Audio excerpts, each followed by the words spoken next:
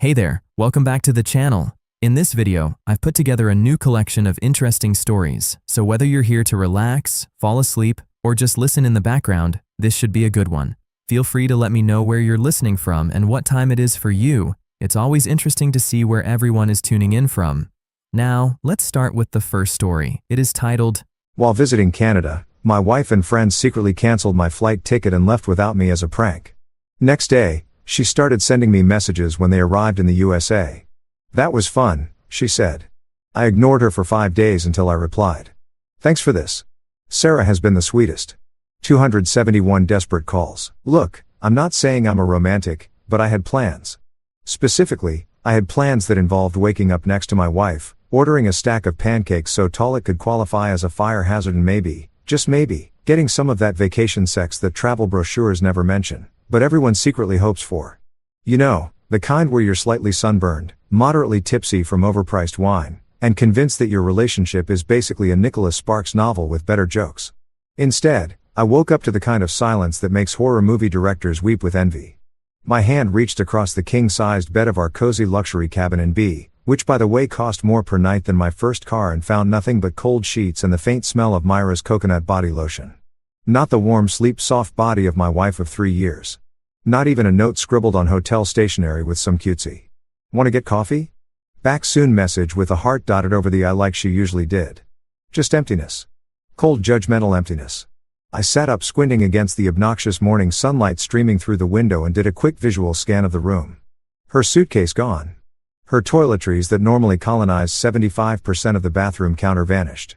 Those ridiculous fuzzy slippers shaped like bears that she insisted on packing even though we were literally in bear country. Not a trace. Mirror, I called out, my voice scratchy and pathetic in the silence. Nothing. Not even the sound of the shower running or the familiar clatter of her dropping something in the bathroom because she had the grace of a drunk giraffe before 10 a.m. That's when my stomach did that thing where it drops into your shoes and sets up a permanent residence there. You know that feeling when something is wrong, but your brain hasn't quite caught up to what your gut already knows. Like when you realize you left your phone in an Uber, or when you see your credit card statement after a night out with Derek. I grabbed my phone from the nightstand, already knowing I wasn't going to like what I found. 3 missed calls from my sister Grace. 2 texts from my best friend Derek asking if I was still alive up there in maple syrup land. And 1 message from an unknown number that turned out to be a reminder about my car's extended warranty. Classic, but then I saw it. The text from Mira sent at 2:47 a.m. that was fun. You should have seen your face. Face with tears of joy. Face blowing kiss. I stared at it. Read it again. Then a 3rd time just to make sure I wasn't having a stroke or experiencing some kind of altitude-induced hallucination. Fun. What was fun? My face. When I'd been asleep since midnight after we'd spent the evening playing board games with her friends, Nora, Becca, and Tina, aka the Fun Squad, aka the 3 women who treated adult life like an extended sorority rush week. They'd been giggling over wine while I pretended to understand why they found a video of a cat falling off a counter so hilarious it required 17 replays.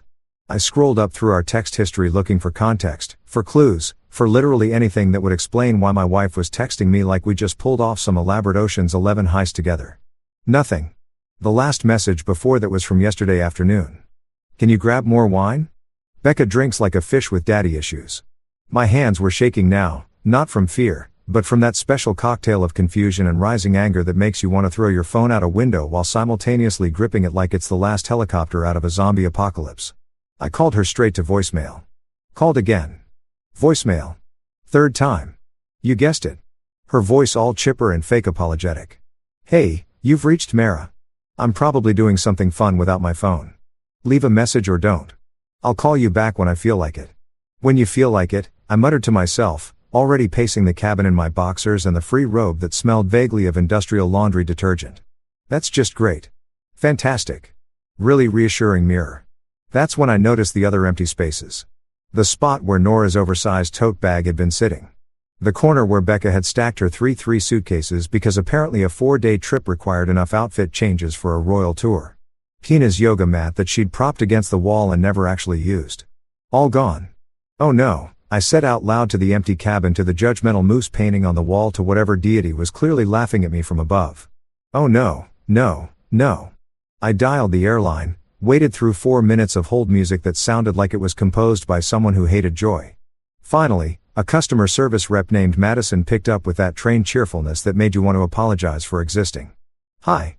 Yes, I need to check on my flight back to Seattle today," I said, already pulling up my confirmation email with the kind of frantic energy usually reserved for defusing bombs in action movies. "He's clicking." A pause that lasted 3 eternities. "Then Mr. Hayes, I'm showing that your reservation was cancelled at 2:14 this morning." The world tilted. "Cancelled by who?" "By. Let me see, Hayes. She called and said you wanted to extend your trip." Madison's voice had that apologetic edge now, like she could sense through the phone that she was about to ruin someone's entire existence. She was very specific. "Said you were having such a good time that you wanted to stay a few more days."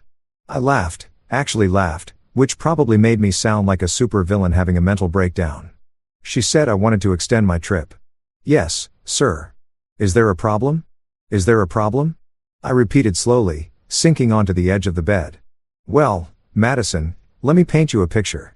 My wife, who apparently moonlights as a comedian, cancelled my flight home while I was asleep, took all her friends and left me stranded in Canada with nothing but a half-eaten granola bar and enough emotional damage to fuel a therapy practice for years." Silence then. Oh my. That's not good, sir. You think I was spiraling now, running my hand through my hair so hard I probably looked like I'd been electrocuted. "So, what are my options here, Madison? What does one do when one's wife decides that international abandonment is peak comedy?" She put me on hold. The music came back, mocking me with its synthesized cheerfulness. When Madison returned, her voice had shifted into crisis management mode. "The next available flight is in 3 days, Mr. Hayes. I can book you on that, but there will be a change fee."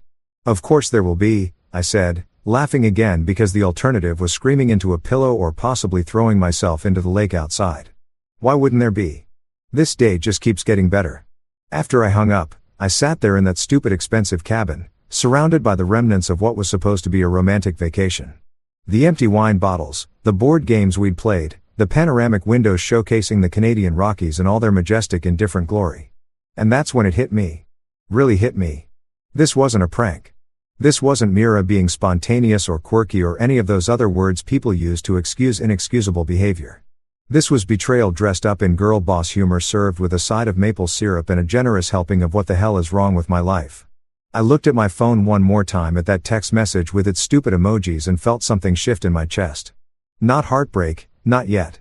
More like the moment before heartbreak when you're standing on the edge and you know you're about to fall, but you're still processing the geometry of your own destruction. "Well," I said to the empty room, to the moose painting, to the universe that clearly had it out for me, "I guess I'm staying in Canada." And somewhere in Seattle, my wife was probably laughing with her friends, already posting about her hilarious prank on social media, completely oblivious to the fact that she just lit our marriage on fire and handed me the ashes. Welcome to be Liam Hayes. Population, you, your shattered expectations, and one extremely judgmental granola bar. The thing about hitting rock bottom is that you don't get to do it with dignity. You can't just gracefully descend into your personal crisis while wearing a nice suit and maintaining good posture. No. Rock bottom comes for you when you're wearing yesterday's jeans. Your hair looks like you fought a bear and lost. And you're pretty sure you forgot to brush your teeth because who thinks about dental hygiene when their wife just pulled off an international abandonment scheme? So there I was, dragging my defeated carcass down to the Lodge Cafe like some kind of zombie who'd given up on eating brains and settled for eating feelings instead. The morning crowd was already there. Families with their matching fleece jackets, couples holding hands like they'd never heard of divorce, and one guy wearing a shirt that said, "I'm only here for the moose," which felt aggressively on brand for Canada.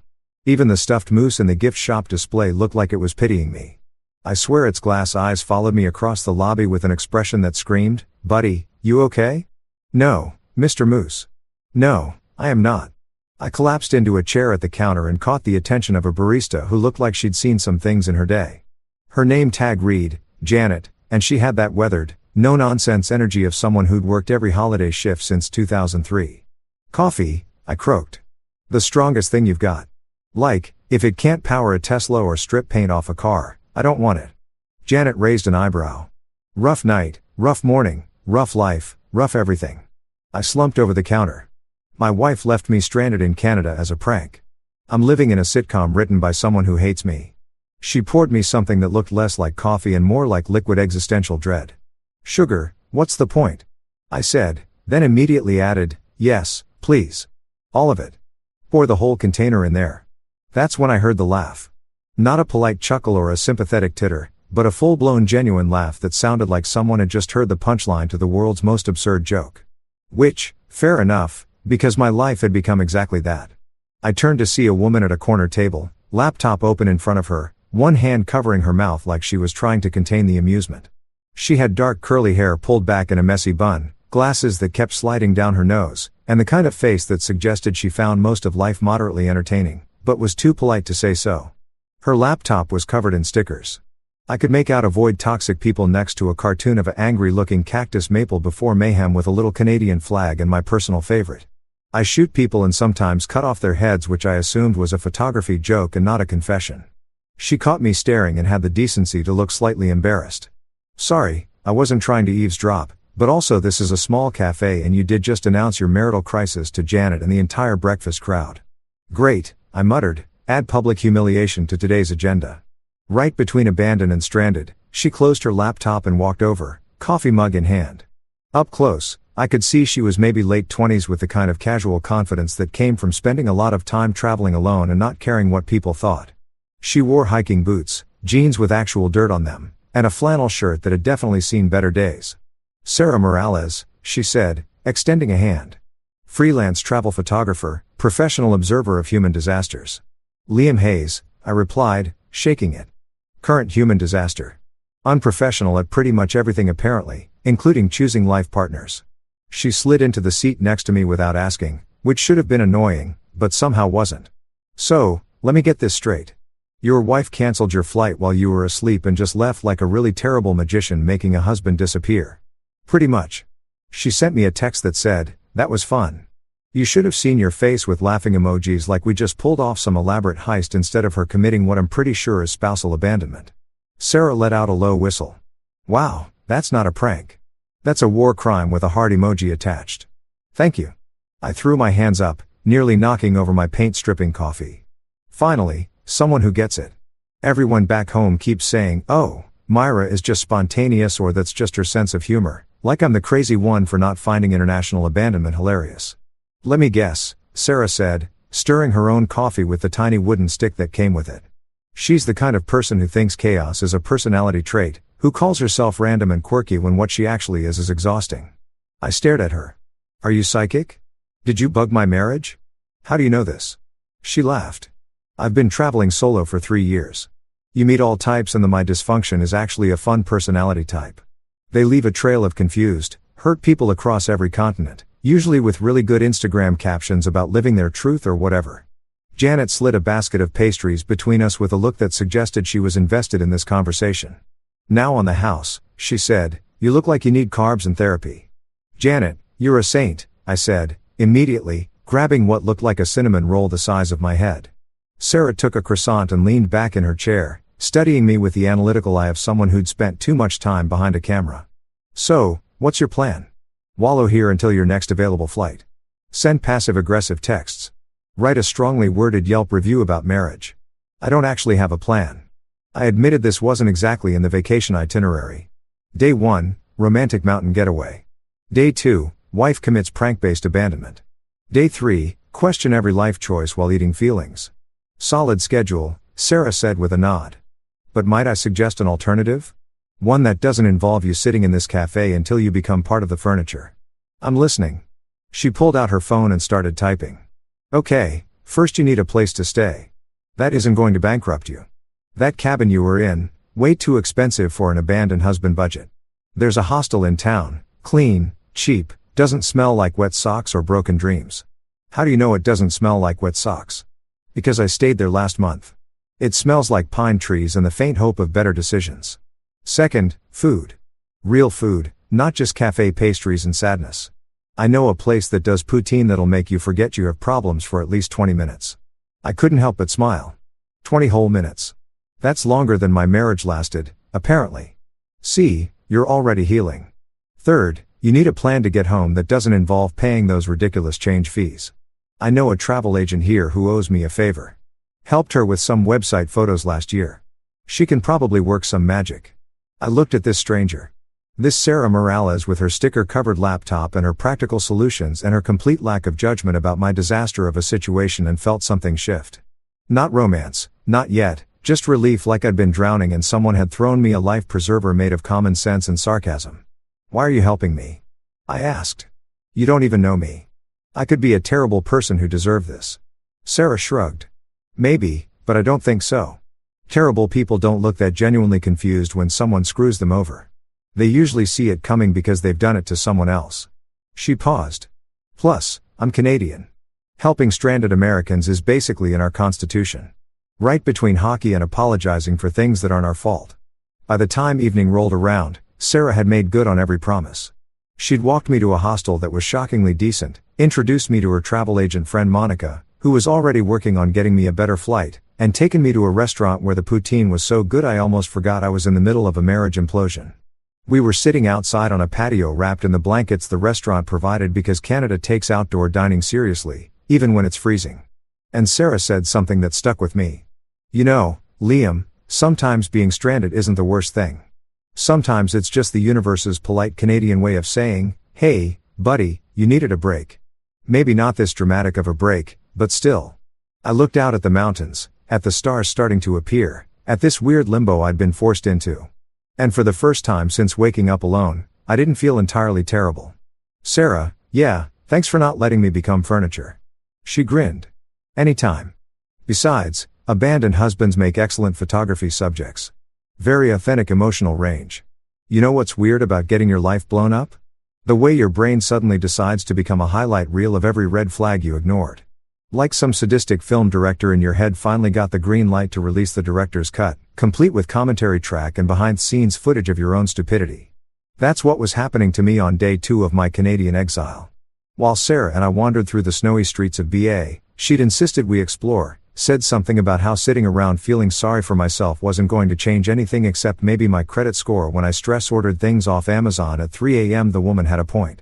We were walking past shops selling overpriced souvenirs because apparently $17 for a keychain shaped like a moose is reasonable in tourist economics. When Sarah asked the question I'd been dreading, "So, was this a one-time thing, or is your wife always like this?" I stopped mid-stride, nearly causing a collision with a family of tourists who were too busy taking selfies to watch where they were going. "Define like this." Sarah gave me a look over her coffee cup. The kind of look that said she already knew the answer and was just waiting for me to catch up to reality. Chaotic, boundary challenged. The kind of person who thinks other people's discomfort is entertainment. And that's when the floodgates opened, not tears. I was saving those for later, probably in the shower where no one could judge me, but memories. A greatest hits compilation of how did I not see this coming. "Okay," I said, gesturing for us to sit on a bench overlooking some postcard perfect mountain view that I was too emotionally compromised to appreciate. "You want to know if this is a pattern? Buckle up because we're about to take a trip down trauma lane." Sarah settled in, pulling her jacket tighter against the cold. "I'm ready. I've got coffee and I've already mentally cleared my afternoon schedule." Flashback number 1. I began feeling like a narrator in my own tragic documentary, The Surprise Party from Hell.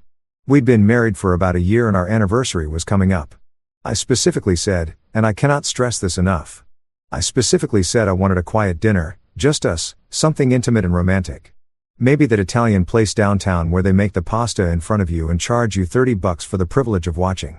"Let me guess," Sarah interrupted. "It was not a quiet dinner."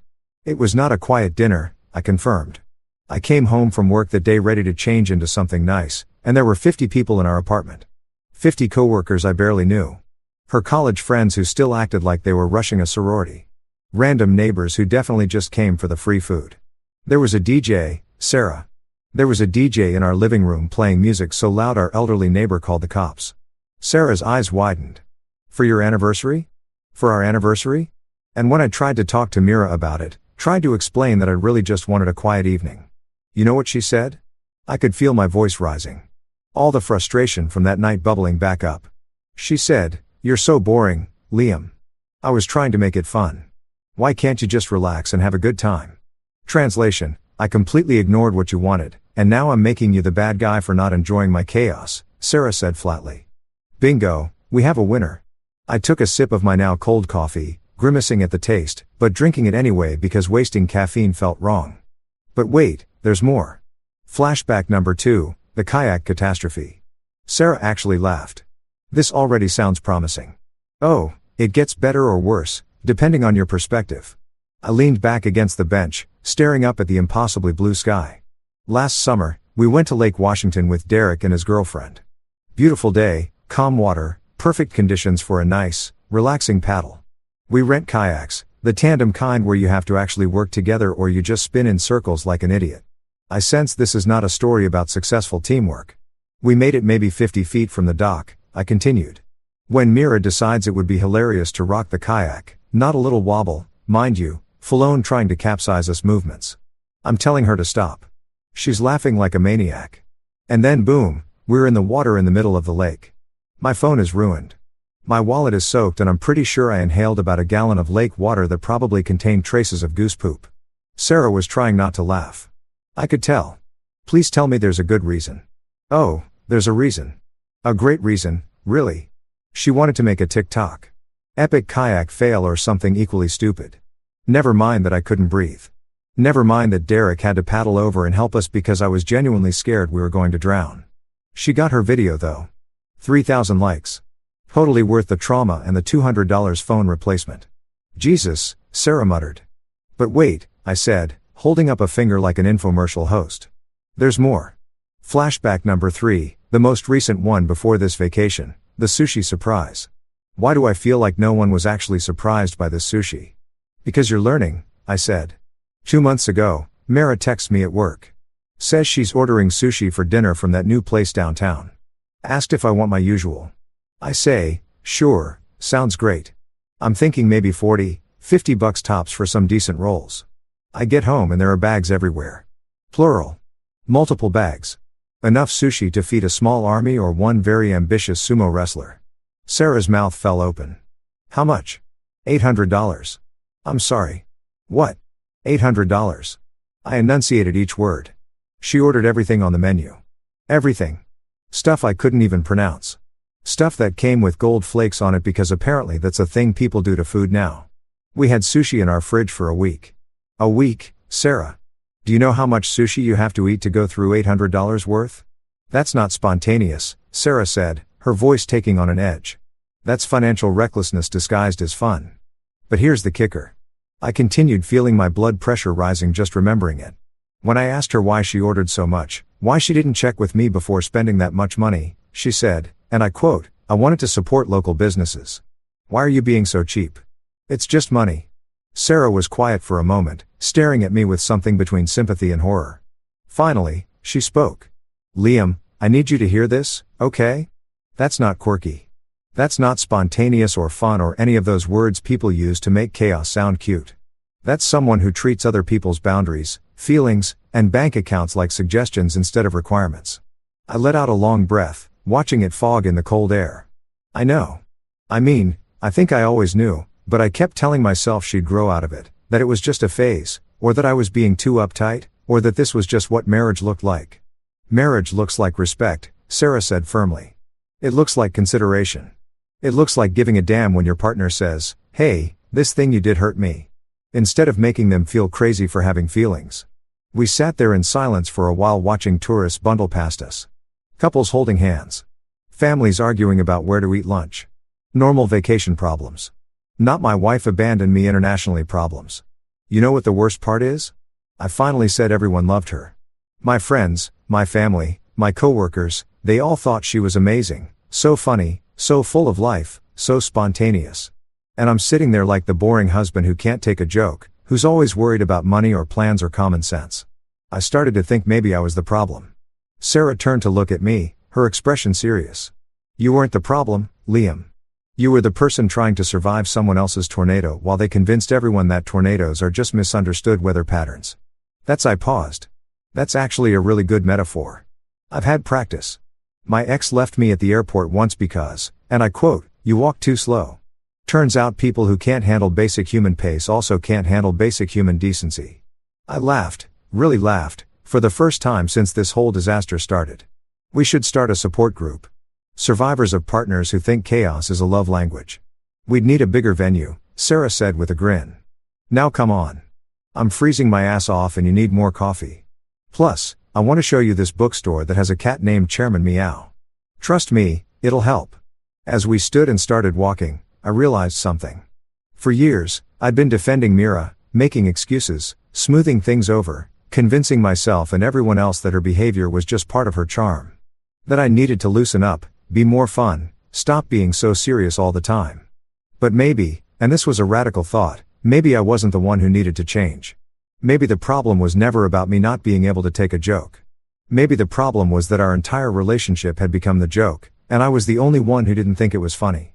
By day 2 of my involuntary Canadian residency, my phone had transformed from a communication device into a weapon of psychological warfare.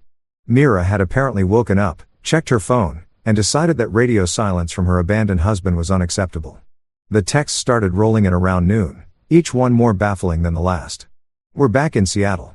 You, Matt." I stared at that message for a solid 3 minutes, trying to decode if this was a genuine question or if she'd somehow managed to forget the basic principles of cause and effect. "Yes, Mara, I'm mad. Shockingly, when you abandon your spouse in a foreign country as a prank, it tends to generate negative emotions. Who knew? Lighten up, babe." It was funny. Face with tears of joy. There it was. The classic mirror defense strategy. If someone's upset, it's not because you did something wrong. It's because they're taking things too seriously. I could practically hear her saying it in that tone she used whenever I dared to have feelings about her chaos. That slightly condescending, "Aren't you being dramatic" voice that made me feel like I was overreacting for having basic human emotions? "Why aren't you answering? Don't be like this." "Oh, I'm sorry. Was I supposed to drop everything and validate your feeling that international abandonment is peak comedy? My bad. Let me just put aside this minor existential crisis I'm having and focus on making sure you feel good about your terrible decisions." I didn't respond to any of them. Partly because I genuinely didn't know what to say that wouldn't evolve into a caps lock essay about respect and boundaries, but mostly because Sarah had dragged me to some kind of artisan hot chocolate place, and I was discovering that Canadians took their cocoa very seriously. There were flavor options I didn't even know existed. Lavender honey, maple bacon. The woman behind the counter had given me a 15-minute explanation about cacao percentages that I pretended to understand. But ignoring Mara meant I had mental bandwidth to do something I should have done days ago. Call the people who actually gave a damn about me. Not the people who thought leaving me stranded was hilarious, but the people who would probably drive to Canada to commit felonies on my behalf, if I asked nicely. First up, my sister Grace. Grace Hayes was 5 years younger than me, 4 inches shorter and approximately 1,000 times more intimidating. She was a family law attorney who spent her days dealing with the worst of humanity's relationship decisions, which meant she had exactly zero patience for nonsense. Calling her about this situation felt like calling in an airstrike on my own marriage. But honestly, my marriage had already bombed itself without any help. She picked up on the second ring.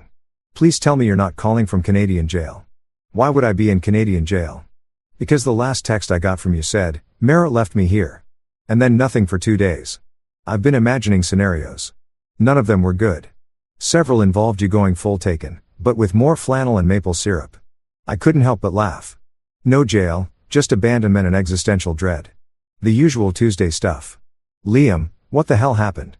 So, I told her the whole story. From waking up to cold sheets to discovering my cancelled flight to the helpful text messages about how I should lighten up. I could hear Grace's breathing change as I talked, going from concern to angry to the kind of quiet fury that defense attorneys probably had nightmares about. When I finished, there was a long pause. "Then I'm going to say this once, and I need you to really hear me, okay? Okay. That wasn't quirky, Liam. That wasn't spontaneous or fun or any of those words you've been using to describe Myra's behavior for 3 years. That was emotional arson. She lit your sense of security on fire and is now upset that you're not thanking her for the warmth." "Emotional arson," I repeated, testing out the phrase. "That's actually really accurate." "Of course, it's accurate. I'm a lawyer. I get paid to be accurate." Grace's voice softened slightly. "But more importantly, I'm your sister and I've been watching you make excuses for this woman since you started dating her. Every time she pulled some stunt, you'd call me and say, 'Oh, she didn't mean it that way.' Or, 'She's just really spontaneous,' or my personal favorite, 'That's just how she is.'" My stomach twisted. "I know. Do you? Because from where I'm sitting, it looks like you married someone who treats your feelings like optional DLC in a video game. And now she's surprised you're not laughing along with her little joke. You know what that's called?" "What?" "Cruelty with Wi-Fi." I actually snorted hot chocolate up my nose, which was both painful and somehow exactly what I needed. Sarah, who'd been pretending not to listen from across the table, gave me a concerned thumbs up. Grace, you can't just say things like that when I'm drinking. I can and I will. Someone needs to tell you the truth instead of coddling your feelings. Mira doesn't respect you. She probably never did. She just liked having someone around to clean up her messes and make her feel like her chaos was charming instead of exhausting. The words hit harder because I knew she was right. How many times had I apologized to waiters for Myra's behavior? How many awkward conversations had I had with our neighbors about noise complaints? How many times had I covered her half of the rent because she'd blown her paycheck on something essential like a $200 candle that smelled like midnight in Tuscany or whatever? I should have listened to you, I said quietly. At the wedding, when you pulled me aside and asked if I was sure. I didn't want to be right, Liam. I wanted you to be happy, but happy doesn't mean tolerating someone who treats you like a supporting character in their one-woman show. Grace paused. So, what are you going to do? Honestly, I have no idea. Right now, I'm just trying to survive until I can get a flight home. Good. Survive process. And then when you get back, we're having a very serious conversation about boundaries and self-respect and why you need to stop setting yourself on fire to keep other people warm. More fire metaphors. I'm on a roll. Don't interrupt. But I could hear the smile in her voice. Love you, dummy. Text me every day so I know you're alive. And if Mira contacts you again, you have my permission to ignore her until you're ready to deal with that dumpster fire. After we hung up, I sat there feeling like I'd just gone through some kind of emotional car wash. Uncomfortable, disorienting, but ultimately cleaner somehow. Then my phone rang again. Derek. Derek Chun had been my best friend since college when we bonded over a shared hatred of our organic chemistry professor and a mutual love of terrible horror movies. He was a software engineer who worked from home, which meant he had way too much time to overthink other people's problems while avoiding his own. Dude, he said instead of, hello. Grace called me. What the actual hell? Yeah, it's been a week. A week, man. It's been 2 days and you've already lived through what most people would consider a valid reason for a nervous breakdown. Are you okay? And before you give me that I'm fine nonsense, remember that I've known you for 12 years. I can hear your stress levels through the phone. I glanced at Sarah, who is now openly eavesdropping while pretending to scroll through her camera. I'm processing. That's the word we're using. Processing. Processing is good. Processing is healthy. Derek paused. Can I offer my professional opinion as your best friend and amateur psychologist? Do I have a choice? Not really. Here it is. Mara is a prank from the 7th circle of stupidity and you need to leave her ass in the dust where it belongs. 7th circle of stupidity. I've been reading Dante. Seemed relevant. He was on a roll now. Seriously, Liam, this isn't normal couple stuff. This isn't we had a fight about whose turn it is to do dishes or she forgot my birthday again. This is calculated. She planned this. She canceled your flight while you were asleep, coordinated with her friends, and then texted you like it was all just good fun. That's not a prank. That's a psychological experiment to see how much you'll tolerate. My throat felt tight. When you put it like that, it sounds insane because it is. And the worst part, I bet she's telling everyone back here some version of this story where she's the fun, spontaneous wife and you're the uptight husband who can't take a joke. He was right. Of course, he was right. I could practically write Myra's version of events. OMG. So, I totally pranked Liam by leaving him in Canada. It was hilarious, but now he's being all serious about it. Men, am I right, Derek? Yeah. Thanks for not telling me I'm overreacting, brother.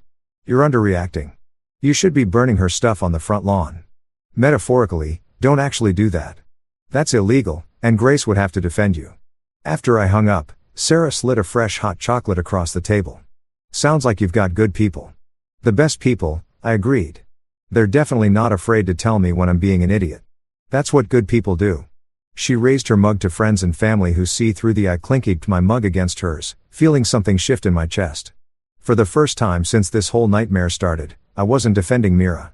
I wasn't making excuses or trying to see things from her perspective or wondering if maybe I was being too sensitive. I was just done. Done with that's just how she is. Done with being the reasonable one. Done with a marriage that had cost me my dignity, my peace, and apparently a return flight from Canada. There's something oddly peaceful about watching the sun rise over a frozen lake when your entire life is falling apart. Maybe it's the contrast. Nature doing its serene, beautiful thing, while your personal reality resembles a dumpster fire in a wind tunnel. Or maybe it's just that at 6 a.m. even your anxiety is too tired to fully commit to the panic. I'd wandered down to the lake shore with a cup of gas station coffee that tasted like regret and burnt rubber, which felt thematically appropriate. Sleep had been a joke the night before. Every time I closed my eyes, my brain decided to replay every terrible moment of my marriage like some kind of sadistic Netflix series. Marriages that should have ended in season 1, but inexplicably got renewed for 3 years. So, here I was, sitting on a bench that someone had thoughtfully cleared of snow, staring at the mountains reflected in the still water, and doing what any rational person does when their life implodes, making a list. I pulled out the small notebook I'd bought from the gift shop the day before. It had a moose on the cover because of course it did.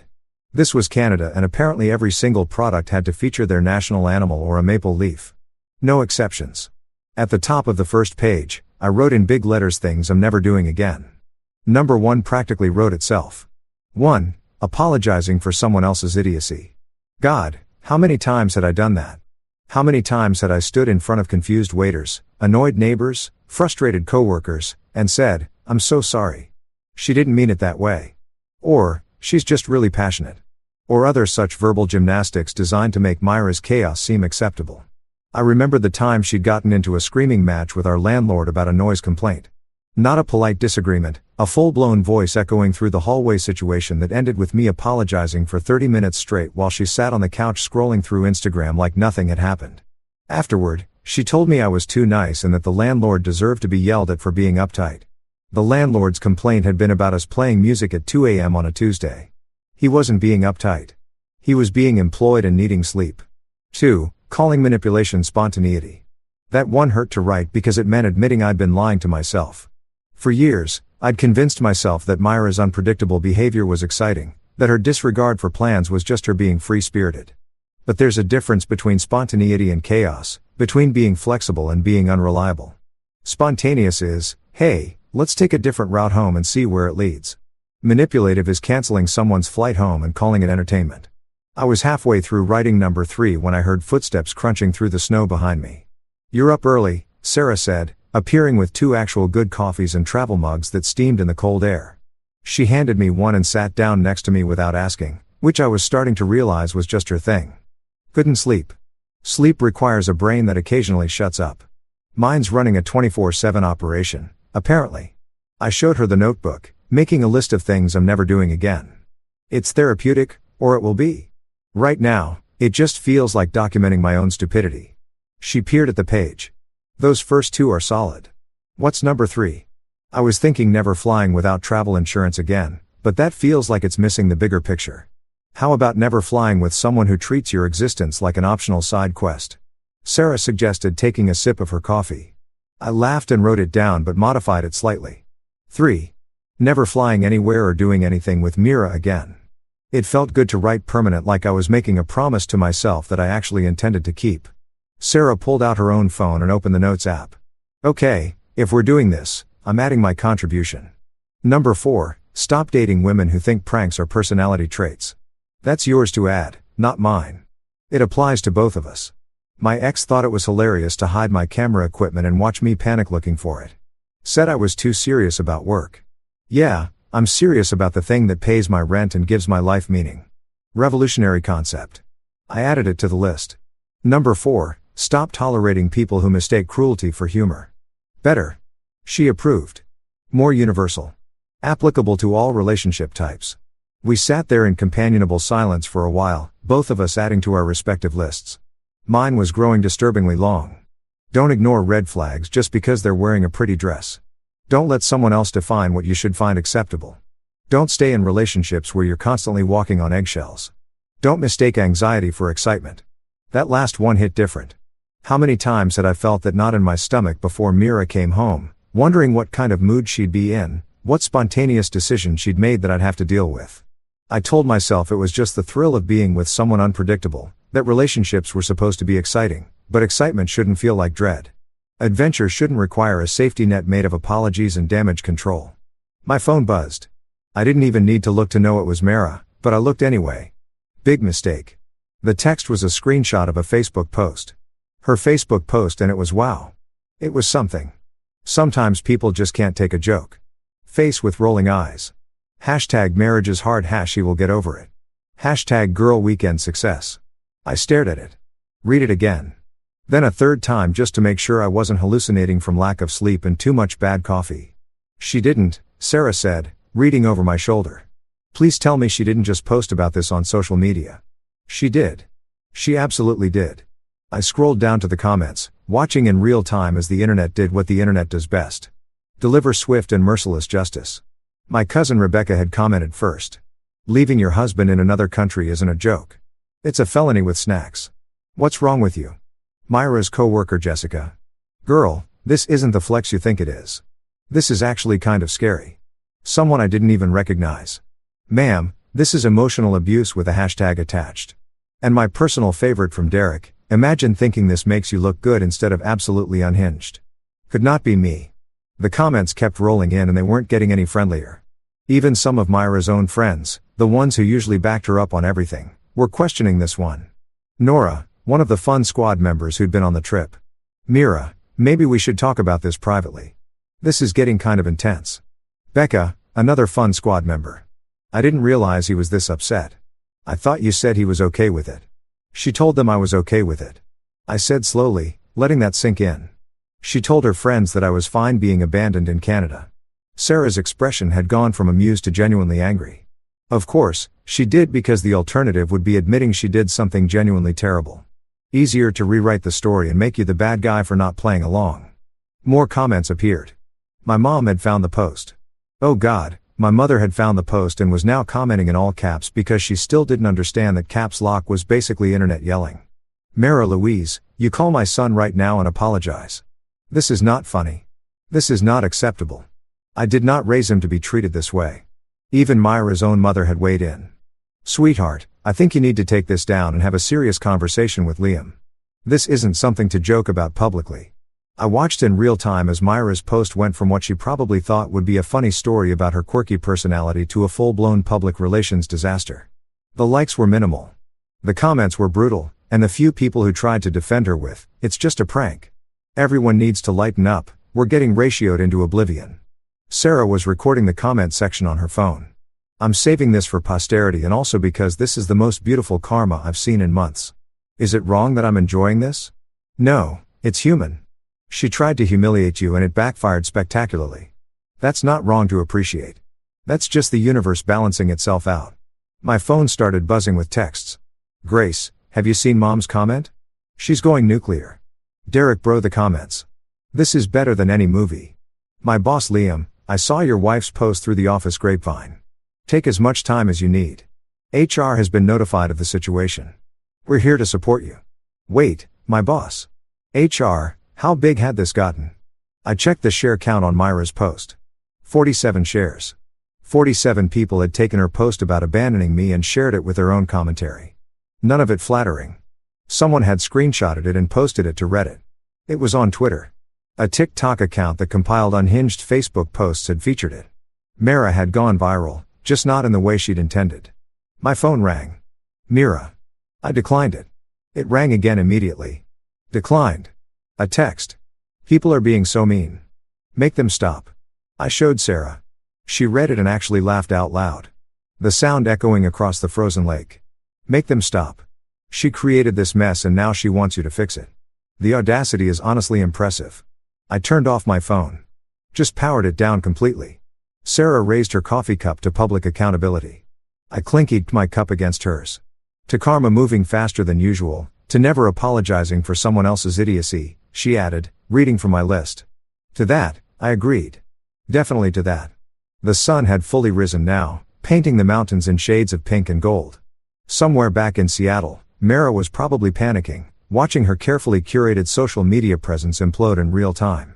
And here I was sitting by a frozen lake in Canada, drinking decent coffee with a woman who was basically a stranger, but somehow felt like the first person in years who actually got it. You know what, I said, pulling out my notebook again. I need to add one more thing to this list. What's that? I wrote it carefully. 5. Start trusting myself when something feels wrong instead of waiting for permission from the internet to be upset. Sarah read it and nodded approvingly. That's a good one. That's maybe the best one. 5 days into my Canadian exile, something weird happened. I stopped feeling like a victim and started feeling like a person on vacation. A weird, Unplanned, emotionally complicated vacation, but still the kind where you wake up without an alarm. Don't check your email and actually remember what it's like to exist without someone else's chaos dictating your entire day. Sarah had insisted we drive to Calgary for the day. You need to get out of BA, she'd said over breakfast, which had become our thing apparently. Every morning at the same cafe, same table by the window, same barista Janet who'd started making my coffee before I even ordered because she'd memorized my emotionally devastated husband who needs caffeine and maybe a hug specifications. Why do I need to leave B? I'd asked, shoveling scrambled eggs into my mouth like someone who'd forgotten that food could be enjoyable instead of just fuel for surviving another day. Because you're starting to get comfortable here. And comfortable means you're going to start overthinking everything again. I can see it happening. You get this look on your face like you're doing calculus in your head. Except the math is reasons why I should give Mira another chance. She wasn't wrong. The night before, I'd caught myself composing a text to Mira in my head. Something diplomatic and mature about how we should talk when I got back. How maybe we could work through this with counseling. How every marriage had rough patches. You know, the kind of mental gymnastics that required ignoring the fact that my rough patch involved international abandonment and public humiliation. So, there we were in Sarah's beat-up Honda CR-V that smelled faintly of coffee and camera equipment, driving down the Trans-Canada Highway with mountains on either side and classic rock playing at a volume that made conversation optional. It was perfect. No talking, no analyzing, no trying to figure out what anything meant. Just driving. Calgary turned out to be bigger than I expected. Like someone took a chunk of American Midwest, dropped it in Canada, and told it to be polite about everything. Sarah knew exactly where she was going, which should have been my first clue that she had a plan. Street market, she announced, pulling into a parking spot with the confidence of someone who'd done this 100 times. Every Saturday. Best street food in the province, random art vendors, and enough people watching to make you forget your own problems for at least 3 hours. 3 hours seems optimistic. I'm an optimist. It's my worst quality. She locked the car and started walking, assuming I'd follow, which I did because at this point, arguing with Sarah felt pointless. The woman had a plan for everything and the energy to execute it, which was either impressive or exhausting depending on your perspective. The market was chaos, but the good kind. The kind where you're surrounded by strangers who don't know your life story, don't care about your drama, and just want to sell you handmade soap shaped like tiny bears or paintings of the mountains that all somehow looked exactly the same but cost wildly different amounts. Tacos, Sarah declared, pointing to a food truck with a line of at least 20 people. That line means it's worth the wait. Trust me, I don't even like waiting for things I know are good. Why would I wait for theoretical tacos?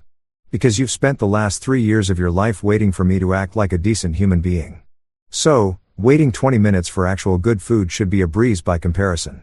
I couldn't argue with that logic, mainly because it hurt too much to try. We waited. Sarah was right. It was worth it. The tacos were the kind of good that makes you temporarily forget you have problems.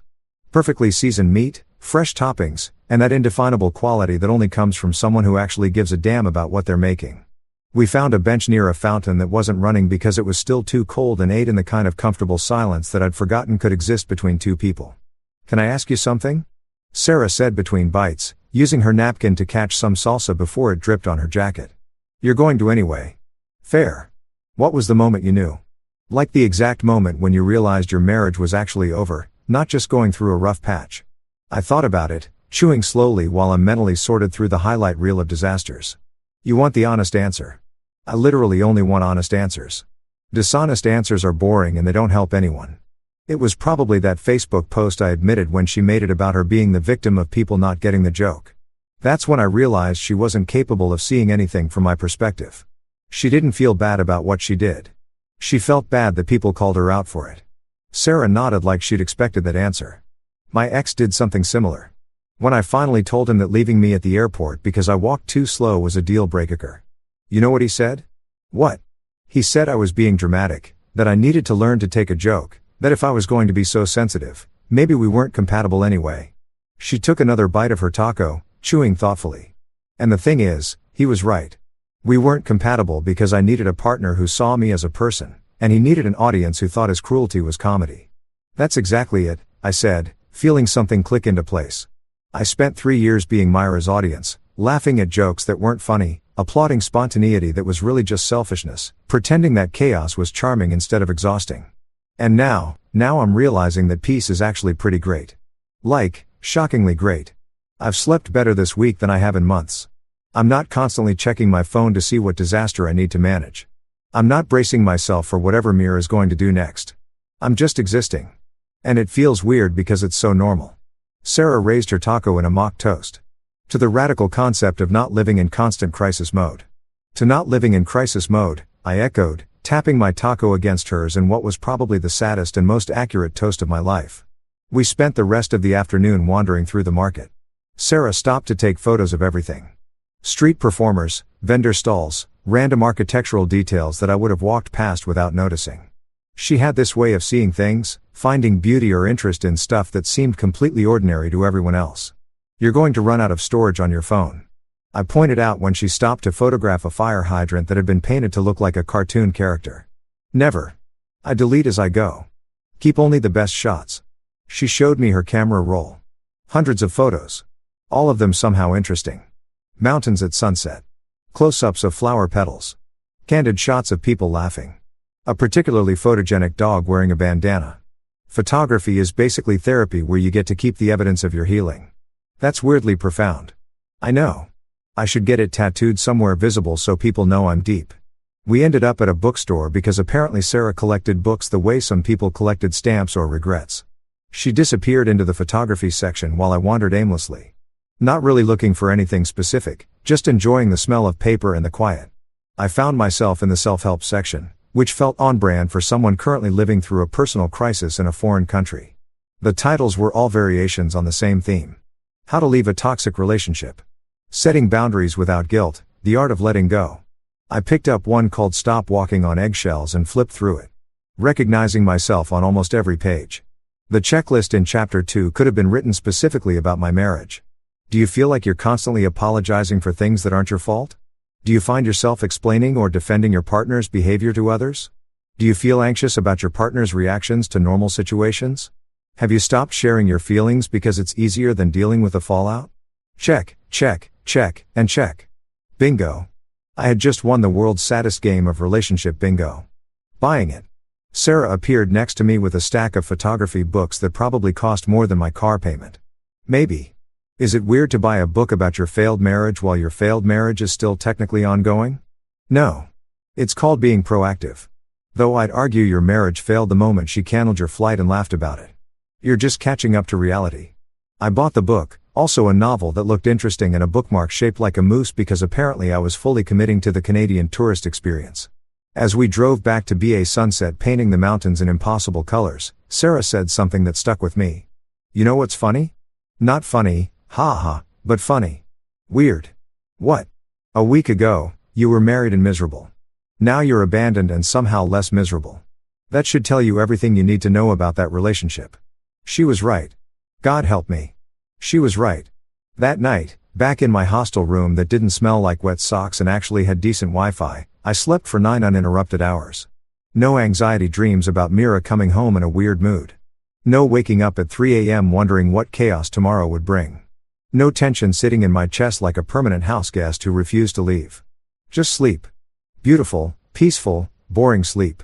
And when I woke up the next morning, my first thought wasn't, what disaster do I need to prevent today? It was, I wonder if Janet will have those blueberry muffins again. Turns out freedom tastes a lot like being able to care about muffins again. Who knew? Day 6 of my Canadian adventure, and I woke up with a dangerous thought. Revenge. Not the dramatic burn down the house kind of revenge that gets you arrested and ruins Thanksgiving forever, but the subtle psychological let's see how you like being on the receiving end kind of revenge that makes you feel briefly powerful before the guilt kicks in. Except here's the thing. The guilt wasn't kicking in, not even a little bit. I lay in my hostel bed, staring at the ceiling where someone had stuck those glow-in-the-dark stars that every college dorm room had in 2010 and thought about Mira, specifically about how she'd spent the last 6 days alternating between, "Why are you ignoring me?" texts and public social media posts about how she was choosing herself and not letting negative energy affect her peace. Translation. She'd gotten dragged in the comments and was now trying to spin it as character growth instead of consequences. My phone sat on the nightstand. 11 unread messages from her lighting up the screen.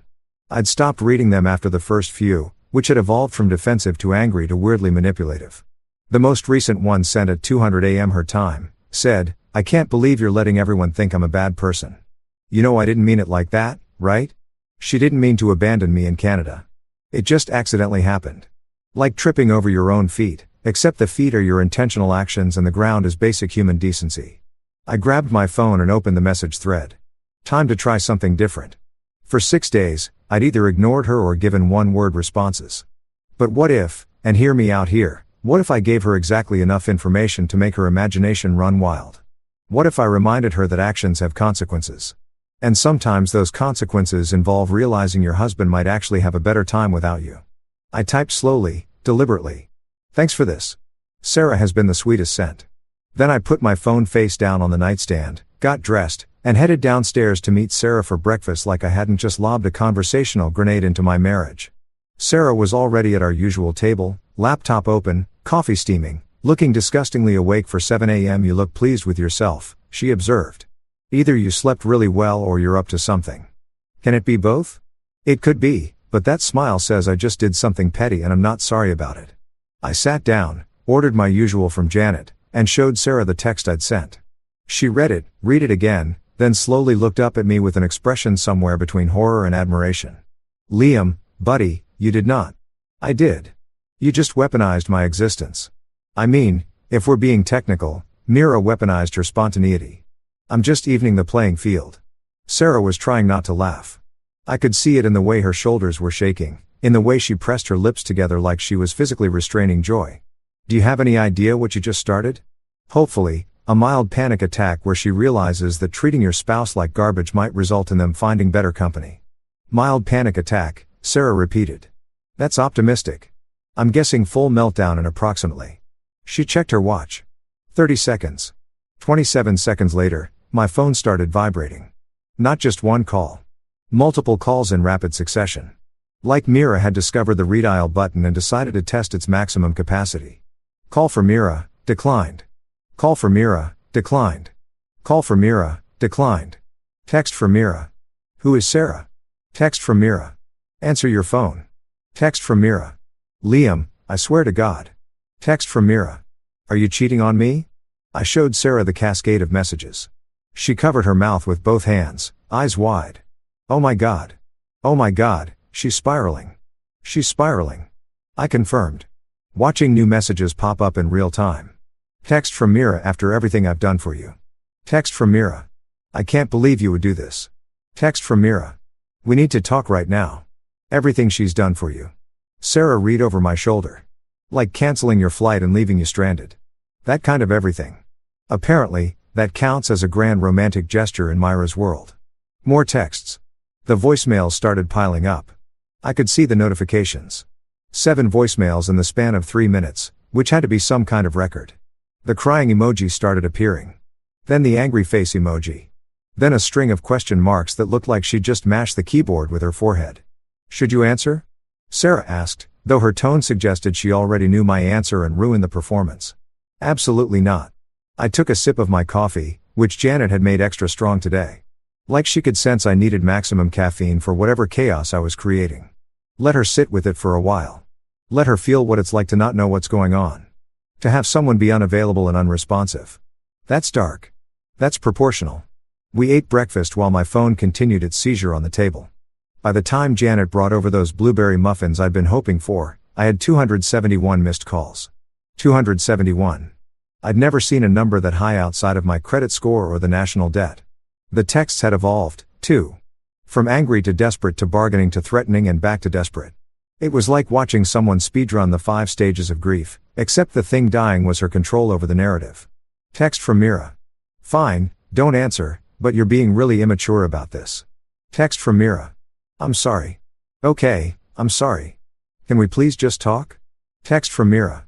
You're making me look bad in front of everyone. Text from Mira. If you're with someone else, I deserve to know. Text from Mira. Liam.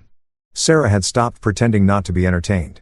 She was openly watching my phone like it was the most compelling television show she'd seen in years. She's really committed to this meltdown. You have to respect the dedication. It's impressive. I agreed. 3 years of marriage and she never called me this much when I actually wanted her to. Around 10 a.m., my phone finally rang from a number I recognized. Nora, one of the Fun Squad members. I looked at Sarah. Should I? Oh, absolutely. This is where it gets good. I answered on speaker. Hello, Liam. Oh, thank God. Myra's been trying to reach you for hours. She's freaking out. Like full-scale meltdown. She thinks you're cheating on her. I'll let that sit for a second. She thinks I'm cheating on her. Yes. She said you mentioned someone named Sarah and now she's convinced you're having an affair in Canada. Interesting theory, I said slowly. Let me ask you something, Nora. When you guys left me in Canada as a prank, did anyone think about how I might feel? Silence? Awkward, uncomfortable silence that lasted just long enough to be satisfying. We thought you'd think it was funny. You thought I'd think being abandoned in a foreign country with a cancelled flight was funny. Mara said you'd be okay with it. She said, you needed an adventure. What I needed, I said, keeping my voice calm and measured, was a wife who didn't treat me like a prop in her comedy routine.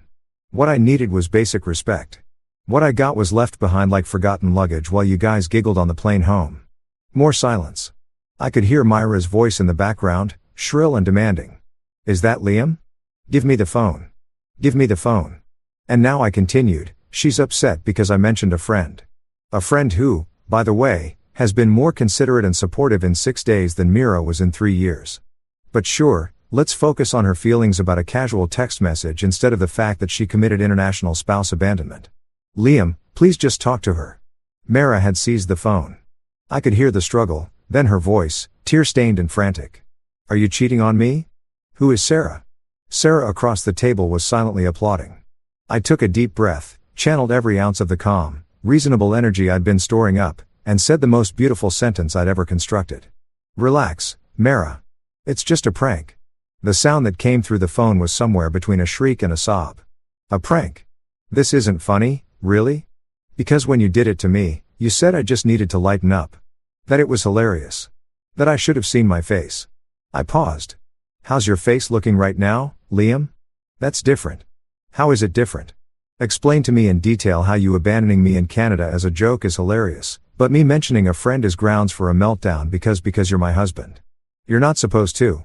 I can't just what exist without you? Make friends? Have a support system? Funny how that works. Sarah was recording this on her phone now, not even trying to hide it. When I raised an eyebrow at her, she whispered, this is art. I'm preserving it for posterity. Mira was full-on crying now. This isn't fair. You know, I didn't mean to hurt you. It was supposed to be fun. You're supposed to forgive me. And you're supposed to treat your husband like a human being instead of a character in your one-woman show. But here we are. So what? You're just going to stay in Canada with some random woman? Sarah's not random. She's been incredibly kind. She helped me find a place to stay, introduced me to people, showed me around. She's basically been the partner I thought I had, except she's actually reliable and doesn't think emotional terrorism is a bonding activity. Emotional terrorism. What would you call it, Ma? Quirky, spontaneous, a hilarious misunderstanding. You canceled my flight while I was asleep, coordinated with your friends to leave me stranded, and then got mad when I didn't immediately laugh it off. That's not a prank. That's calculated. The crying intensified through the sobs. I could hear her trying to form words. I wanted everyone's being so mean to me. Actions have consequences, I said simply. Even for people who think they're too fun and spontaneous to be held accountable. Liam, please. Can we just talk about this when you get home? Please. I looked at Sarah. She gave me a small nod like she was giving me permission to end this however I wanted. Maybe. I said finally. But first, you need to sit with this feeling. The uncertainty, the not knowing, the wondering if your partner is okay, if they're safe, if they're with someone else. You need to feel what you made me feel. Except I'm going to tell you, unlike what you did to me, Sarah is just a friend. Nothing else. But you don't get to demand reassurance after you destroyed my trust. That's cruel, Mara whispered. No, I said that's proportional. Cruel is what you did. This is just me finally having boundaries. I hung up. The cafe was silent except for the soft jazz playing over the speakers. Janet was pretending to wipe down the counter, but was clearly eavesdropping. The couple at the next table had stopped eating to watch. Even the moose painting on the wall seemed impressed. Sarah sat down her phone. That was the most beautiful thing I've ever witnessed. I felt that in my soul. I feel sick, I admit it. But also good. Is that weird? It's called self-respect. It feels weird because you've been without it for so long. My phone buzzed. One last text from Mira. I hate you. I showed Sarah. She snorted. Well, At least now you're even. The internet, as it turns out, is like that friend who always has your back in a fight. Except this friend has billions of users, no sense of proportional response, and an unlimited data plan. By the afternoon of day 6, Myra's little marriage is hard post had transformed from a minor social media blip into a full-scale digital reckoning that would have made ancient Greek furies take notes. I was sitting in a coffee shop, different from our usual spot because Sarah insisted I needed to expand my Canadian horizons beyond one cafe when my phone started blowing up again. But this time, it wasn't Mara, it was everyone else. Derek bro, check Facebook right now. It's getting nuclear. Grace, I've never been more proud of strangers on the internet. My cousin Rebecca Myra's post has been shared 200 plus times and the comments are savage. Grab popcorn. Even my mother, who barely understood how Facebook worked and still thought you had to print out emails to save them, had texted. The internet people are being very mean to Mira. I think she deserves it. Is that wrong? Love you, honey. I opened Facebook with the kind of trepidation usually reserved for checking your bank account after a night of drunk online shopping. Myra's original post was still up, but it had mutated into something beyond her control. The comment section looked like a digital crime scene. Her post, for reference, still read, "Sometimes people just can't take a joke face with rolling eyes. #marriage is hard #will get over it. #girls weekend success." But now underneath it was a graveyard of her social credibility. Top comment with 847 likes. Ma'am, abandoning your husband in another country isn't marriage is hard. It's you need a lawyer and possibly a psyche. Val, this ain't the flex you think it is. Second comment, 623 likes. Imagine being so lacking in self-awareness that you post your own crimes on social media and expect sympathy. Could literally not be me. Third comment, 592 likes. I showed this to my therapist and she said it was a textbook example of gaslighting and manipulation. Thanks for the free session content. Someone had even made a meme, an actual meme. It was a screenshot of Myra's post with the caption, "How to speedrun a divorce, a masterclass," and it had been shared across multiple platforms. Twitter was having a field day with it. TikTok lawyers were using it as an example of emotional abuse. A Reddit thread titled "AITA for thinking this woman is unhinged" had 17,000 upvotes. Sarah peered over my shoulder. Oh wow, she's reached cautionary tale status. That's impressive in the worst possible way. I scrolled through more comments, feeling that weird mix of vindication and secondhand embarrassment. Even people who I knew were Myra's friends, her actual real-life friends, were starting to turn. Jessica, her co-worker. Mira, I say this with love. Delete this. This makes you look unhinged, and I don't think that's what you're going for. Her college roommate, Amanda. Girl, reading these comments. And maybe they have a point. This is kind of scary when you actually think about it. Becca from the Fun Squad. I'm starting to realize we maybe shouldn't have done that. Liam, if you're reading this, I'm sorry. That wasn't cool. But the comment that really got me, the one that made me actually laugh out loud in a coffee shop full of polite Canadians who all turned to look at me, was from Myra's own mother. Margaret Hayes had written in the careful typing style of someone who'd only learned Facebook last year. Mirror Louise Hayes, you take this down right now. I did not raise you to treat your husband this way. You call Liam and apologize immediately. This is not funny. This is cruel. I am disappointed in you. Her mother had used her full name on a public Facebook post. That's the parental equivalent of a tactical nuclear strike. Oh no, Sarah said, reading over my shoulder. Oh no, her mom went full government name on her. That's that serious. That's Margaret, I said, feeling a weird pang of affection for my soon-to-be ex-mother-in-law. She doesn't mess around. When Mira was in high school and posted something stupid about cutting class, Margaret commented, "You have detention and grounding young lady" on the post. Mira was mortified for months. My phone buzzed with a text from Margaret herself. Liam, honey, I am so sorry. I don't know what's gotten into that girl. You take all the time you need. She can sleep in the guest room when this is over if she needs to. She's not acting like someone who deserves to share a home. I showed Sarah. Her own mother just offered me the house in the divorce. I mean, can you blame her? If my daughter posted something like this, I'd be offering the wrong spouse my kidney. The shares kept climbing. 250, 300. Someone had sent it to a popular Instagram account that featured unhinged behavior caught in the wild. A podcast about toxic relationships had reached out asking if I'd be willing to be interviewed anonymously. A lifestyle blogger who specialized in red flag recognition had written an entire article breaking down why Myra's post was a masterclass in what not to do. Even my boss had somehow seen it. He'd emailed me, Actually formally emailed me through the company system. Liam, I heard through the office grapevine about your situation. First, I'm sorry you're dealing with this. Second, take whatever time you need. We've notified HR and they're available if you need any support or resources. Third, and I'm speaking as someone who's been married for 20 years. Lawyer up. Best wishes, Marcus. My boss had told me to lawyer up in a company email. That's how bad this was. How did my boss even see this? I wondered aloud. We're not Facebook friends. I specifically made sure we weren't Facebook friends because I didn't want him seeing my drunk karaoke videos from Dear Eric's bachelor party. It's been shared over 300 times, Sarah pointed out. At this point, it's probably made it to Antarctica. There's a penguin somewhere judging your marriage. I switched over to Twitter where things had somehow gotten even more chaotic. Someone had created a hashtag #Maplegate. Yes, my international abandonment had been given a hashtag with a maple leaf emoji. The tweets ranged from sympathetic to absolutely brutal. #Maplegate is why I'm staying single forever. Y'all are wild out here. This woman really said, let me commit spousal abandonment and then get mad when the internet calls me out. Like, ma'am, what the way she's trying to play victim after leaving her husband in another country. The audacity, the unmitigated gall. #Maplegate update. She's apparently now mad that he made a friend while stranded because apparently he's supposed to sit alone and miserable until she decides the prank is over. Ma'am, that's not how humans work. That last one had 15,000 likes and had been retweeted by some blue check mark relationship therapist who added, this is textbook controlling behavior masked as fun. Run, Liam. Run far and fast. My phone rang. Unknown number. I almost didn't answer, but Sarah encouraged me with a could be interesting shrug. Hello. Hi. Is this Liam Hayes' professional voice slightly nervous? My name is Katie Chan. I'm a producer for the Morning Brew podcast. We cover viral stories and relationship dynamics and we'd love to have you on to discuss your experience if you're comfortable with that. I blinked. I'm sorry. What? Your situation has really resonated with a lot of people. We've been getting hundreds of messages asking us to cover it.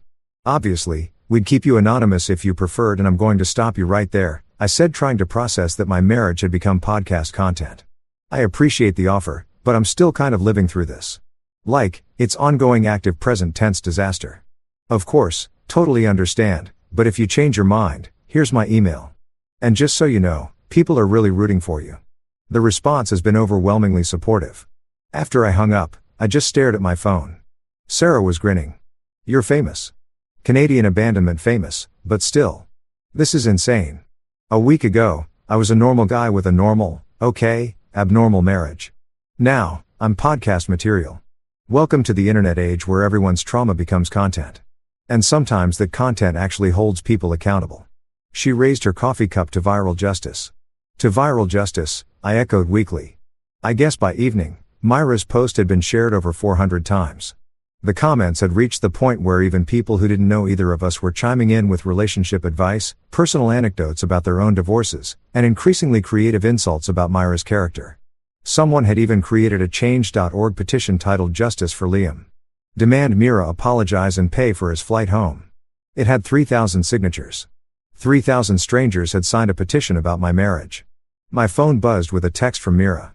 Are you happy now? Everyone hates me. Everyone. This is all your fault. I showed Sarah. She read it and shook her head. Even now, she's making herself the victim. Impressive. Terrible, but impressive. I didn't respond. What was there to say? That actions have consequences? That maybe, just maybe, if you publicly humiliate your spouse and then double down on social media, the internet will come for you with receipts and no mercy. Instead, I screenshot the text and sent it to Grace with the caption, still can't admit she did anything wrong. Grace responded immediately, of course not. That would require self-awareness and basic human decency. Block her. Seriously, block her number and get some peace. Dear Eric's response was simpler. The audacity of this woman could power a small city. I didn't block her. Not yet. Some part of me, the part that had spent 3 years trying to fix things, trying to be understanding, trying to make it work, wanted to see if she'd ever actually apologize. If she'd ever take real responsibility instead of just being sorry she got caught. Sarah must have read my expression because she said quietly, she's not going to apologize. Not really. People like that don't. They'll say whatever they think you want to hear to make the discomfort stop, but they don't actually change. You sound like you're speaking from experience. My ex never apologized for leaving me at the airport.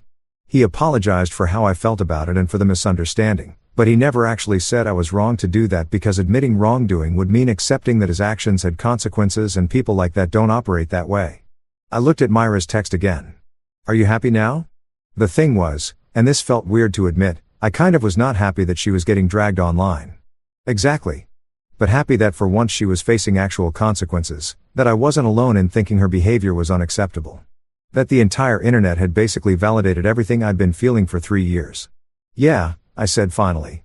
I think I actually am happy. Is that wrong? Sarah smiled. No, that's called having standards. 3 weeks. My stomach did that thing where it drops into your shoes and starts subletting to your anxiety. I opened it. Dear Mr. Hayes, we represent Mara Louise Hayes in the matter of dissolution of marriage. Please find attached the initial divorce petition.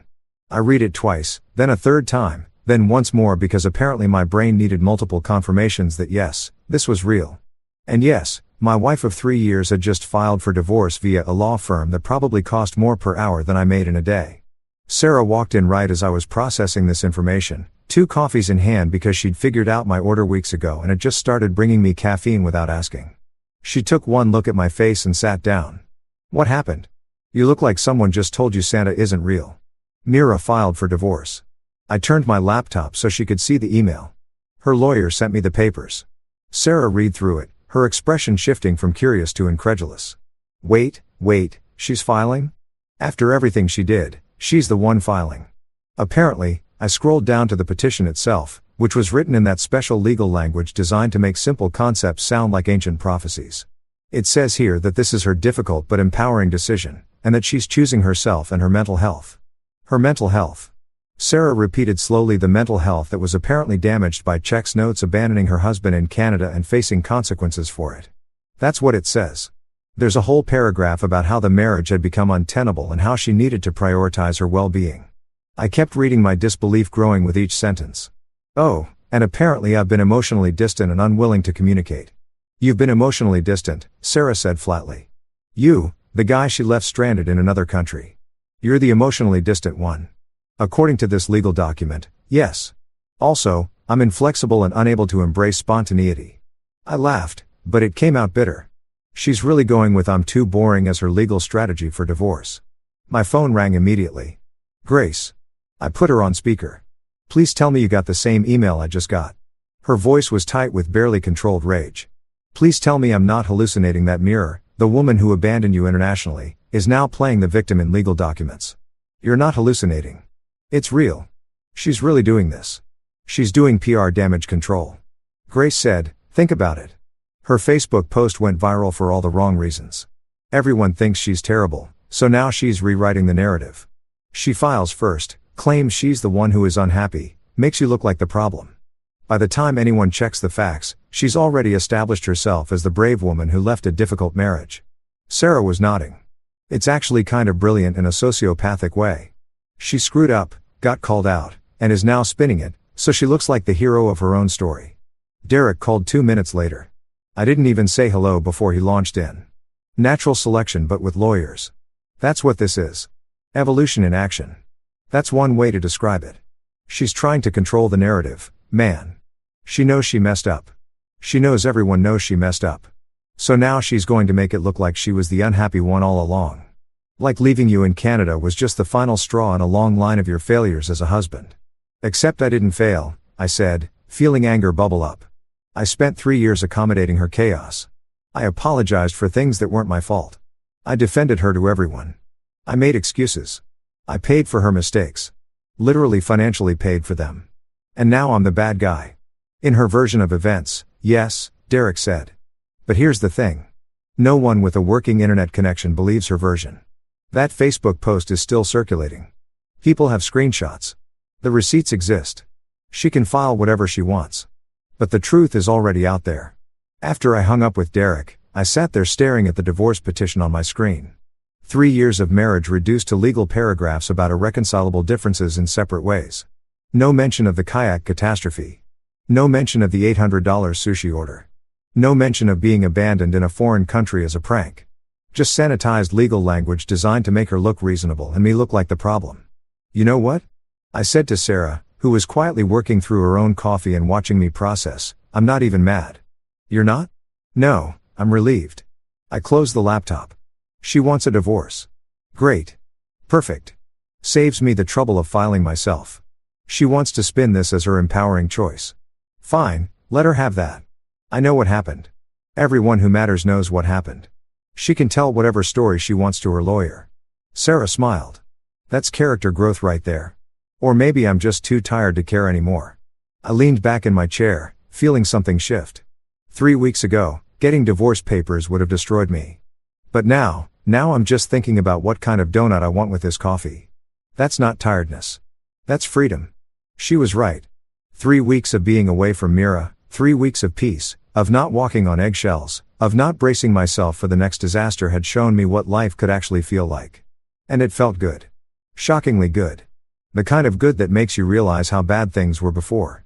I'd started working remotely from this cafe, running on espresso, and what Sarah called divorced guy energy. My code was cleaner than it had been in months. My productivity was up. My stress levels were down. Turns out not living in constant crisis mode really helps with focus. I'd even started going to the gym at the hostel, a sad little room with 3 machines and motivational posters from 2015, but it counted. Sarah had dragged me hiking twice, which I'd initially resisted because nature, but had secretly enjoyed because mountains don't judge your life choices, and the views made excellent Instagram content for my thriving post-abandonment aesthetic. My phone buzz. Text from Mira. I hope you're happy. You've ruined everything. I showed Sarah. She rolled her eyes. Still your fault somehow. Even when she's the one filing. It's impressive. Really?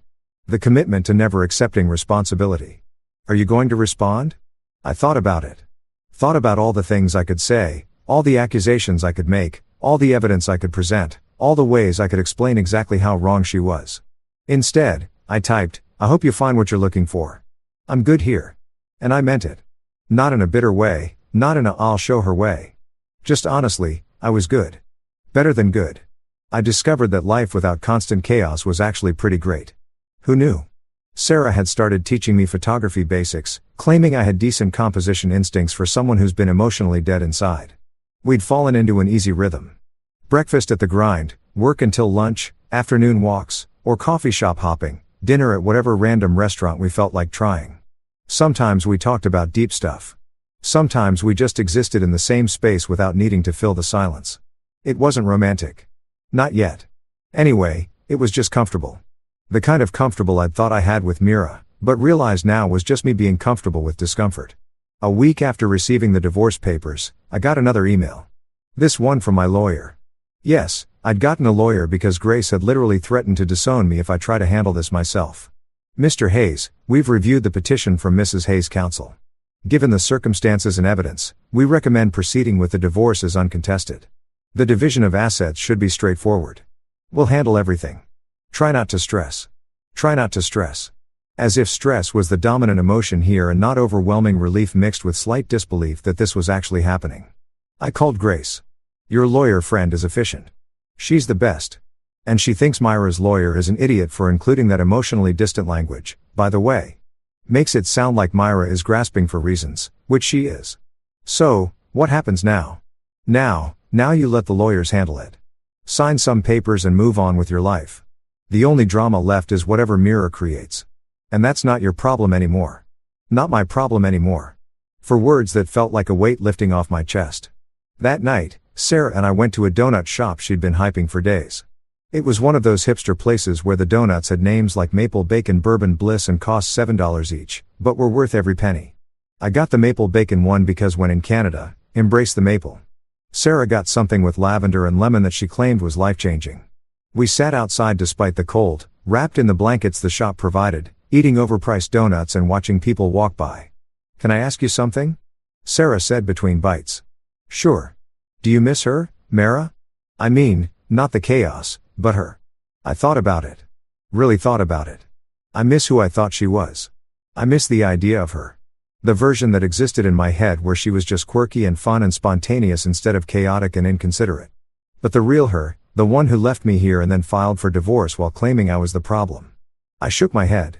No, I don't miss that at all. Good answer. Do you miss your ex?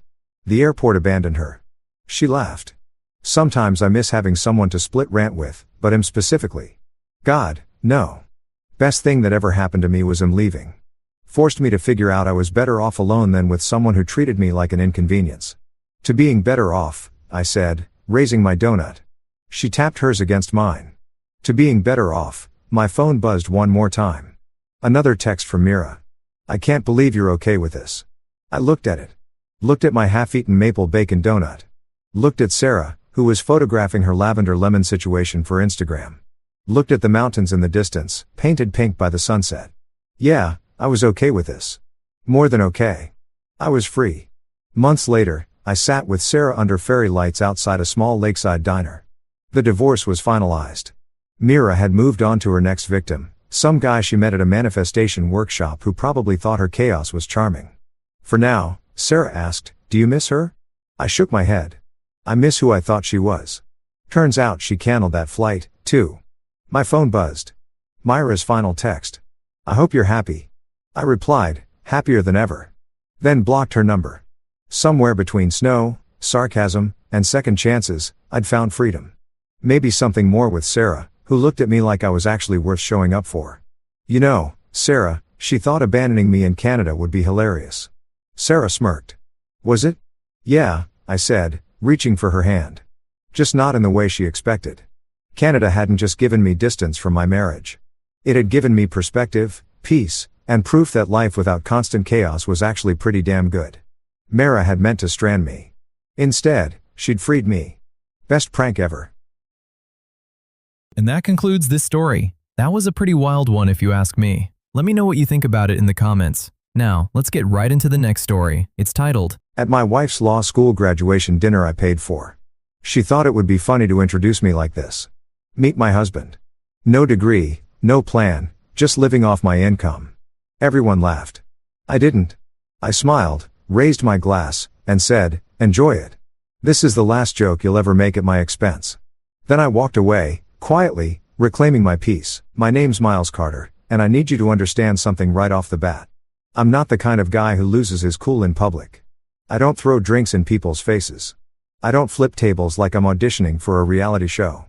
And I sure as hell don't make scenes that end up on someone's Instagram story with crying laughing emojis.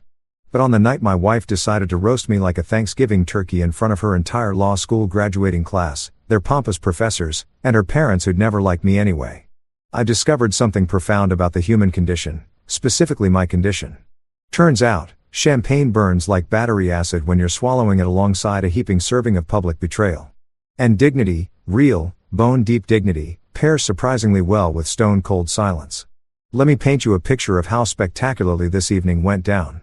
I'd spent 3 weeks planning this graduation dinner because Amelia, my wife of 5 years, had finally finished law school. And listen, I was genuinely proud of her.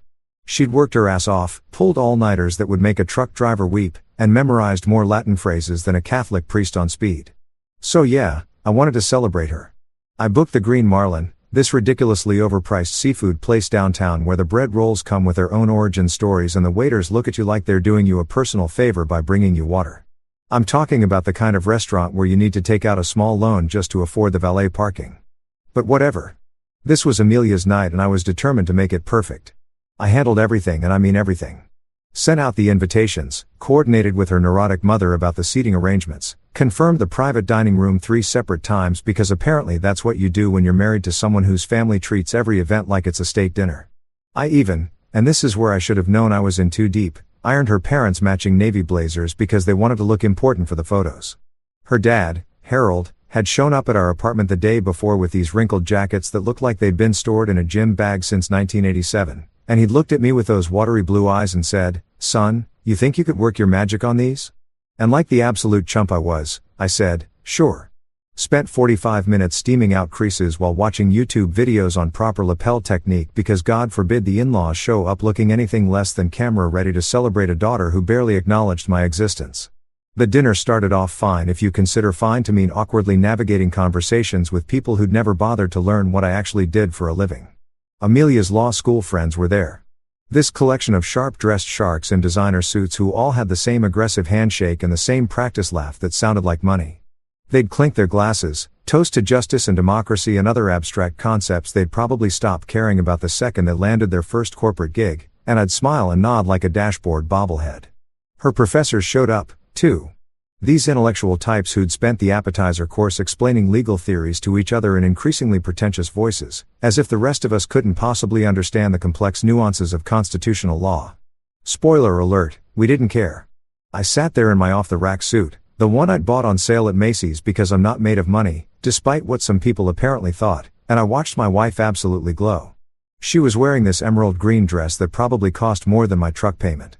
Her dark hair pulled back in one of those effortless updos that actually takes an hour to create. And she was holding court like a queen addressing her subjects. People kept congratulating her, telling her how brilliant she was, how far she'd go, how she was destined for greatness. And I sat there thinking, yeah, she is pretty amazing. Look at what she accomplished. Look at what we accomplished together. That's when she stood up. The room got quiet, that expectant kind of silence you get right before someone makes a speech. Amelia picked up her champagne glass and she smiled. This absolutely radiant, angelic smile that I'd fallen in love with 5 years ago when she'd walked into my office, asking if I could recover her corrupted thesis files. Everyone leaned in. I thought maybe she was going to thank me, acknowledge the sacrifices we both made, talk about how we were a team. How beautifully naive of me.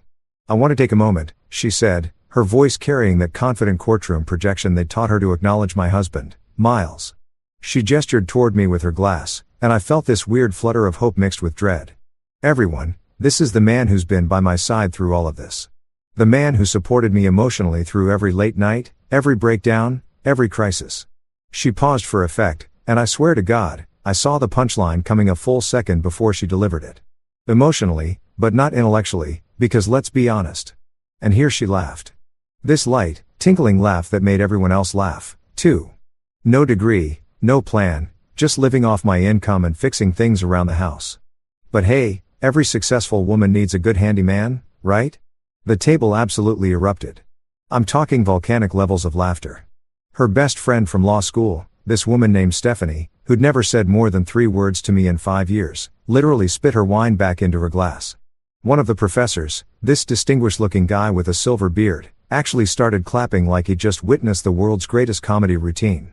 Harold was chuckling and shaking his head like I was some kind of lovable sitcom character. And Diane, my mother-in-law, had this satisfied smirk on her face like she'd been waiting years for someone to finally say what they'd all been thinking. Even the waiter, this 20-something kid who'd been hovering nearby, cracked a smile before catching himself. I sat there with my champagne glass in my hand, my face arranged in what I hoped looked like a good-natured smile, and I felt something inside me shift. Not break exactly, more like realign.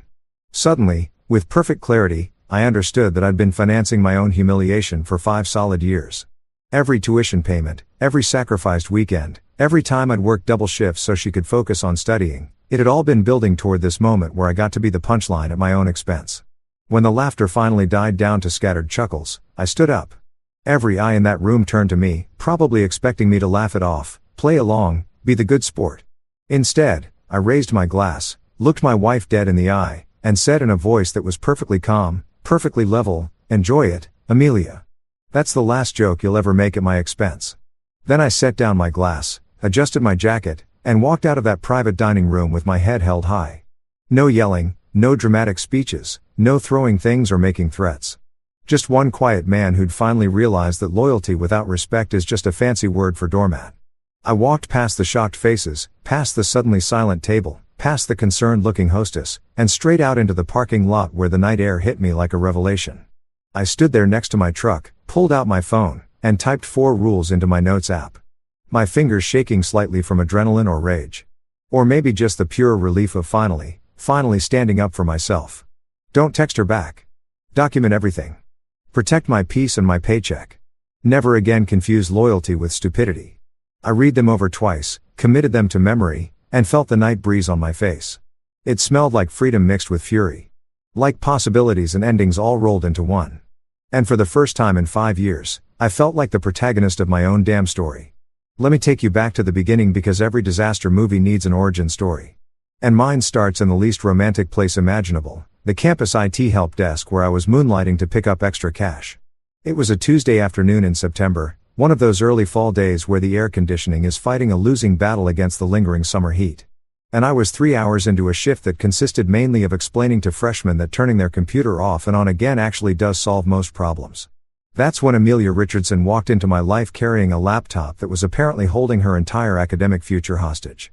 She burst through the door like a tornado in designer jeans.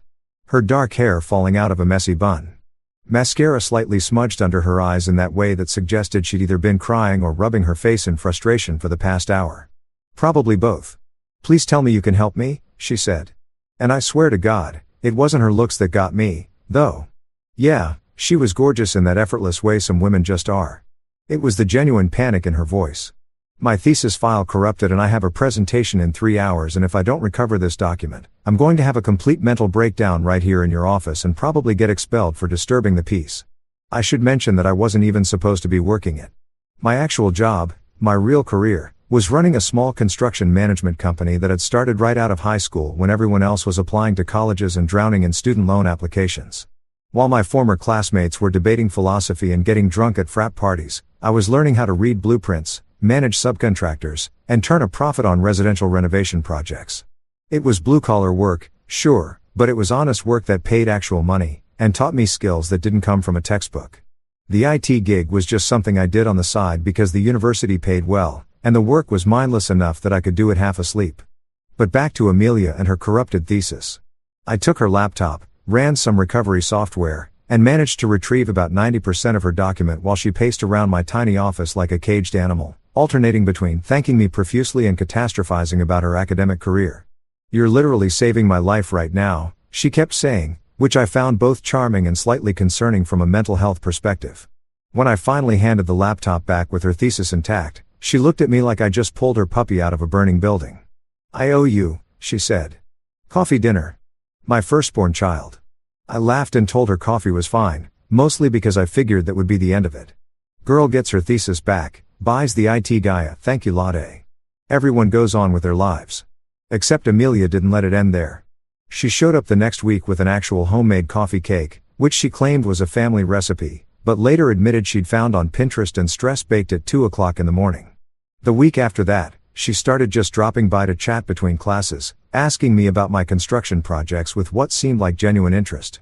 "I love that you actually build things," she'd say, running her fingers along the calluses on my palms. "Everyone here just talks and theorizes.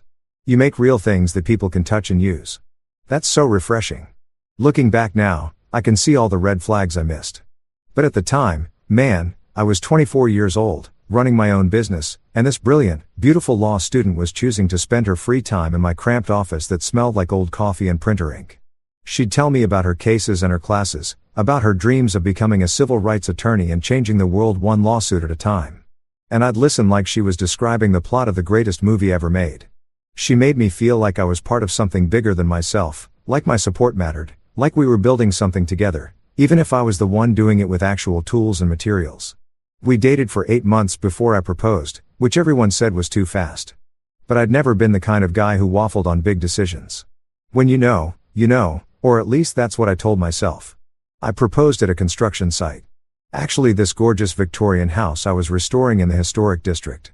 I brought her there at sunset, showed her the work we'd done on the ornate crown molding and the original hardwood floors, and I told her that I wanted to build a life with her the same way I build houses, with careful planning, solid foundations, and the kind of commitment that lasts generations.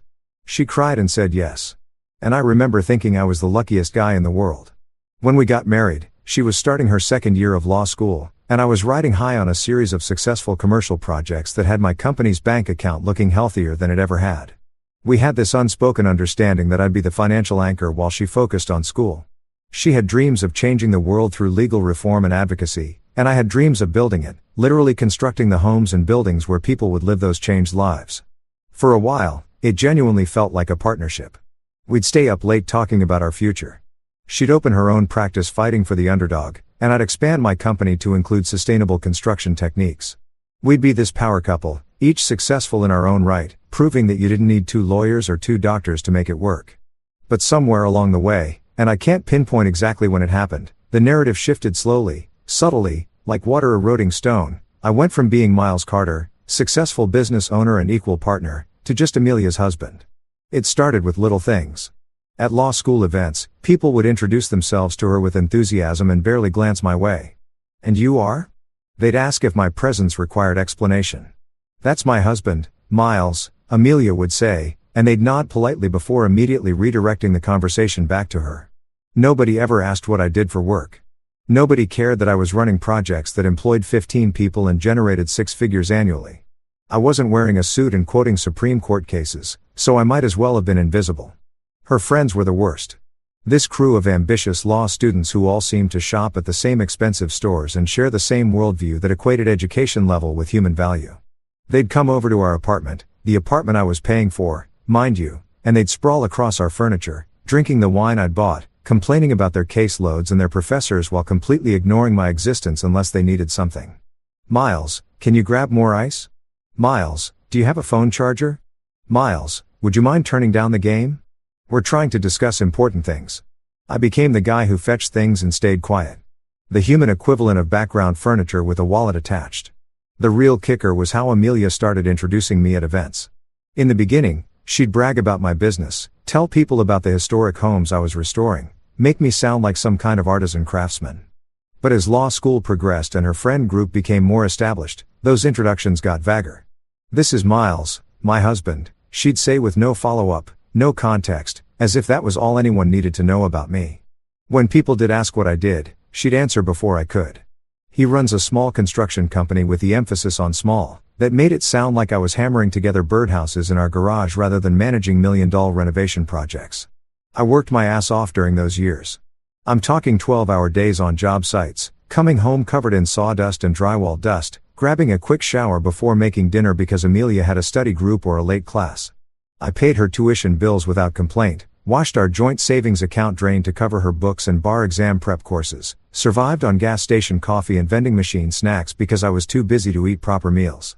Meanwhile, she collected degrees and accolades and applause. She made law review. She won a mock trial competition.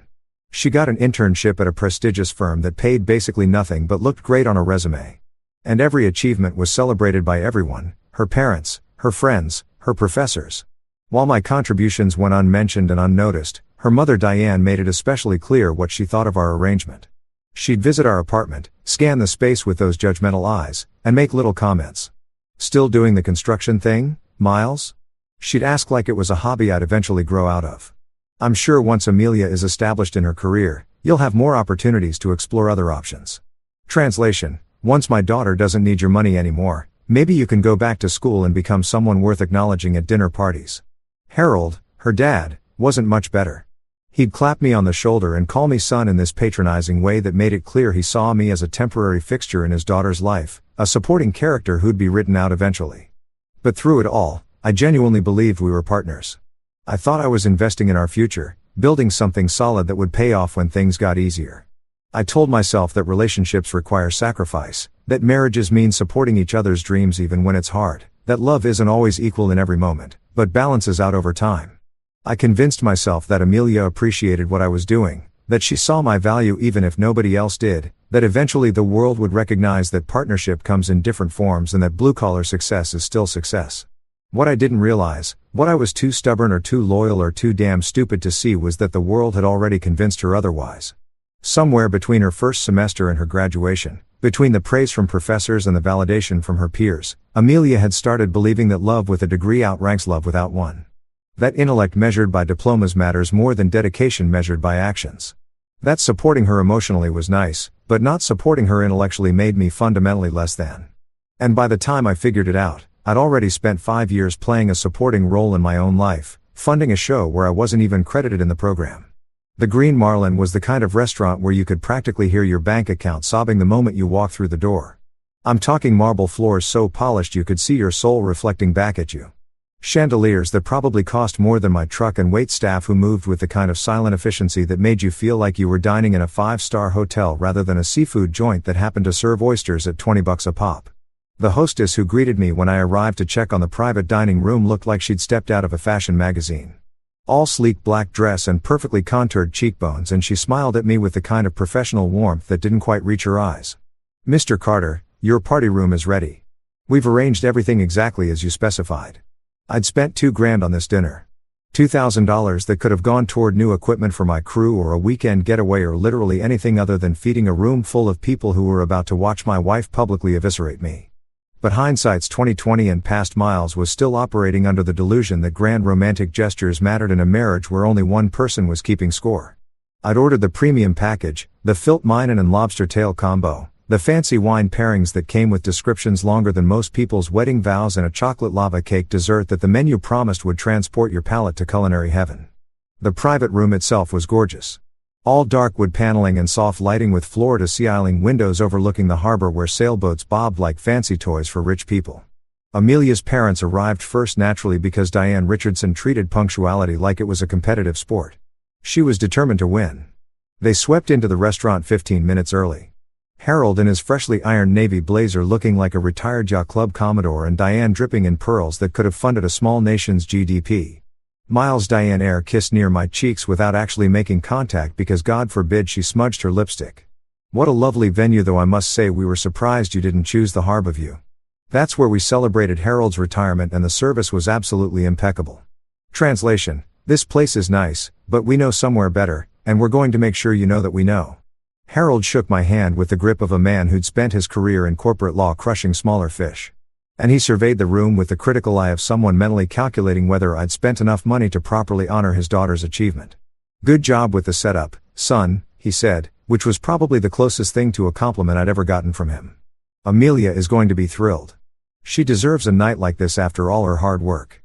Notice how there was no mention of my hard work or the fact that I'd been the one bankrolling her education while she chased her dreams. But whatever, I was used to being the invisible ATM in the corner of the room. The law school crowd started trickling in around 6:30.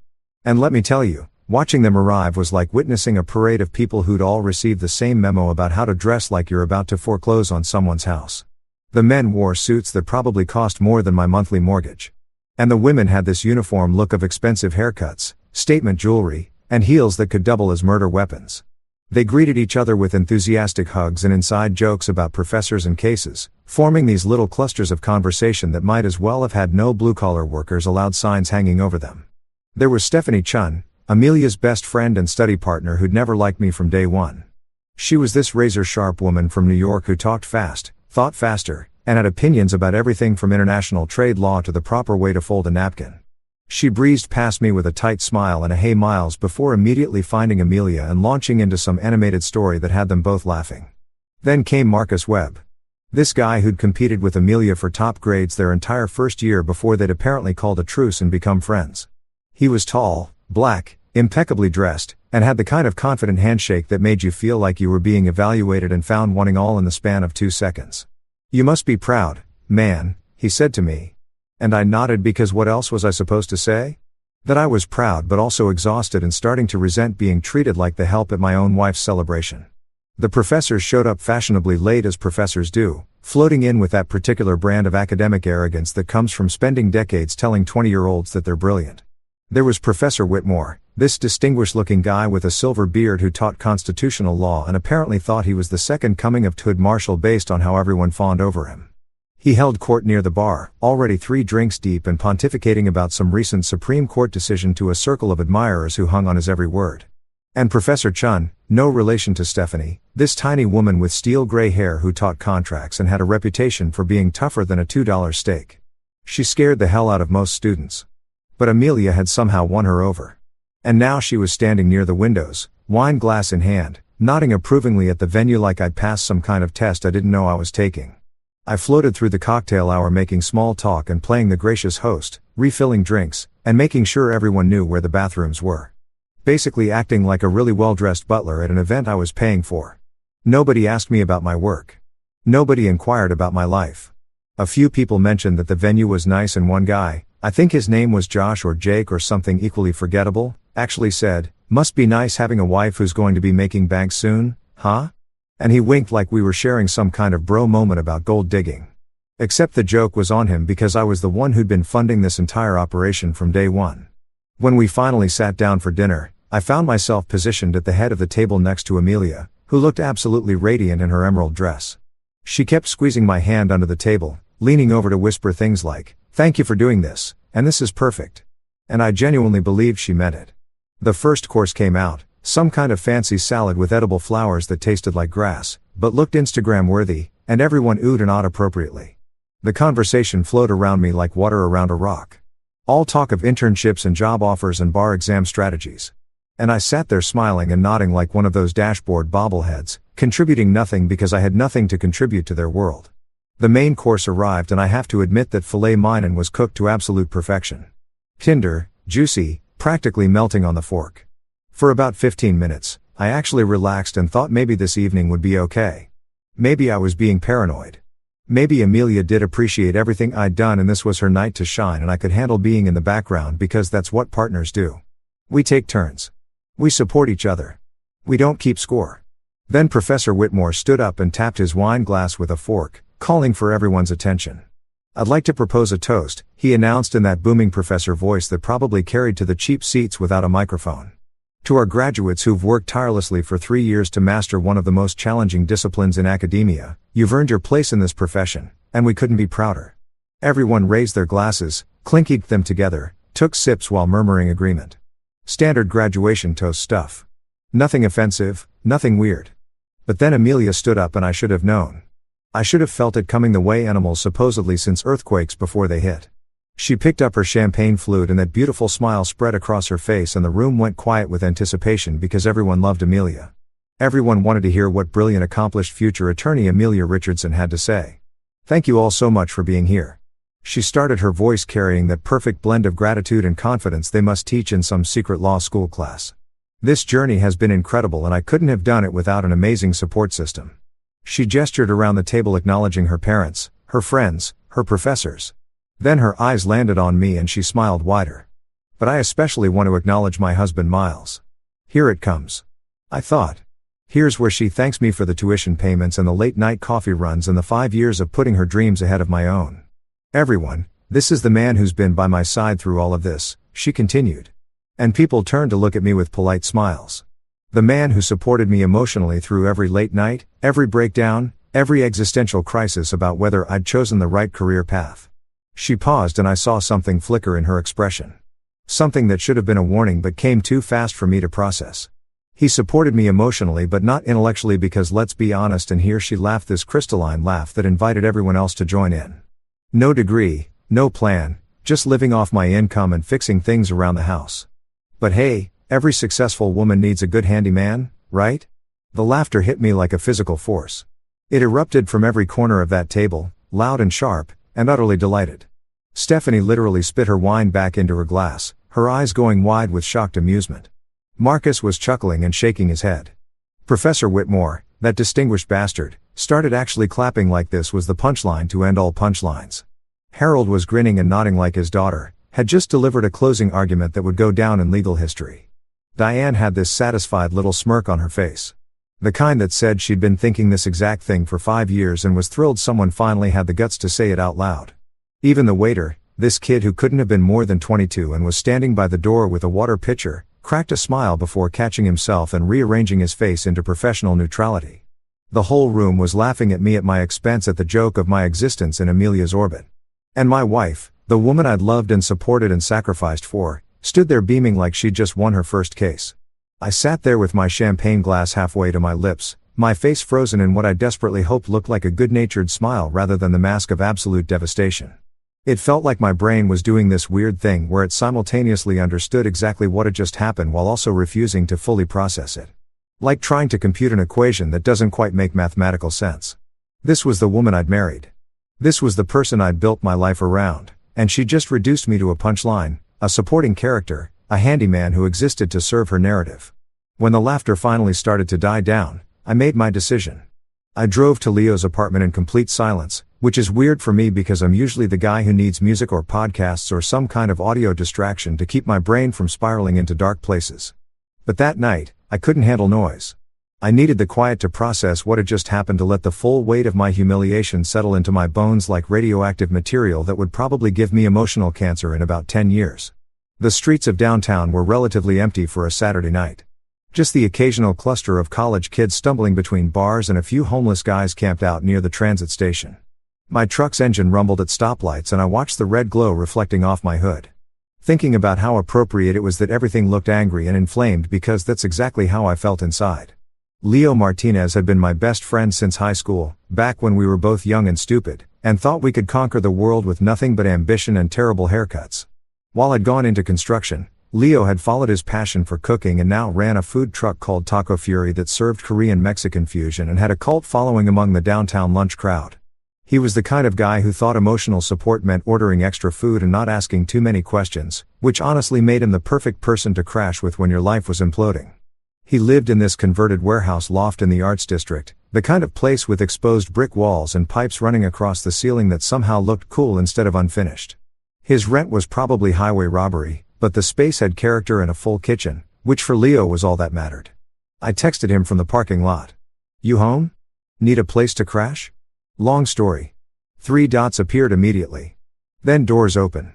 "I've got beer and leftover bulgogi. Come on up." This is why Leo was my best friend. No dramatic questions, no demand for immediate explanations, just an open door and the promise of food. I grabbed my phone and wallet from the truck. I'd left everything else at the apartment I shared with Amelia because I'd stormed out like a man on a mission rather than someone planning an extended stay and headed up the industrial metal stairs that led to his second-floor loft. Leo opened the door before I could knock, took one look at my face and said, "Oh, this is bad, isn't it?" He was wearing his standard off-duty uniform of cargo shorts and a faded band t-shirt from some concert we'd gone to in 2019. His dark hair sticking up in about 7 different directions because he'd probably been napping on the couch. Leo was short, stocky, and had the kind of permanent 5:00 shadow that made him look vaguely threatening until he smiled and you realized he was basically a human teddy bear who happened to be really good with a knife. "It's so bad," I said, walking past him into the loft. "Like epically bad. Titanic hitting the iceberg levels of bad." I collapsed onto his beat-up leather couch that he'd found at a estate sale and claimed had character, which was code for multiple mystery stains and a weird smell. Honestly, after the pristine elegance of the Green Marlin, that ratty couch felt like coming home. Leo disappeared into his kitchen and returned approximately 90 seconds later with 2 beers and a pizza box that he dropped on the coffee table with the reverence of a man presenting a sacred offering. "Talk," he commanded, settling into his armchair and propping his feet up on a milk crate he used as an ottoman. "What happened? Did someone die? Did your truck finally give up the ghost? Did Amelia actually turn out to be a Russian spy like I always suspected?" I laughed despite everything, popped open the beer, and took a long pull before diving into the whole sordid story. I told him about planning the dinner, about ironing her parents' matching blazers like some kind of domestic servant, about the fancy restaurant and the expensive wine, and how I'd thought I was doing something nice for my wife. Then I got to the toast and I watched Leo's expression shift from curious to shocked to absolutely furious in the span of about 30 seconds. She said, "What?" Leo interrupted when I got to the punchline. "No degree, no plan, living off her income. Dude, you've been paying her tuition for 5 years. You've been keeping her afloat this whole time, living off her income. She doesn't even have an income yet. She's been living off your income." "I know," I said. And hearing someone else articulate what I'd been thinking made it feel more real, more valid, like I wasn't just being oversensitive or misunderstanding the situation. And everyone laughed, man. Her parents, her friends, her professors, they all thought it was hilarious. Like I was the court jester whose entire purpose was to be the butt of the joke. Leo opened the pizza box, pepperoni and jalapeno, my favorite, and shoved a slice at me with the kind of aggressive care that said he was too angry to express actual sympathy. "Damn," he said, shaking his head slowly. "You married a TED Talk in heels." That made me laugh for real. The first genuine laugh I'd had since walking out of that restaurant. A TED Talk in heels. Oh my god, that's exactly what she is. Today I'm going to talk about how I'm amazing and everyone who isn't me is basically decorative furniture. And she probably has a PowerPoint, Leo added, warming to the theme with graphs showing her superiority and pie charts breaking down why her husband is basically a glorified appliance. He took a massive bite of pizza, chewed thoughtfully, then pointed the crust at me. "So, what did you say? Please tell me you said something. Please tell me you didn't just sit there and take it." I told her to enjoy it because that was the last joke she'd ever make at my expense. I said, and even now, hours later, I felt a surge of satisfaction remembering the look on her face. Then I walked out, just stood up, adjusted my jacket, and left.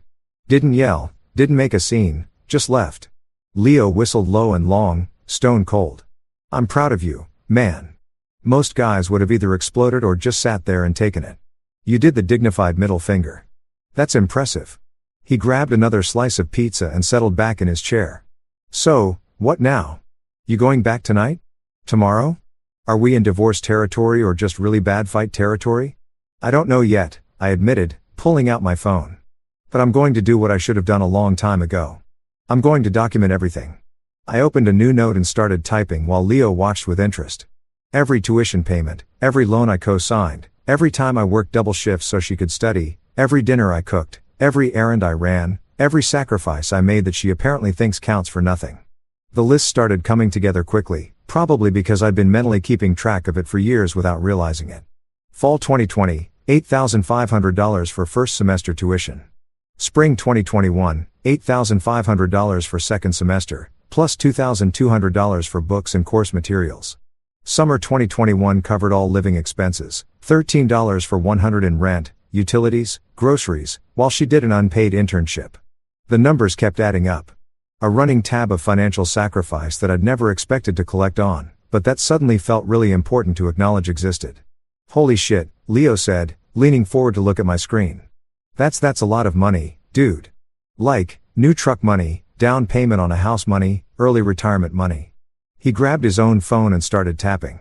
Okay, I'm not just going to sit here and let you spiral. I'm ordering more food because this situation requires carbs. What do you want from Chang? And don't say nothing because I will literally fight you. Crab rangoon, I said absently, still typing. And maybe those scallion pancakes. I scrolled through my phone's photo gallery, finding pictures of receipts I'd saved for tax purposes that showed just how much I'd spent on Amelia's education and living expenses. There was the receipt from the bookstore where I'd dropped $800 on her textbooks for constitutional law and criminal procedure. The confirmation email from when I paid for her bar exam prep course. $3,200 that I'd put on a credit card and spent 6 months paying off the deposit slip showing I'd co-signed her student loan for $25,000 because her parents refused to help and she couldn't qualify on her own. Every piece of evidence was another brick in the wall of documentation I was building. Proof that I wasn't crazy, that I hadn't been imagining my contributions to our partnership. I found emails where she'd asked me to cover expenses because she was too busy studying to pick up shifts at the part-time paralegal job she'd worked for exactly 1 semester before quitting. Text messages where she'd thank me for being supportive and understanding, promising that things would get easier once she graduated and started working. Screenshots of our joint bank account showing deposits from my business and withdrawals for her expenses. A one-way flow of money that apparently entitled her to publicly mock me as a freeloader. You know what's crazy? I said, looking up from my phone. I never thought of it as keeping score. I genuinely believed we were building something together. Like, she's investing in her future. I'm supporting that investment and eventually we both benefit from her success. That's how marriages are supposed to work, right? You support each other's dreams.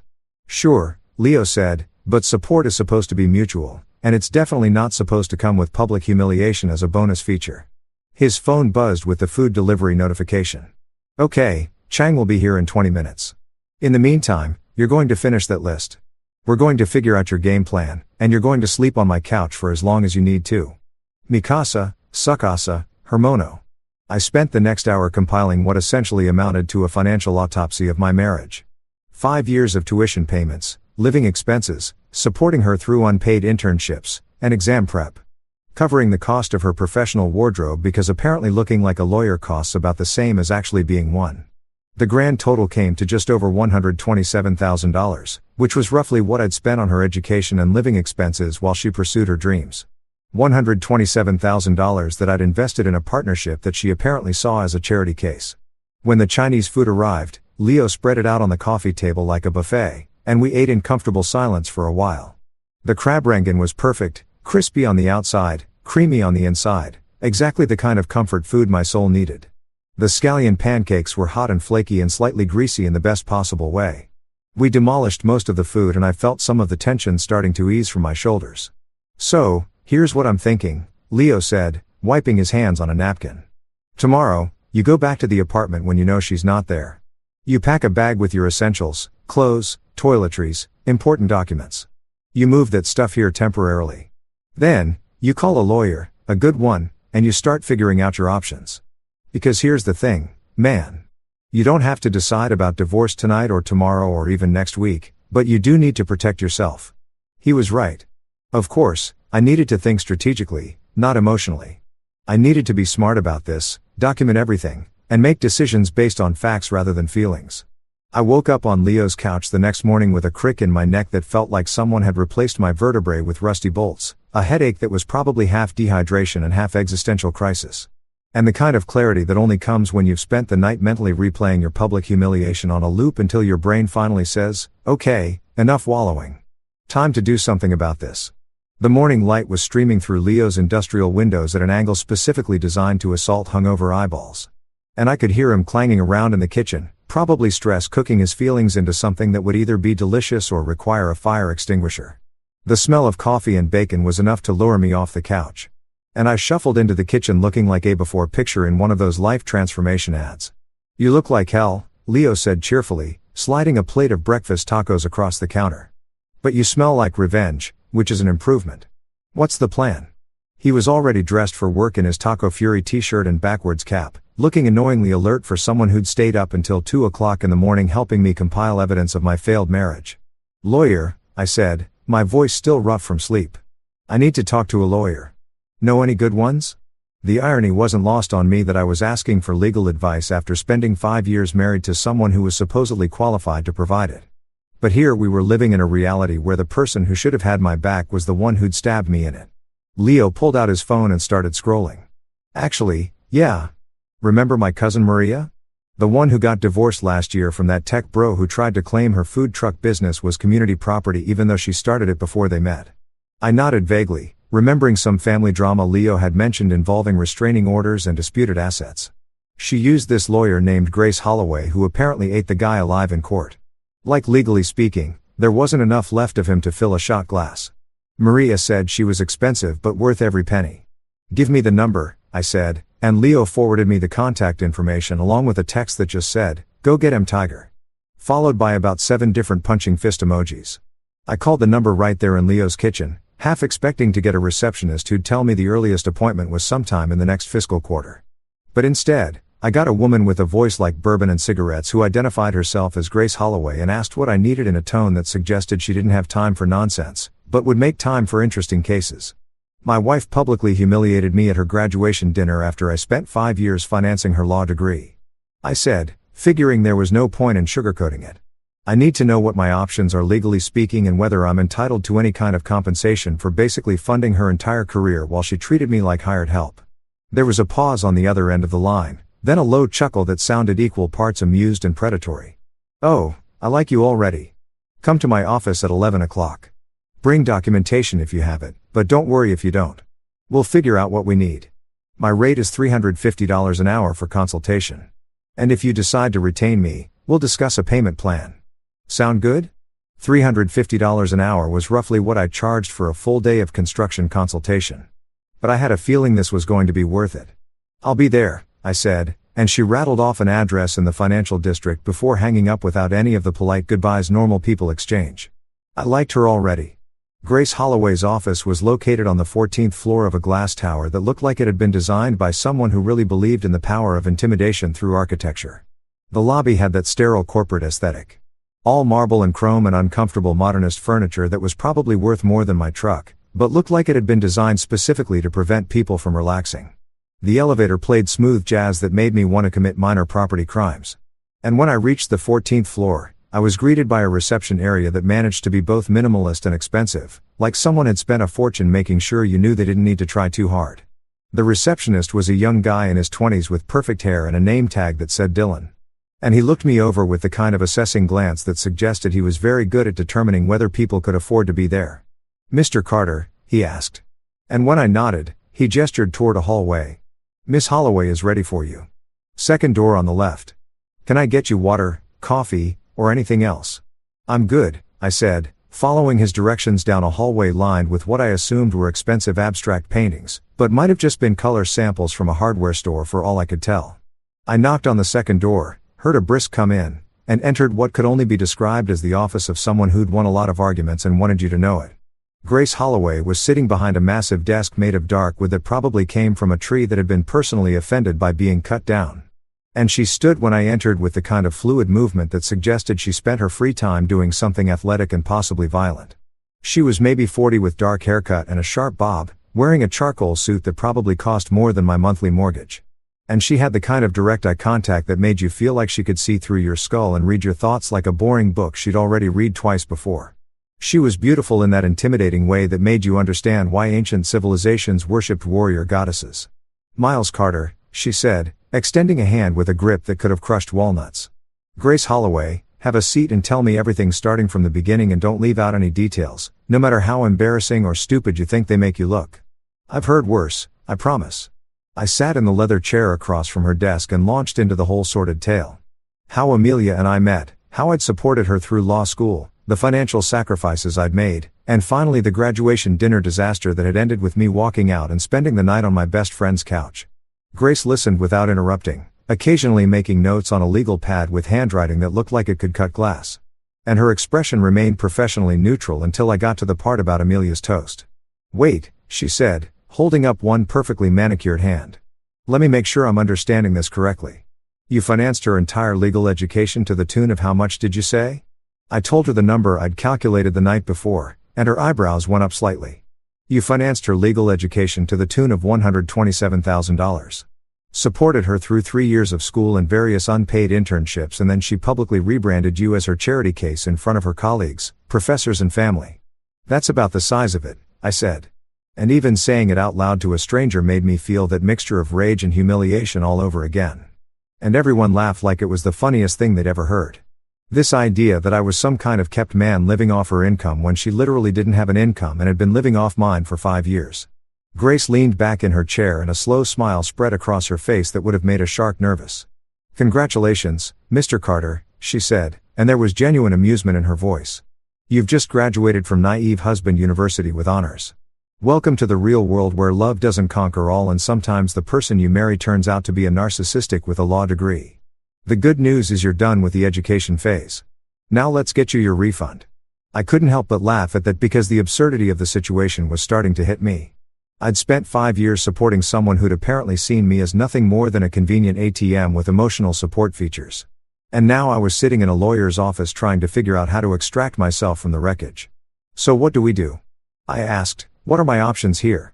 Grace pulled out a fresh legal pad and started writing. First, we document everything. Every tuition payment, every rent check, every grocery bill you paid while she was too busy studying to contribute financially. Bank statements, receipts, emails, text messages, anything that shows the financial imbalance in your relationship. Then we look at your assets, figure out what's joint and what's separate, and determine whether we're looking at a divorce with potential reimbursement claims or just a really expensive life lesson. She looked up from her notes and fixed me with that penetrating stare. I'm going to call this a strategic unmerger because that sounds better than extracting yourself from a parasitic relationship where you played the role of human credit card. We're going to approach this methodically, professionally, and with the kind of documentation that would make an IRS auditor weep with joy. And by the time we're done, your wife is going to understand that publicly humiliating the person who bankrolled your success is the kind of strategic error they should probably teach about in law school. We spent the next hour going through everything I brought. Bank statements, receipts, the list I compiled on my phone the night before. Grace asked pointed questions, made more notes, and occasionally muttered things like unbelievable and the audacity under her breath. When we were done, she leaned back and studied me with an expression that might have been respect. Here's what you need to understand, she said. This isn't about revenge. Revenge is emotional, loud, and ultimately unsatisfying. This is about receipts, documentation, evidence. Revenge fades, but receipts are permanent. You're going to collect every piece of evidence that shows what you contributed to this relationship, and we're going to use that to ensure you're treated fairly in whatever comes next. When I left her office an hour later, she walked me to the door and handed me her business card. Don't seek revenge, Mr. Carter, she said again, and her smile was sharp enough to perform surgery. Seek receipts. They last longer and cut deeper. It was the best advice I'd ever gotten, and I was absolutely going to follow it. I spent the next week living like a man possessed, except instead of being haunted by ghosts, I was being haunted by receipts, bank statements, and the growing realization that I'd been financially sponsoring my own emotional destruction for half a decade. Leo's couch had become my temporary base of operations, and I'd transformed his coffee table into what looked like the world's most depressing scrapbooking project. Stacks of documents, highlighted printouts, sticky notes with increasingly sarcastic commentary, and enough empty coffee cups to suggest I'd developed a serious caffeine dependency. Leo would come home from his food truck shifts, take one look at my evidence wall, and say things like, "You look like a detective in a crime drama, except sadder and with worse lighting." He wasn't wrong. I started with the bank statements, printing out 5 years' worth of transactions from our joint account and my business account, Watching the pattern emerge like one of those Magic Eye posters where suddenly you see the sailboat and realize you've been staring at garbage this whole time. Every month, like clockwork, there were deposits from Carter Construction Management, my hard-earned money from job sites and client projects, followed immediately by withdrawals for Amelia's tuition, her books, her rent, her everything. It was like watching a financial vampire drain my accounts in real time. Except vampires are at least honest about what they are. There were months where I deposited $6,000 and within 2 weeks the account was back down to triple digits because law school apparently required textbooks made of gold leaf and tears.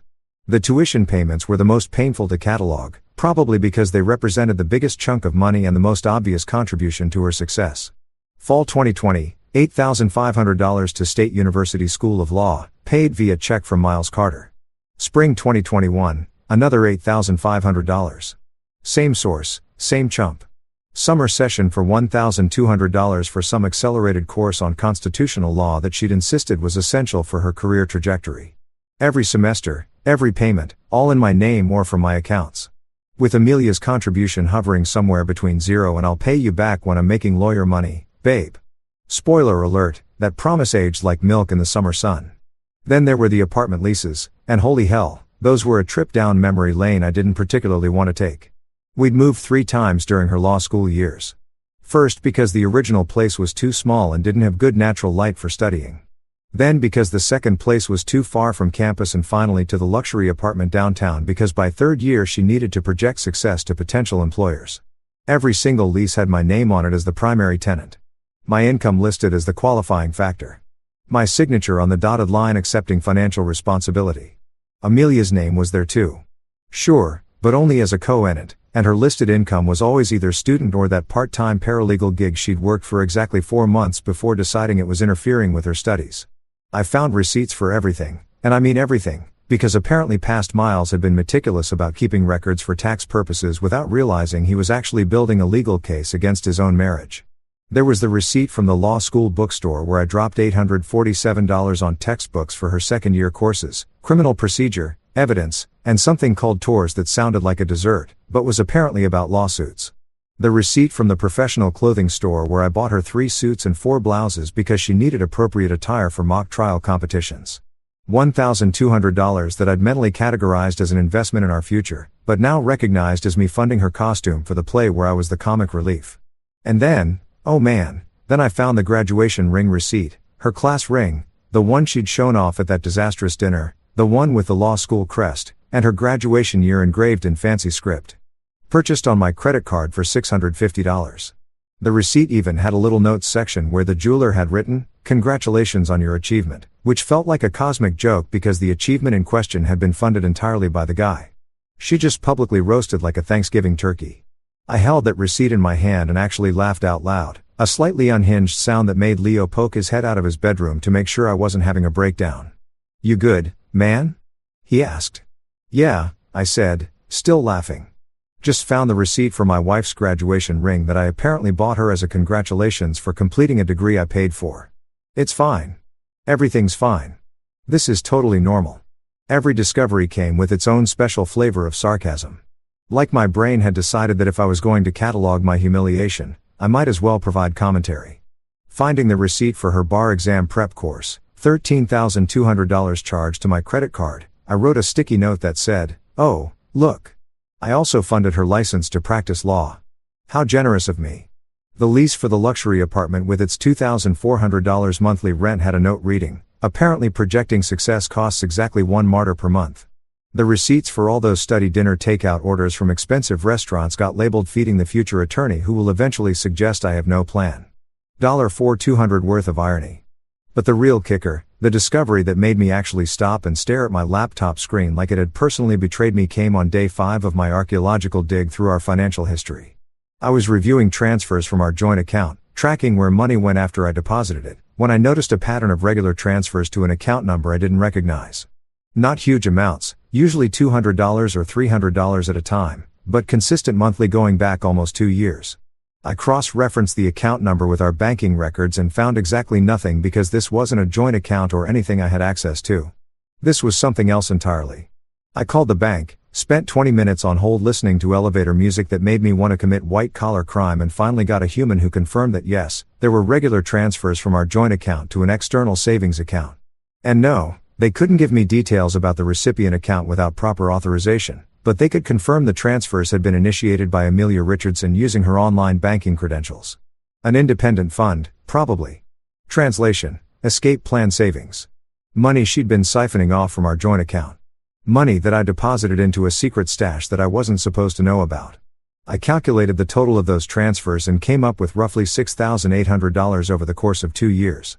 Not a fortune, but enough to cover first and last month's rent on a new apartment or a good lawyer for a divorce or whatever escape plan she'd been quietly assembling while I was out working double shifts to support her dreams. The audacity of it was actually kind of impressive in a sociopathic way. She'd been preparing her exit while still accepting my financial support, building her lifeboat out of materials I'd paid for, all while maintaining the facade of a loving marriage. I made copies of everything, organized it into neat folders with labels that would make a librarian weep with joy, and scheduled a follow-up meeting with Grace. When I showed up at her office with 3 bankers' boxes full of documentation, her assistant, Dylan, actually looked impressed. "Ms. Holloway is going to love this," he said, helping me carry the boxes into her office. "She appreciates clients who come prepared." Grace took one look at my evidence collection and actually laughed. This delighted sound that suggested she was already mentally spending the billable hours.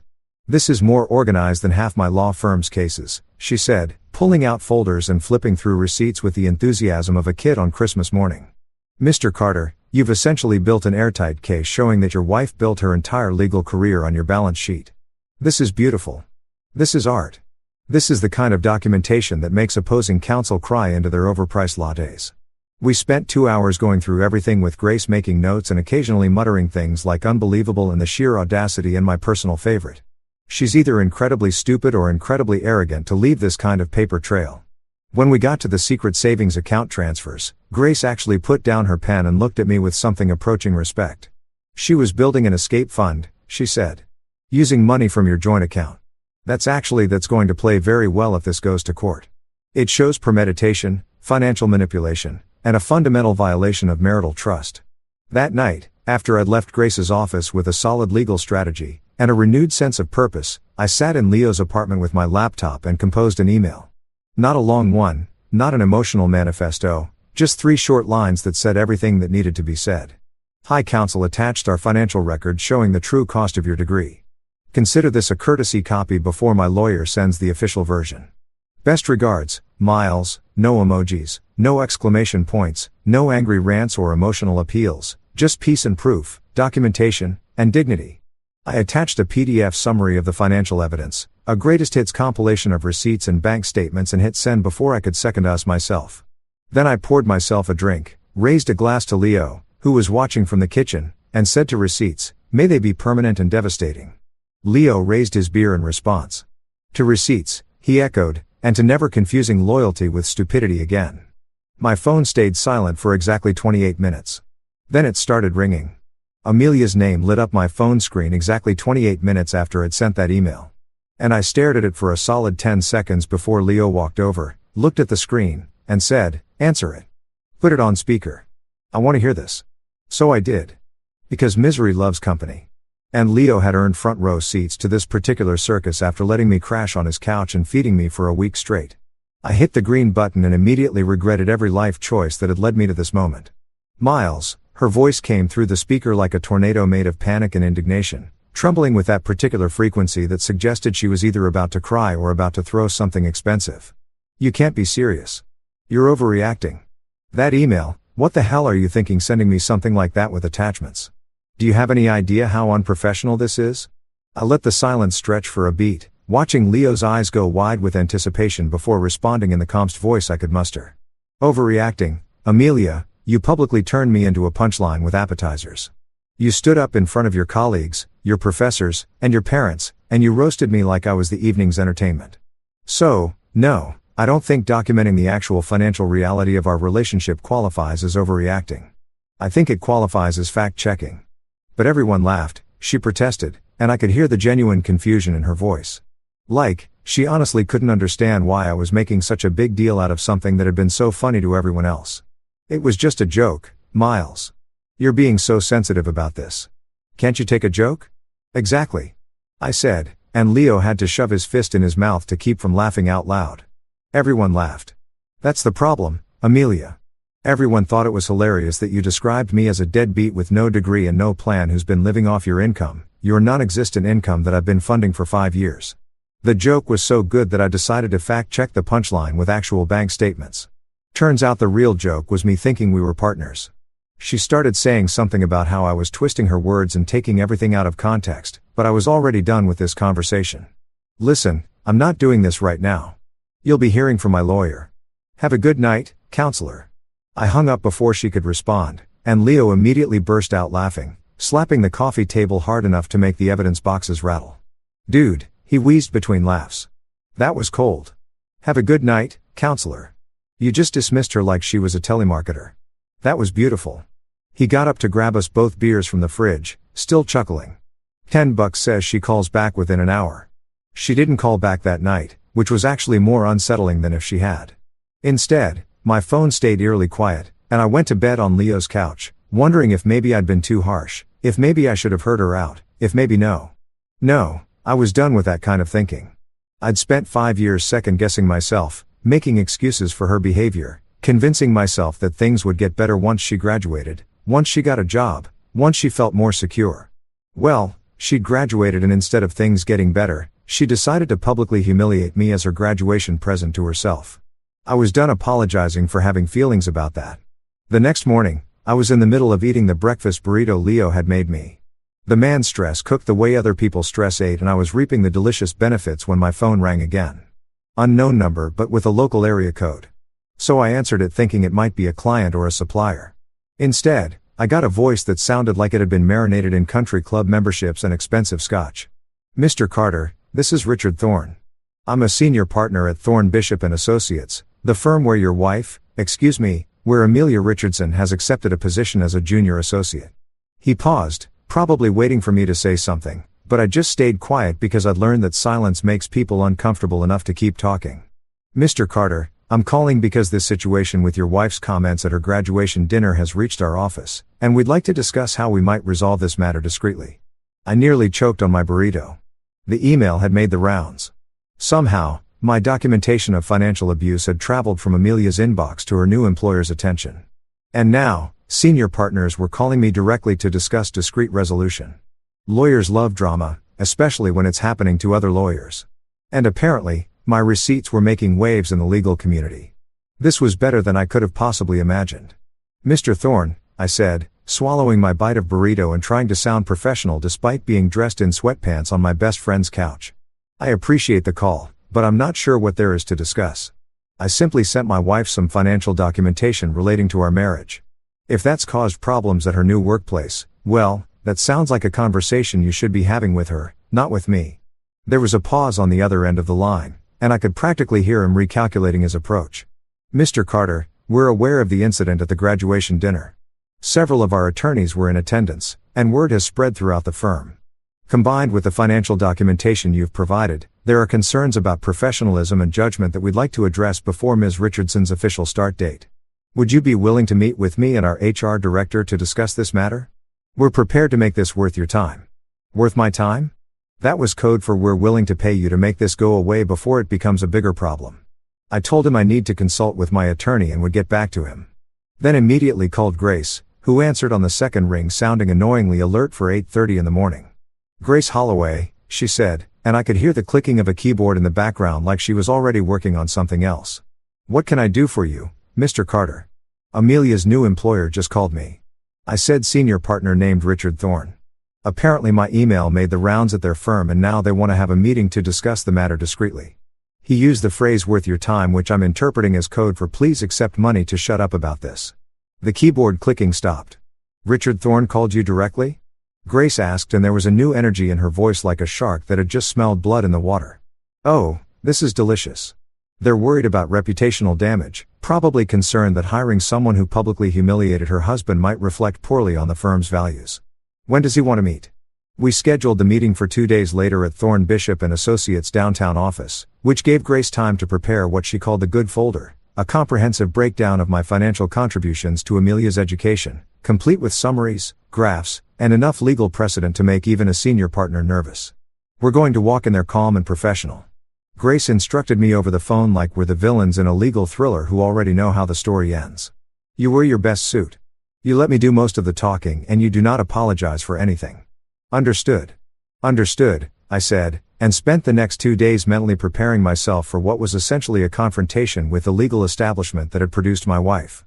Leo helped by making increasingly elaborate meals and providing running commentary on my evidence collection. You know what you are, he said the night before the meeting, gesturing at me with a spatula while he made fish tacos. You're like Batman, except instead of fighting crime, you're fighting disrespect with receipts. You're the receipt crusader, the documentation, Dark Knight. That's the dumbest thing you've ever said, I told him. But I was smiling despite myself.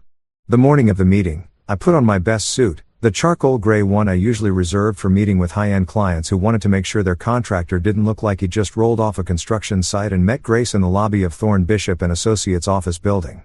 She was already there looking like she'd been born wearing power suits and carrying briefcases, and she had a leather portfolio under her arm that I assumed was the good folder. Ready? She asked and I nodded. Remember? She said as we walked toward the elevators. Calm, professional, slightly bored. We're not here to beg. We're here to negotiate from a position of strength. The firm's office was everything you'd expect from a prestigious law firm. Expensive furniture, intimidating art, and enough mahogany to have personally offended an entire forest. Richard Thorne met us in a conference room that had windows overlooking the entire city. Like we were literally above everyone else in both geography and social standing. He was exactly what I'd pictured. Mid-60s silver hair, expensive suit, and the kind of handshake that suggested he'd spent his career crushing opposing counsel between his perfectly manicured fingers. Mr. Carter, Miss Holloway, thank you for coming, he said, gesturing to chairs around a conference table that probably cost more than my truck. Can we offer you coffee, water, anything else? Grace set her portfolio on the table with a soft thud that somehow sounded threatening. Caffeine makes me generous, she said with a smile that didn't reach her eyes.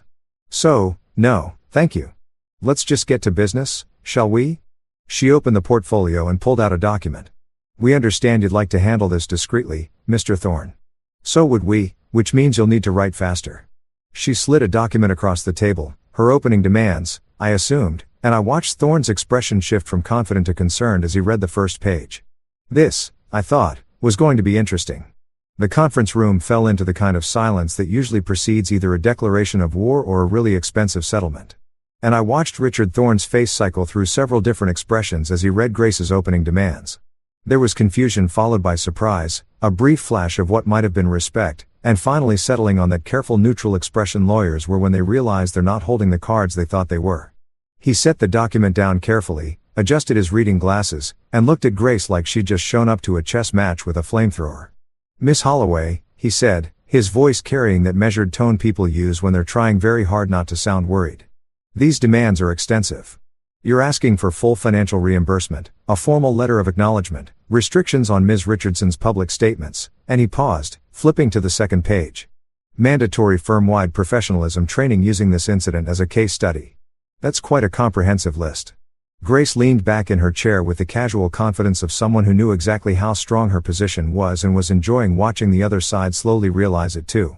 Mr. Thorne, let me paint you a picture of what happens if we don't reach an agreement. Today, my client's story, complete with 5 years of financial documentation showing how he funded his wife's entire legal education while she treated him like hired help, gets filed with the family court. Those filings are public record. The press loves a good David versus Goliath story, especially when Goliath is a lawyer who publicly humiliated the man who paid for her degree. Can you imagine the headlines? Junior associate's husband seeks reimbursement for funding her career. Law school graduate sued by man who paid her tuition. I can already see the think pieces about toxic relationships and financial abuse in professional partnerships. I watched Thorne's jaw tighten slightly, and I had to give him credit for maintaining his composure.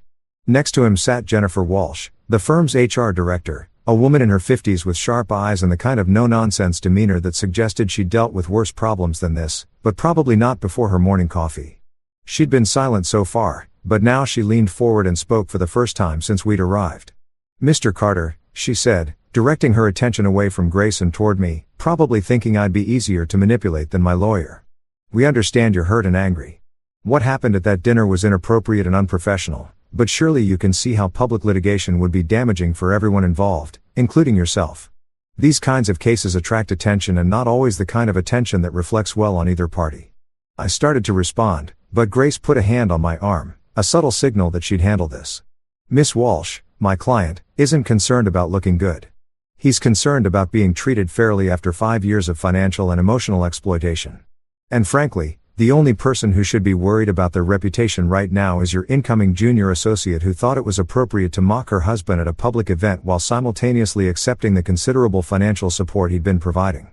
Grace pulled out another document from her portfolio, and I recognized it as the summary we'd prepared, the one with all the numbers, dates, and receipts, organized into a narrative that would make even the most skeptical person understand exactly how lopsided our relationship had been.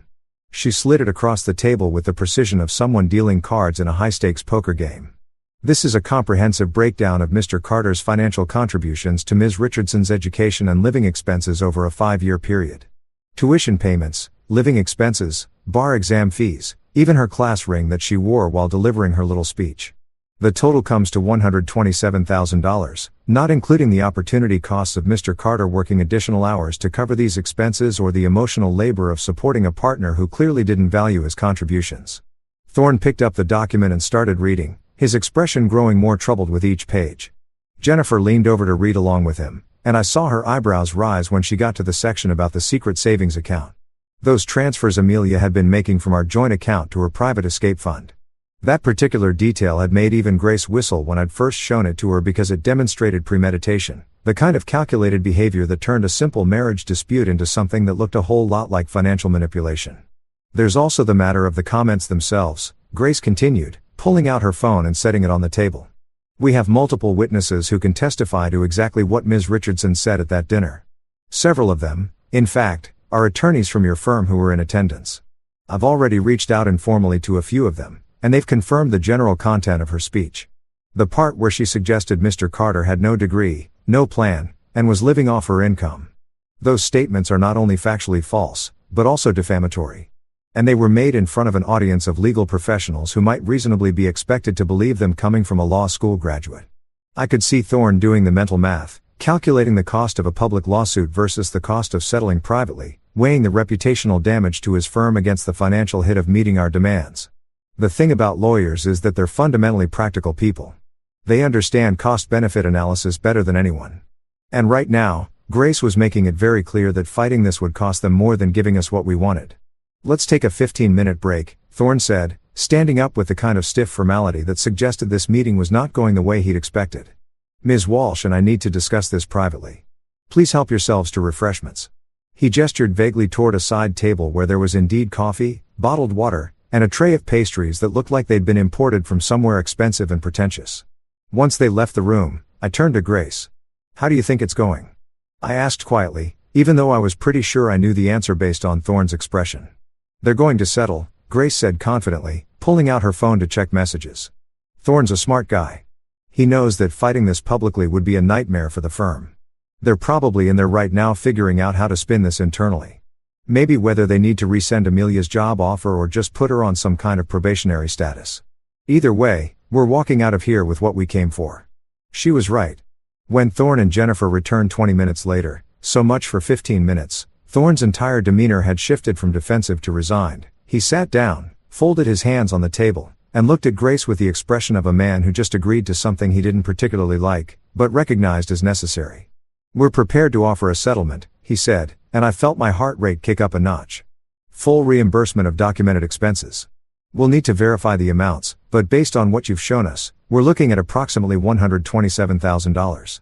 We'll draft a formal letter acknowledging Mr. Carter's financial contributions to Ms. Richardson's education, which can be used in any future legal proceedings. And we'll include a confidentiality clause preventing Ms. Richardson from making any public statements about Mr. Carter or their marriage, professional or otherwise. And the professionalism training. Grace prompted because of course she wasn't going to let them off easy on that point. Thorne actually went slightly. And yes, we'll implement mandatory professionalism training for all associates and junior partners with a case study based on. He paused, clearly hating every word he was about to say. Based on this incident emphasizing the importance of maintaining professional boundaries and avoiding public statements that could be construed as defamatory or damaging to personal relationships. Grace smiled, and it was the kind of smile that probably made opposing counsel have nightmares. Excellent. I'll have my office draft the settlement agreement this afternoon. We should be able to have everything finalized within the week. She stood up and I followed her lead, shaking Thorne's hand with probably more enthusiasm than was strictly professional. As we rode the elevator back down to the lobby, Grace turned to me and said, "Congratulations, Mr. Carter. You just got a very expensive divorce settlement without actually getting divorced. Though, honestly, after this, I'd recommend filing anyway. That woman is going to hate you for the rest of her natural life." "Good," I said, and I meant it. Let her hate me from a distance with a legally binding agreement preventing her from talking about me. We stepped out into the sunshine and I felt lighter than I had in weeks. "Thank you, Grace.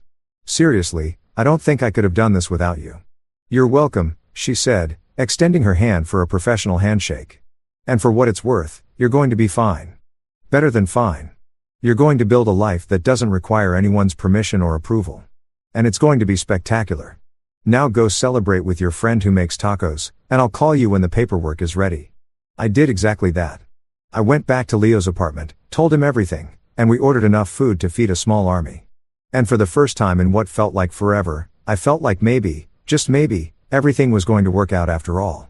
6 months later, I turned pain into profit with Carter Renovations and Consulting, a business that was half construction management and half life coaching for people who'd forgotten how to build anything worth keeping, including their self-respect. My first consulting clients were 3 lawyers from Amelia's firm who'd heard about my story and wanted advice on protecting their assets before their own marriages imploded. Irony, so delicious, I could taste it with every invoice I sent. My new apartment was small but completely mine, filled with furniture I'd picked out and peace I'd earned the hard way. My fridge was actually stocked with real food instead of takeout containers. And my sense of humor had upgraded from bitter to brilliantly sarcastic. Leo started calling me the comeback contractor, which was better than the guy who got roasted at dinner, so I accepted it. Amelia tried emailing once with a subject line that read, "Maybe we can talk." And I responded with exactly 7 words. "My hourly rate's $200. Legal counseling extra." She never responded, which told me everything I needed to know about how much our talk was actually worth to her. Some conversations aren't worth having, especially with people who only value you when it's convenient. 1 year later, I stood on a stage at a business seminar for men rebuilding after toxic relationships, holding a glass of water like a prop in my own redemption story. The topic was how to stop being your partner's side project. And the irony of a construction guy teaching people about building better lives wasn't lost on anyone. "My wife once introduced me as a man with no degree and no plan," I said, watching 300 faces lean forward. Turns out my plan was just waiting for the right exit. The laughter came, the good kind, with me instead of at me, and guys lined up afterward to shake my hand and share their own stories. One wife told me her husband had sent her my video, and they both learned something. That felt better than any settlement check. Later, in my workshop, surrounded by tools and peace, I poured myself a drink and raised the glass to nobody in particular. "Enjoy it," I said quietly, remembering that night at the Green Marlin. That really was the last joke anyone made at my expense because I'd walked away from being someone's punchline and built something better. A life where respect wasn't negotiable and dignity wasn't optional. That brings this story to an end, and that one was definitely a wild ride. Let me know what you think in the comments. Now, let's move into the next story, titled, My wife went on a girls' trip with her rich friends, and came back pregnant by her best friend's husband, but her face froze when you know that feeling when your wife bounces into the room with that particular sparkle in her eyes? The one that usually means she's about to spend money we don't have on something we don't need? Yeah. Well, that Tuesday evening in March, Marissa practically floated through our front door like she just won the lottery. I was sprawled on the couch, remote in hand, trying to decide between watching grown men chase a ball around or some reality show where people pretend to find love in 30 days. Real tough choice there, honey, she squealed, and I swear the windows rattled. You're never going to believe what just happened. I muted the TV and braced myself.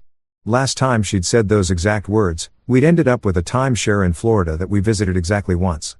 The time before that, she'd signed us up for ballroom dancing lessons that made me look like a seizure victim having a particularly bad episode. Clara just called. She continued, practically vibrating with excitement as she kicked off those ridiculously expensive heels that cost more than my car payment. She's invited me on the most amazing girls' trip ever. Clara, of course, it was Clara.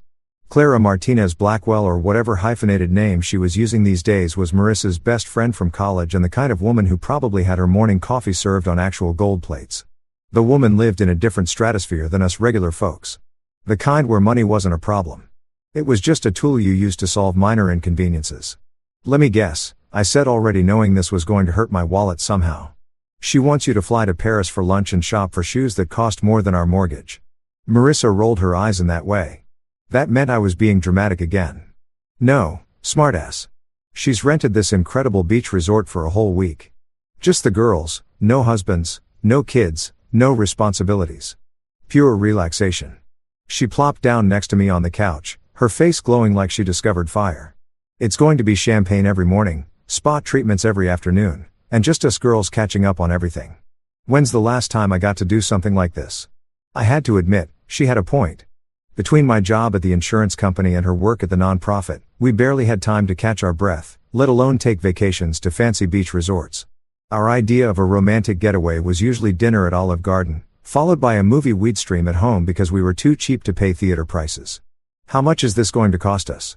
I asked because, let's be real, when your wife's rich friends invite her somewhere, there's always a catch. And that catch usually involves your credit card crying itself to sleep. That's the best part, she said, grabbing my hands like she was about to deliver news that would change our lives forever. Claire is covering everything. The resort, the food, the drinks, even the spa treatments. She said she just booked the whole place and wants her closest friends there to celebrate. Celebrate what? Marissa shrugged. I don't know. Life being awesome. Does it matter? I had to laugh. Only Clara would spend what was probably my annual salary on a week-long party just because she felt like it. Her husband, Victor, made some kind of ridiculous money in tech or finance or whatever it is that rich guys do when they wear suits that cost more than my car. I'd met him a few times at dinner parties and charity events that Marissa dragged me to. And he seemed decent enough. The kind of guy who remembered your name and actually listened when you talked, which was more than I could say for most of the stuffed shirts in their circle. So, when is this magical mystery tour happening? I asked. Next week, she said, and I could practically see her mentally packing already. Clara said it was last minute because someone else canceled and she didn't want the reservation to go to waste. Of course, it was next week. Rich people operated on a different timeline than the rest of us. They could just drop everything and jet off to paradise whenever the mood struck. Meanwhile, I'd have to sweet talk my boss into letting me take a sick day if I wanted to sleep in on a Tuesday. The next few days were a whirlwind of shopping and preparation that would have made a military operation look casual. Marissa bought new dresses, new swimsuits, new everything. She got her hair done, her nails done, and probably a few other things done that I didn't want to think about too hard. By the time she was ready to leave, our bedroom looked like a boutique had exploded in it. Are you sure you have enough stuff? I asked, watching her try to cram what looked like half of Nordstrom into 2 suitcases. Very funny, she said, but she was smiling. She looked happier than I'd seen her in months. And honestly, that made the credit card damage almost worth it. Almost. The morning she left, she was practically bouncing off the walls with excitement. She'd been up since 5 o'clock, double-checking everything and making sure she hadn't forgotten anything important. I made her coffee and toast, which she barely touched because she was too excited to eat. You're going to have an amazing time, I told her, and I meant it. She deserved this. We both worked hard, and if her rich friend wanted to spoil her for a week, who was I to complain? She threw her arms around me and kissed me like we were in some romantic movie. I'm going to miss you so much, she said. But I promise I'll call every night and tell you all about it. Just promise me you won't come back with any crazy ideas about redecorating the house with seashells or something, I said. She laughed and kissed me again. No promises. The Uber arrived right on schedule because, of course, Clara had arranged for premium transportation to the airport. I helped load her bags, which took longer than it should have because she'd packed like she was planning to relocate permanently to this beach resort. Have fun, I told her as she climbed into the car. Don't do anything I wouldn't do. That doesn't leave me with many options, she shot back with a grin. I watched the car disappear down our street, taking my wife off to paradise with her rich friends. The house felt empty without her energy filling it up, but I was genuinely happy for her. She deserved a week of being pampered and treated like royalty, even if it was at some resort I couldn't even pronounce the name of. I had no idea that I was watching my marriage drive away in that Uber. Had no clue that the woman who'd kissed me goodbye with such excitement would come back carrying secrets that would destroy everything we'd built together. All I knew was that my wife was going to have the time of her life, and I was going to spend the week eating cereal for dinner and watching sports without anyone judging my life choices. If I'd known what was really going to happen on that once-in-a-lifetime girls' trip, I would have chained her to the couch. But hindsight's 20/20, and at the time, all I could see was my wife's happiness as she headed off to what I thought would be a harmless week of girl talk and overpriced cocktails. Boy, was I wrong. So, there I was, living the bachelor life for a whole 12 hours. And let me tell you, it was everything I'd forgotten it could be. I ate pizza straight from the box while standing in my underwear at the kitchen counter, left my socks wherever they landed, and watched 3 consecutive hours of a show about guys building motorcycles. Pure bliss, right? Wrong. Because around 9 o'clock that first night, I started missing her laugh echoing through the house. That's when my phone buzzed with a FaceTime call. And there she was, my gorgeous wife, looking like she'd stepped out of some tropical magazine spread. The screen was filled with her sun-kissed face. And behind her, I could see what looked like paradise. Crystal blue water stretched out to the horizon. Palm trees swayed in the breeze. And the whole scene was bathed in that golden hour lighting that photographers would probably kill for. Oh my God, honey. You should see this place. She gushed, holding the phone at arm's length so I could get the full panoramic view. It's absolutely incredible. And it really was. The resort looked like something out of a billionaire's fever dream. All white marble and infinity pools with staff members who probably made more in tips than I made in overtime. Clara really hadn't been kidding when she'd said she was going all out for this trip. Looks like you're suffering real hard out there, I said, settling back into my recliner with a beer. I can see how this is just terrible for you. She giggled and I could hear other women's voices in the background. Her fellow escapees from reality. No doubt sharing war stories about their various first world problems over drinks that cost more than my lunch budget for a week. We just finished the most amazing dinner, she continued, turning the camera to show me the remnants of what looked like a feast fit for royalty. And now we're about to hit the beach bar.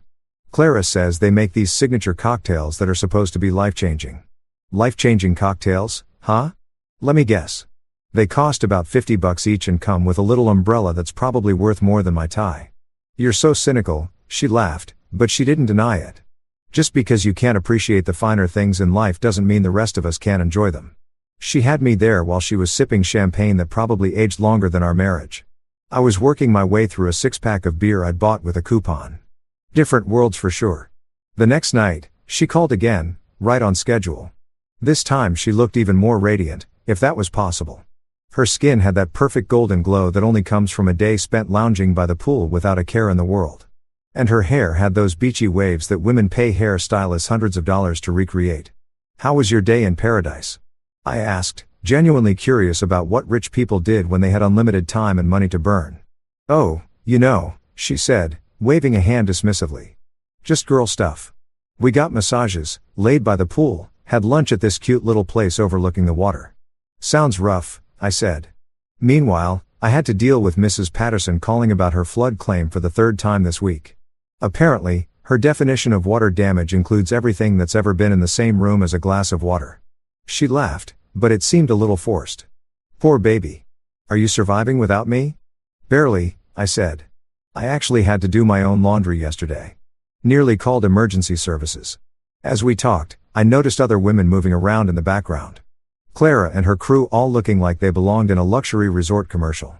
They were the kind of women who never had bad hair days or worried about whether their jeans made their butts look big because they could afford personal trainers and stylists to handle those problems for them. What else did you guys do today? I asked because honestly I was curious about how the other half lived. Oh, just, typical vacation stuff, she said. But her answer felt weirdly vague. Usually Marissa would give me a play-by-play of her day, complete with detailed descriptions of every meal and commentary on everyone's outfits. This time, it was like she was reading from a script written by someone who'd never been on vacation before.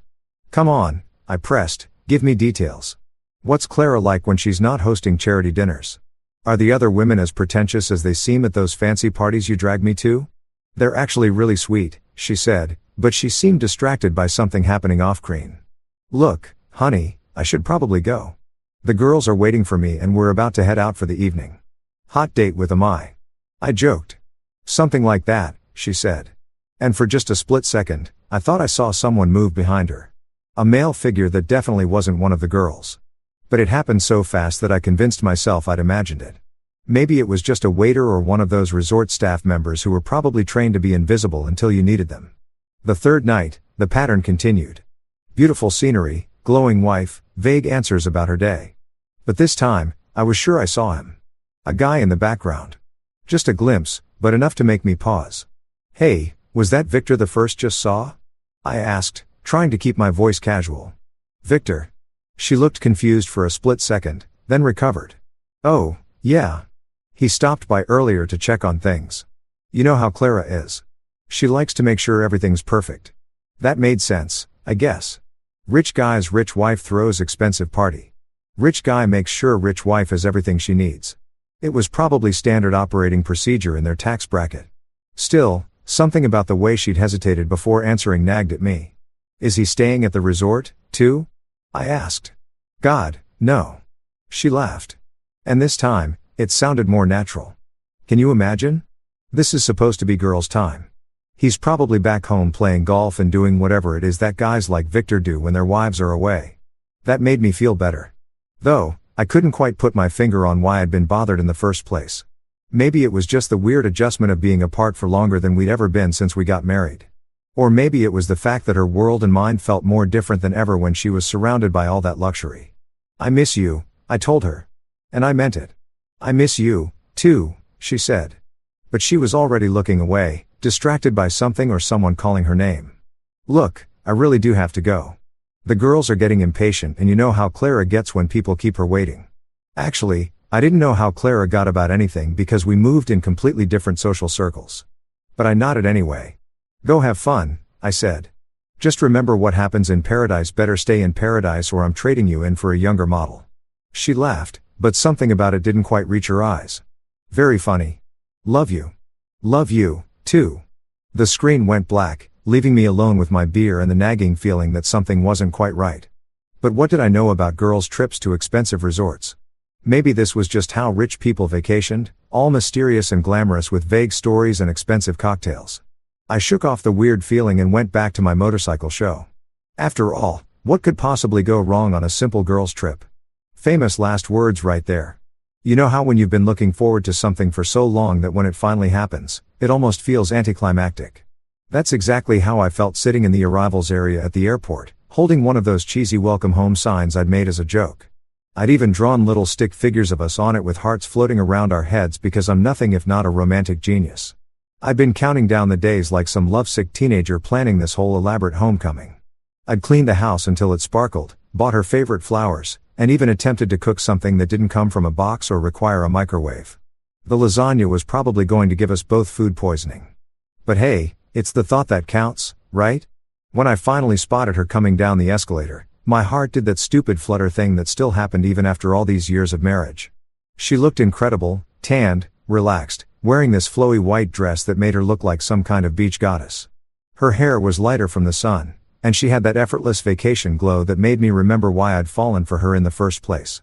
"There's my world traveler," I called out, holding up the ridiculous sign, and probably embarrassing her in front of all the other sophisticated travelers who definitely didn't make arts and crafts projects for airport pickups. But instead of the huge smile and running leap hug I was expecting, she just walked over like she was reporting for duty or something. She kissed my cheek, not my lips, and said, "Hi, honey," in the same tone someone might use to acknowledge the mailman. "That's it?" I asked, genuinely confused. I don't get the full rom-com airport reunion scene. I made a sign and everything. She glanced at the sign and managed what I can only describe as a polite smile. The kind you give to your dentist when he tells you that you need to floss more. "It's very nice," she said, but she was already looking around for the exit. The drive home was weird, like really weird. Usually after any kind of trip, even just a weekend visiting her parents, Marissa would talk my ear off about everything that happened. She'd give me a minute-by-minute breakdown of who said what they ate, who wore the ugliest outfit, the whole 9 yards. I'd learned to just nod and make appropriate noises at the right moments because honestly, I loved hearing her get excited about stuff. But this time, radio silence. She just stared out the window like she was seeing our neighborhood for the first time. Or maybe like she was already missing wherever she'd just been. Her phone was in her lap and I swear she checked it about every 30 seconds, which was strange because Marissa usually complained about being too connected to technology. So I said, trying to break the ice, "Was the resort as amazing as it looked in those pictures you sent?" She said, still looking out the window. Very nice. Very nice." That was it. This from the woman who once gave me a 45-minute detailed review of a chain restaurant because they brought her the wrong salad dressing. And the girls? How was Clara? Did she live up to her reputation as the ultimate hostess? She was fine, Marissa said, shifting in her seat. They were all fine. I tried a different approach. Come on, give me something here. Did anyone have any drama? Surely someone's Botox went wrong or their fake eyelashes fell into the soup or something. These are your rich friends we're talking about. There had to be at least one meltdown over thread count or champagne temperature. She finally looked at me and for just a second I saw something flash across her face. Guilt. Panic. But it was gone so fast I almost thought I'd imagined it. Nothing like that happened. She said it was just relaxing, spa stuff and pool time. Not really exciting enough for a full recap. Not exciting enough. This was Marissa we were talking about, the woman who once spent an entire evening telling me about a conversation she'd overheard in the grocery store checkout line. Everything was exciting enough for a full recap when it came to my wife. When we got home, I carried her bags in while she kind of wandered around the house like she was taking inventory. I'd spend hours making sure everything was perfect. Flowers on the counter, candles lit in the bedroom. Even that fancy bottle of wine we'd been saving for a special occasion chilling in the fridge. Welcome home, beautiful, I said, gesturing around at my handiwork like some demented game show host. I know it's not as fancy as your 5-star resort, but it's got something that place didn't have. What's that? She asked, and I could swear she looked almost nervous about my answer. Me? I said, going for charming, but probably landing somewhere closer to cheesy. Your devastatingly handsome husband who missed you like crazy and may have burned dinner in your honor. That got a small smile out of her, the first real one since she'd gotten off that plane. You cooked? I attempted to cook. I corrected. Whether it's actually edible remains to be seen. But hey, if we die from food poisoning, at least we'll go together, right? Romantic, she said. But she was already heading toward the stairs. I think I'm going to take a shower first if that's okay. I feel like I've got airplane germs all over me.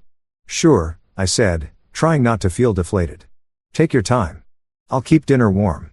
She disappeared upstairs and I heard the bathroom door close, followed by the sound of the lock clicking, which was weird because Marissa never locked the bathroom door when it was just us.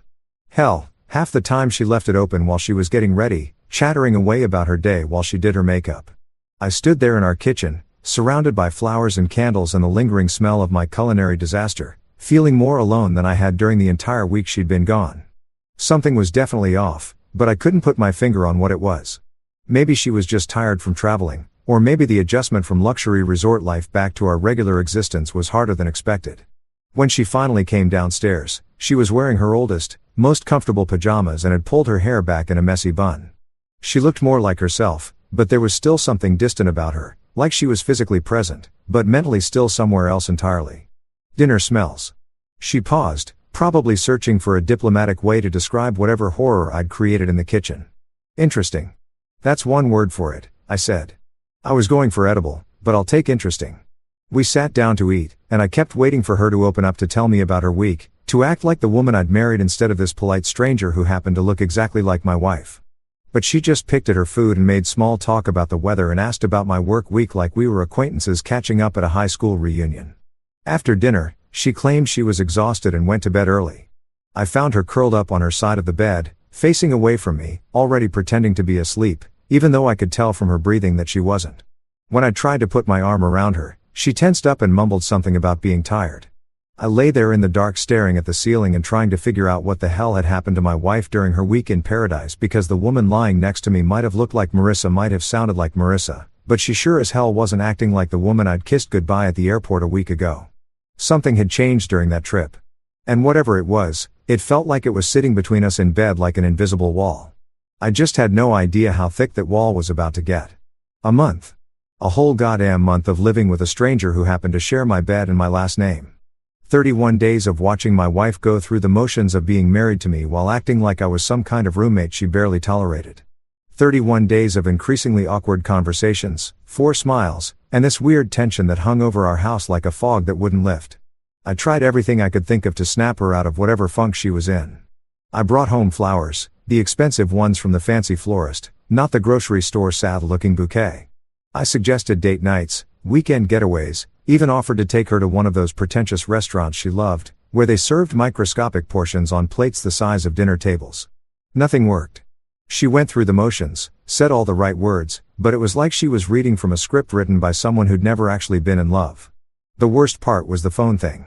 Jesus Christ, the phone thing was driving me insane. She'd always been attached to her phone. What woman wasn't these days? But this was different. This was obsessive. She carried it with her everywhere, clutched it like it contained the secrets of the universe, and God forbid I should happen to glance in its direction. She'd angle it away from me, turn the screen toward her body, and sometimes she'd even leave the room just to check her messages. Who keeps texting you? I'd asked one evening when her phone had buzzed for the 15th time during dinner. Just work stuff, she'd said, not even looking up from whatever was apparently more interesting than the conversation we weren't having. Since when does the nonprofit send urgent messages during dinner? Did someone discover a new way to save endangered butterflies that couldn't wait until morning? She'd given me one of those looks, the kind that said I was being unreasonable for expecting my wife to actually talk to me during meals. It's just busy right now, she'd said. And that was the end of that conversation. But this particular Tuesday morning, something was different. I could feel it the moment I walked into the kitchen. Marissa was sitting at our dining table, the one we bought at a garage sale and refinished together during our first year of marriage when we thought projects like that were romantic instead of just exhausting. She had her hands wrapped around a coffee mug like she was trying to absorb its warmth. And she was staring at the table like it held the answers to all of life's mysteries. "Morning, sunshine," I said, going for my usual cheerful husband routine, even though we both knew it was getting harder to pull off. "You're up early. Couldn't sleep." She looked up at me and I felt my stomach drop. Her face was pale. Her eyes were red-rimmed like she'd been crying. And she had this expression that I'd never seen before, like she was about to deliver news that would change everything. It was the kind of look people got right before they told you someone had died or the house was being foreclosed on. "We need to talk," she said, and her voice was barely above a whisper. For simple words that every husband in the history of marriage has learned to fear because "we need to talk" never preceded good news. Nobody ever said "we need to talk" and then announced they'd won the lottery or gotten a promotion or found a $20 bill in their old jeans. "We need to talk" was relationship code for "buckle up buttercup because your world is about to get rearranged." I sat down across from her trying to read her face for clues about what kind of disaster we were dealing with. My mind started racing through possibilities. Had she lost her job? Were her parents sick? Had someone died? Was she having some kind of midlife crisis where she decided she needed to find herself by backpacking through Europe or taking up pottery? "Okay," I said, trying to sound calm, even though my heart was already picking up speed. "What's going on?" She took a shaky breath and her hands trembled so badly around the coffee mug that I thought she might drop it. "I'm pregnant," she whispered. And for about 3 seconds, my world tilted in the best possible way. Pregnant. We'd been trying for a baby for months, having those careful conversations about timing and finances, and whether we were ready to bring a tiny human into our messy, imperfect life. We'd bought pregnancy tests in bulk from Costco, like we were preparing for some kind of conception apocalypse. We'd tracked ovulation cycles and optimal timing until the whole thing started feeling more like a science experiment than romance. "Are you serious?" I asked, and I could feel this stupid grin spreading across my face. "Really? We're finally going to be parents." But she didn't smile back. She didn't throw herself into my arms or start crying happy tears or do any of the things I'd imagined she'd do when this moment finally came. Instead, she just sat there looking like she was about to throw up, and not in a cute morning sickness kind of way. "Marissa," I said, and something cold started creeping up my spine. "What's wrong? Aren't you happy about this?" She opened her mouth, closed it, then opened it again like a fish gasping for air. When she finally spoke, her voice was so quiet I had to lean forward to hear her. "It's not yours." The words hit me like a physical blow. I actually felt my chest constrict, like someone had reached into my ribcage and squeezed my heart with their fist. The kitchen seemed to tilt sideways, and for a moment, I wondered if I was having some kind of medical emergency, because surely this couldn't be real. Surely my wife hadn't just told me she was pregnant with another man's baby. "What did you just say?" I asked, because maybe I'd misheard. Maybe she'd said something else, something that didn't destroy everything I thought I knew about my life. She looked down at the table, tears streaming down her face. "Now the baby, it's not yours. Whose is it?" The question came out of my mouth before my brain had fully processed what was happening. I felt like I was watching this conversation from outside my body. Like this was happening to someone else and I was just a spectator to my own life falling apart. She was crying harder now. Ugly sobs that shook her whole body. "Victor's," she whispered. "Clara's husband." And there it was. The bomb that had been ticking away for a month finally exploded, taking our marriage, our future, our entire life together, and blowing it into tiny irreparable pieces. Victor, Clara's husband, Victor, who I'd shaken hands with at charity dinners and made small talk with about sports and the weather. Victor, who'd apparently done a lot more than just check on things during that girl's trip to paradise. I sat there staring at my wife, my pregnant wife, who was carrying another man's child, and tried to process information that my brain simply refused to accept. This had to be a mistake, a misunderstanding. Maybe she'd gotten confused about dates or timing or something. Anything other than what she was telling me. How? I asked because apparently my mouth was still working even though my brain had completely shut down. The trip, she said, still not looking at me.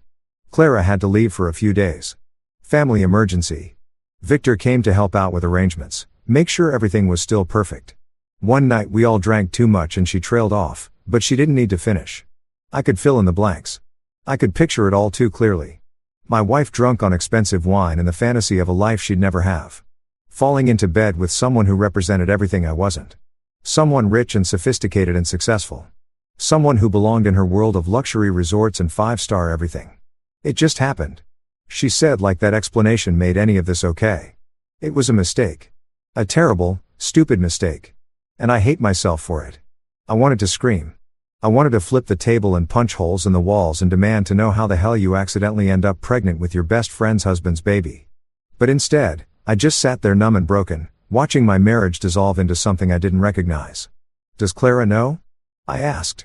She shook her head. Fresh tears streaming down her face. No, God, no. It would destroy her. It would destroy their marriage. And what about ours? I asked. What about our marriage, Marissa? She finally looked up at me, her face streaked with mascara and misery. I don't know, she whispered. I don't know how to fix this. The thing was, looking at her sitting there, destroyed by the weight of what she'd done. I almost felt sorry for her almost because this was the woman I'd loved for years, the woman I'd planned to grow old with. And seeing her in pain still triggered every protective instinct I had. But then I remembered what she'd done, what she'd thrown away, what she'd chosen over me and our life together. And just like that, the sympathy evaporated, leaving behind something harder and colder than anything I'd ever felt before. You know that moment in movies where the main character gets life-changing news and the camera does this slow zoom while dramatic music swells in the background? Yeah. Well, real life doesn't come with a soundtrack.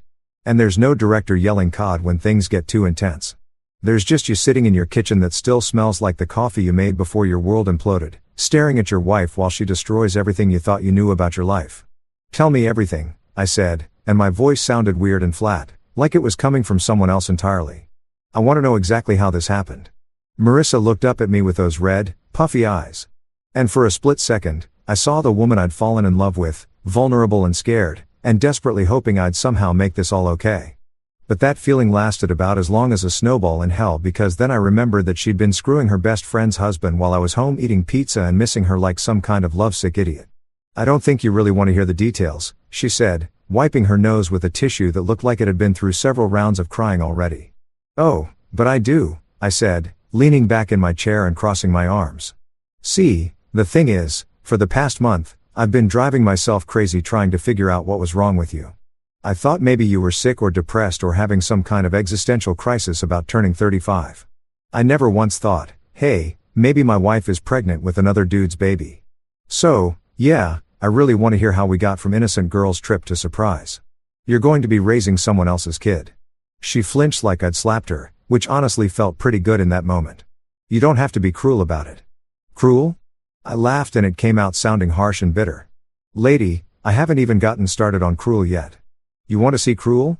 Cruel is spending your anniversary weekend screwing around with your friend's husband while your actual husband is at home planning romantic dinners and buying expensive wine to celebrate your return. It wasn't our anniversary weekend, she said quietly. Oh, excuse me. My mistake. That makes it totally fine then. She took a shaky breath and started talking and I swear every word was like a knife twisting in my chest. Clara got a call on the third day. Her mother had a heart attack and she had to fly back to Boston immediately. She was a mess, crying about ruining the trip for everyone, but we all told her to go. Obviously, family comes first. Obviously, I said because apparently I was going to be sarcastic through this entire conversation. It was either that or start throwing things and we couldn't afford to replace the dishes. Victor flew in that afternoon to handle the resort arrangements and make sure we had everything we needed. Clara insisted she didn't want our trip ruined just because she had to leave. How thoughtful of her and how convenient for you. Marissa's hands were shaking so badly now that she had to put her coffee mug down. He was just being nice, making sure we had dinner reservations, arranging spa appointments, that kind of thing. He was trying to honor what Clara had planned for us. Aha! And somewhere between arranging spa appointments and making dinner reservations, you two decided to honor something else entirely. It wasn't like that, she said, but her voice was getting smaller and smaller, like she was trying to disappear into herself. The first couple of days after Clara left, everything was normal. Victor was polite and helpful, but distant professional, like he was just doing a job. But then what? The professionalism just wore off. Did you guys bond over the mini bar prices or what? She shot me a look that was part anger, part pain. Do you want to hear this or do you just want to make jokes? Oh, I definitely want to hear this. This is better than cable. She was quiet for a long moment and I could practically see her gathering courage to continue. When she finally spoke, her voice was barely audible. The last night, we all went to this beachside restaurant. The other girls were tired and went back to their rooms early, but Victor and I ended up staying at the bar. We were talking about Clara, about how worried we both were, and somehow we just kept drinking. Those tropical drinks don't taste like they have any alcohol in them, but they do. What a shocking revelation. I know you're angry, she said. But please don't make this harder than it already is. Harder for who? For you. Because from where I'm sitting, you made your choices. Nobody forced you to keep drinking with another woman's husband. You're right, she said. And she sounded so defeated that I almost felt sorry for her again. Almost. I made terrible choices. We both did. We talked about our marriages, about how different our lives were, about how sometimes we both felt like we were pretending to be people we weren't. What the hell is that supposed to mean? I don't know, she said, fresh tears streaming down her face. I was drunk and confused and feeling sorry for myself. He was talking about how hard it was being married to someone who lived in a completely different world than he grew up in. And I was complaining about how I sometimes felt like I was settling for a smaller life than I'd imagined. That one hit like a physical blow. Settling. You felt like you were settling by being married to me. I didn't mean it like that, she said quickly. I was drunk and stupid and saying things I didn't really mean. But in that moment, sitting there with someone who understood what it was like to feel out of place in your own life, it felt like what? Like I wasn't alone. We sat there in silence for a moment and I could hear the clock on the wall ticking away the seconds of my old life. The life where I thought my wife loved me and we were building something together. So you felt understood and decided to celebrate by having sex with him. It wasn't planned, she said desperately. We walked back to the resort together and when we got to my room, we were still talking and he came in for just a minute and then you accidentally tripped and fell on his dick. God, you're being awful. I'm being awful. I'm not the one who cheated on my spouse while on vacation. I know what I did was wrong, she said, her voice breaking. I know I hurt you, and I know I betrayed Clara, and I know I ruined everything, but it really was just one night. One terrible, stupid night that I regret more than anything I've ever done in my life. One night that resulted in a pregnancy. Yes. One night that you didn't think to mention for an entire month. I didn't know I was pregnant until last. Lost and broke. And when I found out when you found out why she trailed, you thought you'd just never tell me and raise the kid as mine. I don't know what I thought, she admitted. I was terrified and ashamed and I didn't know how to tell you. I kept hoping maybe the test was wrong or maybe. Maybe what? Maybe you could just pretend it never happened. Maybe you could forgive me, she whispered. And there it was. The question that had been hanging in the air since she dropped this bomb on me. Could I forgive her? Could we somehow work through this and come out the other side still married, still together, still pretending to be happy? Looking at her sitting there destroyed by guilt and fear and the weight of what she'd done, I wanted to say yes. Part of me wanted to be the bigger person, the understanding husband who could overcome anything for love. Part of me wanted to take her in my arms and tell her we'd figure it out together. But a bigger part of me, the part that had been planning our future and saving for our kids and believing in our promises to each other, was already dead. She'd killed it on a beach in paradise with a man who could give her everything I couldn't. I don't know, I said finally. I honestly don't know if I can forgive this. And in that moment, looking at her face crumpled with the realization that she might have lost me forever, I knew that our marriage was over. Maybe not officially, not yet, but in every way that mattered. She'd chosen him over me, even if it was just for one night. And now we all had to live with the consequences. I didn't sleep that night. Not a single goddamn minute. I lay there in what used to be our bed, staring at the ceiling while Marissa tossed and turned beside me, probably having nightmares about her perfect little world crashing down around her ears. Every time I closed my eyes, I saw them together. My wife and Victor drunk on expensive booze and the thrill of betraying the people who trusted them most. The worst part, I kept trying to convince myself that maybe I could get past this. Maybe we could go to counseling, work through our issues, and somehow rebuild what she destroyed. People survived infidelity all the time, right? There were entire industries built around helping couples recover from affairs. Maybe I could be one of those noble, forgiving husbands who rose above his pain for the sake of love. But every time I started down that path, I hit the same wall, the baby. Because this wasn't just about a one-night stand or a moment of weakness. This was about raising another man's child, looking at that kid every day for the rest of my life, and being reminded of what my wife had done. This was about family photos where I'd know the truth that nobody else could see. About birthday parties and Christmas mornings and college graduations built on a foundation of lies. Around 5 o'clock in the morning, I gave up on sleep and went downstairs to make coffee. My hands were shaking as I measured out the grounds, and I kept replaying Marissa's confession in my head, like some kind of twisted highlight reel. The way she described feeling understood by Victor, like I was some kind of emotional who couldn't comprehend her complex inner life. The way she'd talked about settling for a smaller life, like our marriage was some consolation prize she'd accepted because she couldn't do better. That's when it hit me. The thing that had been nagging at me since yesterday. Clara didn't know. She was walking around, probably planning dinner parties and charity events, completely oblivious to the fact that her husband had knocked up her best friend during what was supposed to be an innocent girls' trip. She was living in the same fool's paradise I'd been living in a month ago, trusting people who didn't deserve it. I found myself reaching for my phone before I'd fully decided what I was going to do. Clara's number was in my contacts from some dinner party planning committee Marissa had roped me into helping with last year. We'd exchanged maybe a dozen text messages total, mostly about logistics and timing, but I had her number. Did she deserve to know? Hell yes, she did. Did I have the right to tell her? That was a murkier question. But as I sat there in my kitchen at 5:30 in the morning, watching the sun come up on the worst day of my life, I decided that moral ambiguity was a luxury I couldn't afford. Someone needed to tell Clara the truth, and it sure as hell wasn't going to be Marissa, who seemed more concerned about preserving her friendships than taking responsibility for what she'd done. I waited until 8 o'clock, figuring that was a reasonable time to call someone with devastating news because apparently I still had some sense of social etiquette even in the middle of my personal apocalypse. Hello. Clara's voice was bright and cheerful. Probably because she thought she was getting a friendly morning call from her best friend's husband. Maybe she thought I was calling to thank her for the amazing trip she'd given Marissa or to chat about some upcoming social event. Hi, Clara. It's me, Marissa's husband, I said, realizing I sounded like I was introducing myself to someone I'd never met, which was basically accurate since all our previous interactions had been surface-level pleasantries at parties where we were both just playing our assigned roles as supportive spouses. Oh, hi. She sounded genuinely pleased to hear from me. How are you? How's Marissa? I've been meaning to call her, but things have been so crazy since I got back from Boston. My mother's doing much better, thank goodness. But the whole experience was just exhausting. And there it was. The perfect opening to destroy her day, her marriage, and probably her entire worldview. Actually, that's kind of why I'm calling, I said, trying to figure out how to ease into this conversation. How do you tell someone their husband cheated on them? Was there a protocol for this kind of thing? Is everything okay? Her voice had changed, picking up on the tension in mine. You sound serious, Clara.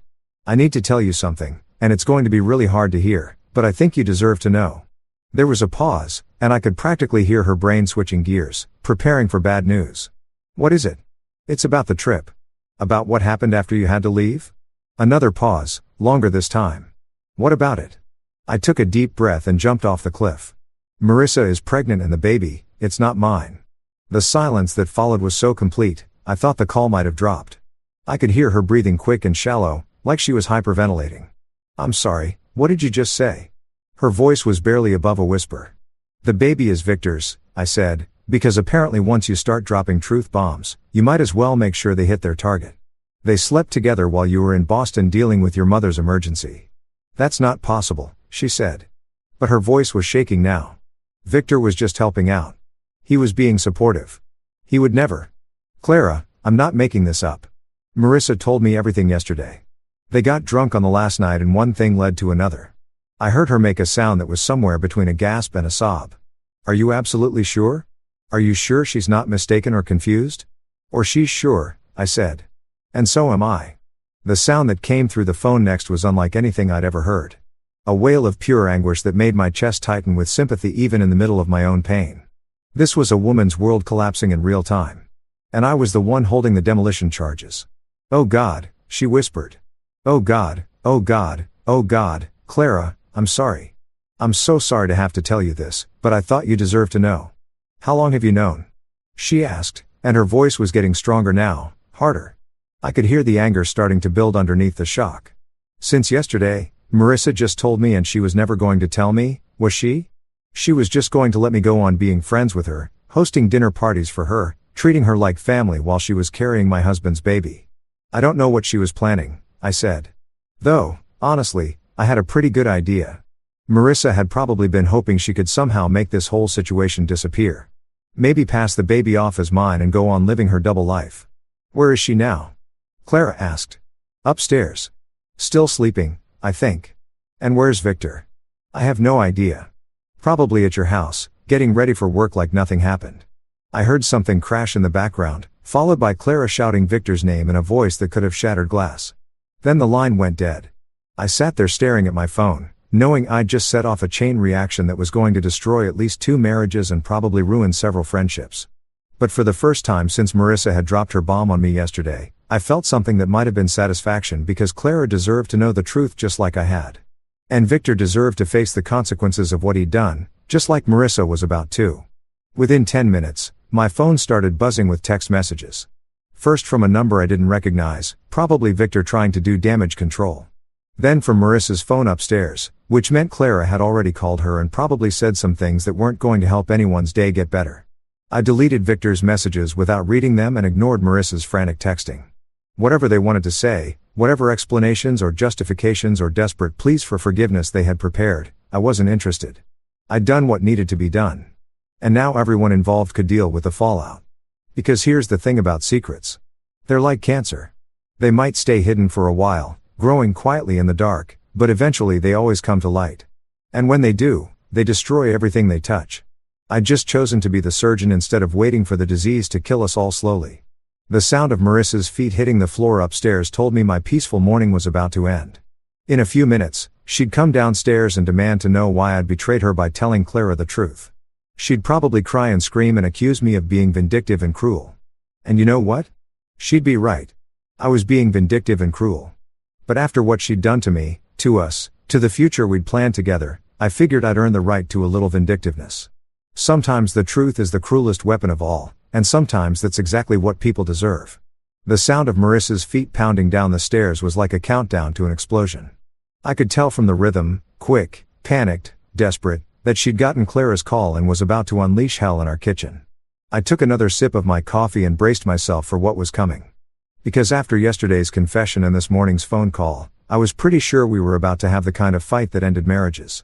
She appeared in the doorway like some kind of avenging angel, except instead of bringing divine justice, she was bringing accusation and fury.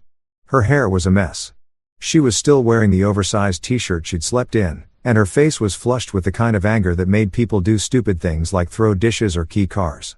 "What did you do?" she demanded, and her voice was pitched so high it probably disturbed dogs in neighboring counties. I looked up from my coffee with what I hoped was an expression of complete innocence. "Good morning to you, too, sweetheart. Sleep well." "Don't you dare," she said, pointing at me like I was a misbehaving dog. "Don't you dare act like you don't know what I'm talking about. Clara just called me absolutely hysterical, saying you told her about." She trailed off, probably realizing that saying about my affair out loud made it sound even worse than it already was. "About your pregnancy," I suggested helpfully, "about the fact that you're carrying her husband's baby. About the little detail you conveniently forgot to mention to your best friend while you were crying on my shoulder about how guilty you felt." Her mouth opened and closed a few times like she was a fish trying to breathe air. For a moment, she just stood there in our kitchen doorway, frozen in this expression of complete disbelief. It was like her brain couldn't process the fact that I'd actually done what any rational person would do in this situation, told the truth to someone who deserved to hear it. "How could you do that?" she finally managed to say, and her voice was barely above a whisper. "How could you call her and destroy her life like that?" I almost laughed. Actually, I did laugh.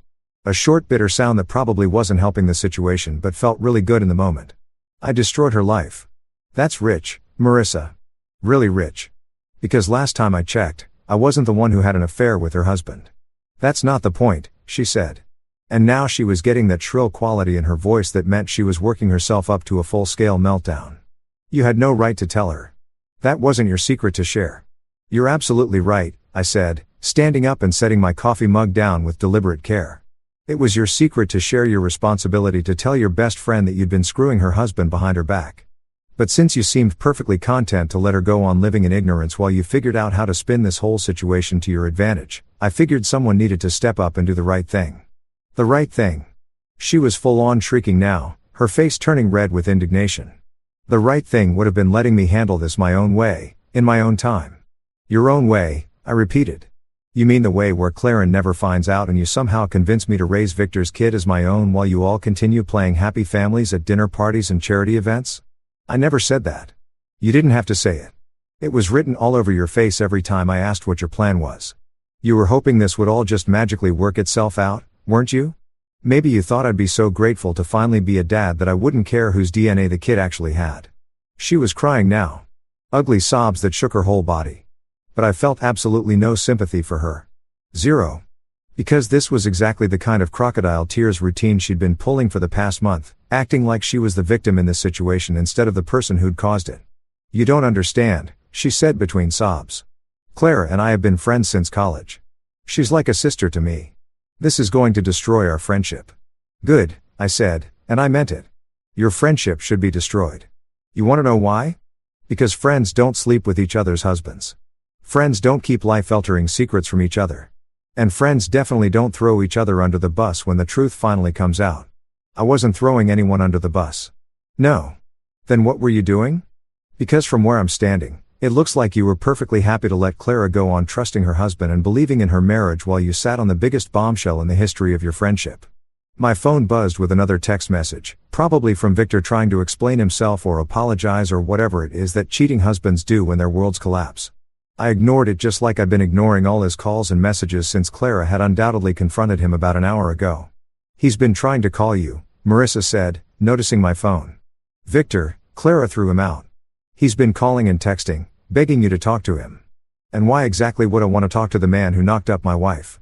Because he's sorry. Because this whole thing was a mistake that got out of hand. Because he never meant for any of this to happen. I stared at her for a long moment, genuinely amazed by her capacity for self-delusion. Do you hear yourself right now? You're actually defending him.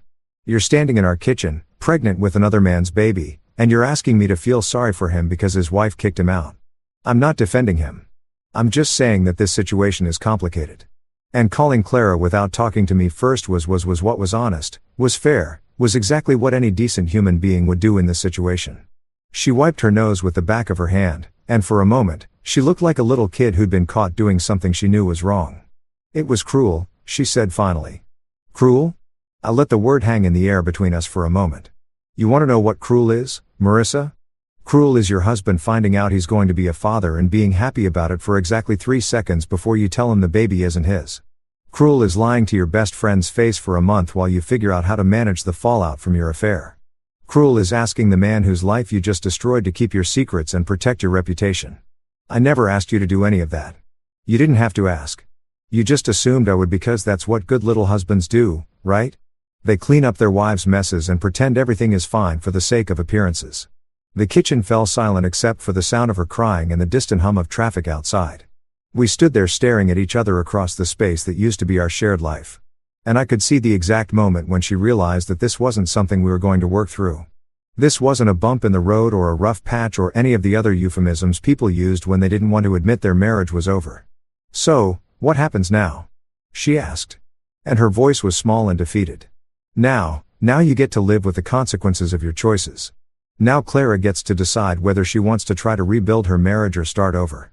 Now Victor gets to explain to his friends and family why his wife kicked him out. And now I get to figure out what the hell I'm supposed to do with the rest of my life. And us, she whispered. I looked at her standing there in our kitchen. This woman I'd loved and trusted and planned to grow old with and felt absolutely nothing.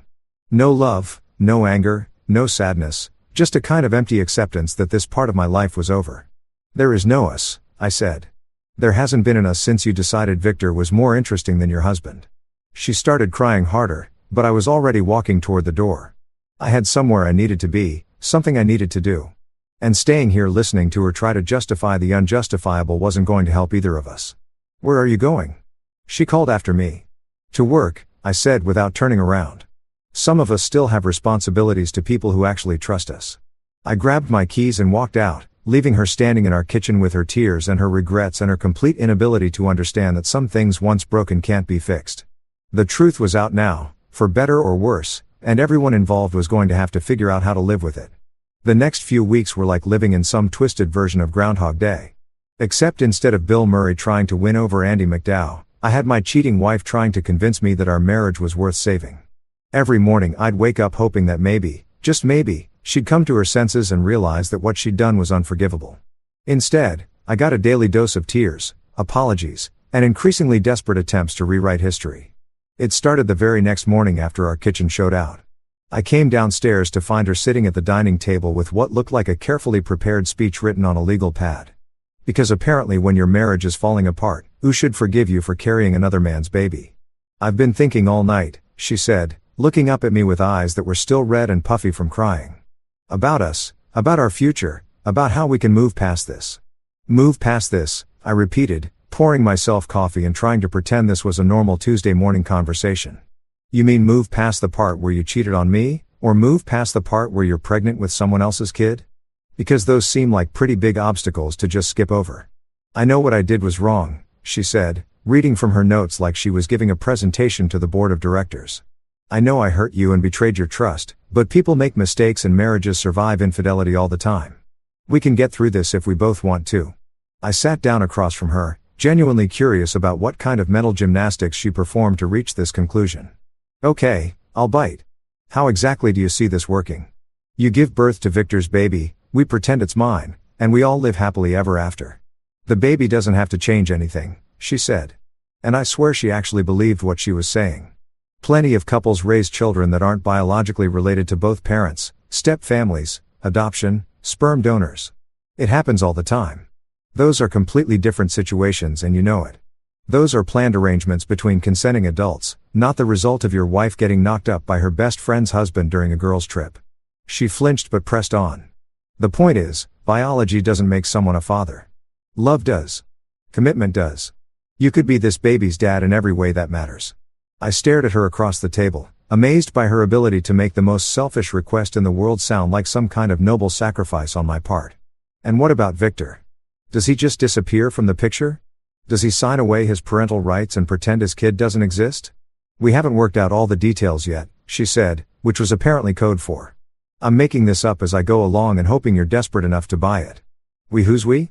Are you and Victor having planning sessions about how to manage your love child?" "No," she said quickly. "I haven't talked to him since it happened. Clara made it very clear that any contact between us would result in legal action." That was interesting. I'd wondered how the other half of this disaster was handling their own marital implosion. Apparently, Clara wasn't messing around when it came to consequences. "So, let me get this straight," I said, "you want me to forgive you for cheating? Agree to raise another man's child as my own and do all of this without any input from the actual biological father who's currently persona non grata in his own marriage? Does that about sum up your master plan?" "I want us to try," she said, and her voice was getting that pleading quality that meant she was about to start crying again. "I want us to go to counseling and work through this and come out stronger on the other side." "Stronger?" I laughed and it came out sounding harsh and bitter. "Marissa, you didn't just cheat on me. You didn't just have a meaningless one-night stand that we could potentially work through with enough therapy and time. You created a permanent reminder of your betrayal. Every time I look at that kid, I'm going to remember what you did. Every birthday party, every Christmas morning, every school play, I'm going to be thinking about how you chose someone else over me." She was crying now. Ugly sobs that shook her whole body. "But it was just one night, one stupid, drunken mistake that I regret more than anything I've ever done in my life. A mistake that's going to last for 18 years. A mistake that's going to grow up and call me daddy while looking exactly like the man who destroyed our marriage. You don't know what the baby will look like," she said weakly. "Come on, Marissa. Victor's got those dark eyes and that Mediterranean complexion. If this kid comes out looking anything like him, everyone's going to know the truth anyway. Did you really think you could pass off a little Victor clone as mine?" She didn't answer, which was answer enough. She'd been hoping for a miracle, some genetic lottery that would let her pretend this whole situation never happened. Over the next few days, the begging intensified. She started leaving little notes around the house, in my briefcase, taped to the bathroom mirror, stuck to the steering wheel of my car. They all said variations of the same thing. I'm sorry. Please forgive me. We can work through this. I love you. It was like being haunted by the ghost of our marriage, except the ghost was very much alive and making my morning coffee routine really annoying. She tried the romantic approach, cooking elaborate dinners that she barely touched while staring at me across the table with hopeful eyes. She tried the practical approach, making lists of all the reasons why staying together made financial sense. She even tried the guilt approach, suggesting that divorcing her while she was pregnant made me the bad guy in this situation. Everyone's going to think you abandoned me in my time of need, she said one evening while I was trying to watch the news in peace. Let them think whatever they want, I said without looking away from the TV. Anyone who knows the truth will understand why I left. But what about people who don't know? What about your coworkers, your family, or friends? They're going to think you're a monster for leaving your pregnant wife. Are you seriously trying to guilt me into staying married to you because you're worried about what people will think? I'm trying to point out that divorce isn't going to solve anything. You're still going to have to deal with the gossip and the judgment and the awkwardness. At least if we stay together, we can control the narrative. Control the narrative. Like our marriage was some kind of PR campaign that needed better messaging. Like the problem wasn't what she'd done, but how other people perceived what she'd done. You know what I said, finally looking at her? You're right. People are going to talk. They're going to speculate and gossip and probably come up with theories that are even worse than the truth. But you know what they're not going to do? They're not going to have to wake up every morning next to someone who betrayed them. They're not going to have to pretend to love a child that represents the worst moment of their marriage. They're not going to have to spend the rest of their lives wondering when it might happen again. It won't happen again, she said desperately. I swear to you, nothing like this will ever happen again. You're right, I said, standing up and heading for the stairs because I'm not going to give you the chance. I'd already started looking at apartments online, checking my finances, and mentally preparing for the conversation with a divorce lawyer. I just hadn't told her yet because some small part of me was curious to see how far she'd go to try to save something that was already dead. The answer apparently was pretty far because the next morning I found her in the kitchen with pregnancy brochures spread across the table talking about how we could take parenting classes together and pick out nursery furniture and plan for our future as a family. Our future as if we had one. As if I was going to spend the next 18 years pretending to be grateful for the opportunity to raise her lover's child. That's when I knew it was time to put us both out of our misery and end this charade once and for all. There's something weirdly liberating about making a decision that you know is going to hurt like hell, but also set you free. It's like finally deciding to get a root canal. You know it's going to suck, but at least the constant pain will stop. That's exactly how I felt the morning I decided to pull the trigger on divorce papers instead of listening to another one of Marissa's speeches about second chances and the healing power of love. I'd spent the weekend apartment hunting, which was about as depressing as it sounds. Turns out that when you're a middle-aged insurance adjuster looking for a place to live after your wife destroys your marriage, your options are pretty limited. I could afford either a decent apartment in a sketchy neighborhood or a crappy apartment in a decent neighborhood, but not both. I went with decent neighborhood and crappy apartment because at my age, I figured I needed all the safety I could get. The place I settled on was a one-bedroom unit in a complex that looked like it had been built during the Carter administration and hadn't been updated since. The carpet was beige, the appliances were harvest gold, and the bathroom had the kind of shower that made you feel like you were being misted rather than actually cleaned. But it was mine, or would be mine once I signed the lease and figured out how to tell my wife that I was leaving.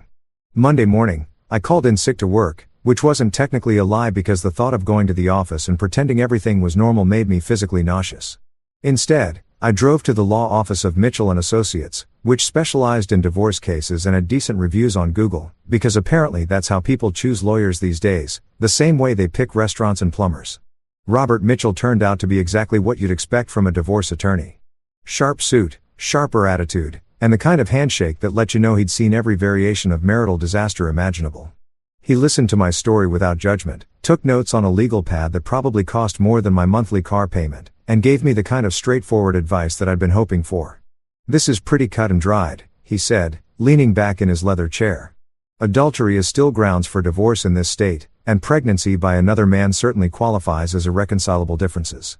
The question is, what do you want to walk away with? My dignity, I said, and as little drama as possible. He smiled, and it wasn't a particularly warm expression. In my experience, men who say they want as little drama as possible usually end up getting screwed in the settlement. Are you sure you don't want to fight for half the house, alimony, pain, and suffering? I just want out, I told him. She can have the house, the furniture, the wedding china. We never use all of it. I don't want anything that reminds me of this marriage. What about the pregnancy? Do you want to establish paternity? Make sure you're not on the hook for child support. That was a conversation I'd been dreading, but it had to happen. The baby isn't mine. I want that clearly established in the divorce decree, so there's no confusion later. He made more notes, probably calculating his fee based on how complicated this was going to get. We'll need DNA testing once the child is born, assuming the biological father is willing to cooperate. If not, we can compel testing through the courts. He'll cooperate, I said. His wife already kicked him out. I don't think he's in a position to make demands. After 2 hours of paperwork and legal strategy, I walked out of that office feeling like I just bought my freedom for the cost of a small car. It was expensive, but some things are worth paying for, and peace of mind was definitely one of them. That evening, I sat Marissa down for what I knew would be our last real conversation as husband and wife. She must have sensed something was different because she'd spent the day cleaning the house and cooking my favorite dinner, like she was trying to remind me of all the domestic bliss I'd be giving up. We need to talk, I said, and I saw her face immediately shift into panic mode. If this is about the baby again, I already told you that we can work through this. There are support groups for couples dealing with infidelity, and I found this counselor who specializes in. I want a divorce, I said, cutting her off before she could launch into another prepared speech about the healing power of professional therapy. The words hung in the air between us like a death sentence. She just stared at me for a long moment, her mouth slightly open like she couldn't quite process what I'd said. You don't mean that, she said finally. You're angry and you have every right to be, but divorce isn't the answer. We can fix this. No, we can't, I said, and I was surprised by how calm my voice sounded. Some things can't be fixed, Marissa. Some mistakes are too big to come back from. But I love you, she said. And she started crying again. I made a terrible mistake, but I love you. And that has to count for something. It does count for something, I said. It makes this harder than it needs to be. But love isn't enough to fix what you broke. She tried everything she could think of in the next hour. She cried.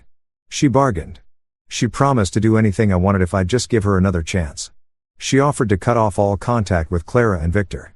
To move to another city, to go to church, to get individual therapy, couples therapy, family therapy. She painted pictures of the life we could have together, the family we could build, the happiness we could find if I'd just forgive her. But I'd already checked out emotionally. I sat there listening to her plead for our marriage while mentally calculating how many boxes I'd need to pack my stuff and wondering if the cable company would let me transfer service to my new apartment. I've already filed the papers. I told her when she finally ran out of steam, and I've put a deposit down on an apartment.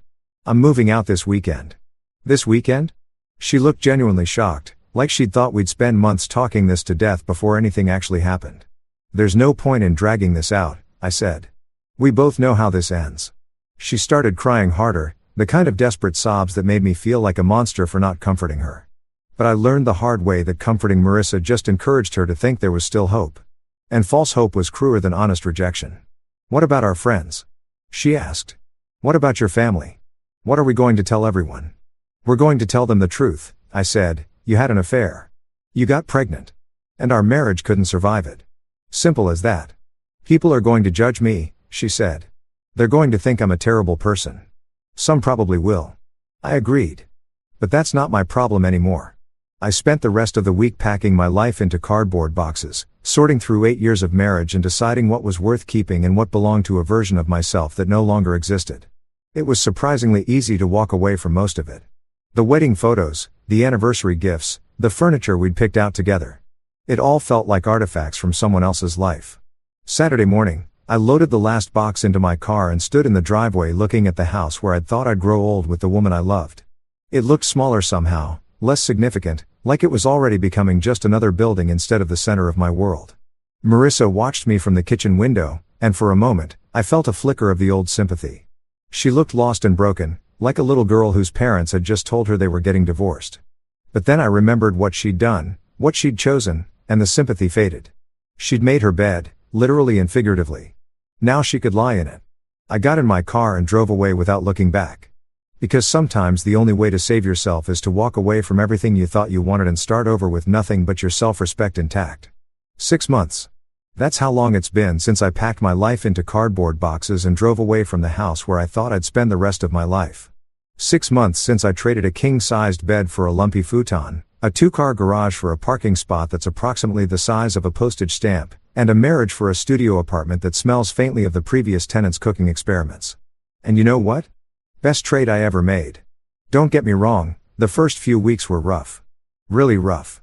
There's something deeply humbling about being a grown man eating cereal for dinner 3 nights in a row because you never learned how to cook for one person. There's something even more humbling about calling your mother to ask how to separate whites from colors in the laundry because your wife always handled that stuff. And you'd apparently been sleepwalking through the domestic responsibilities of adult life.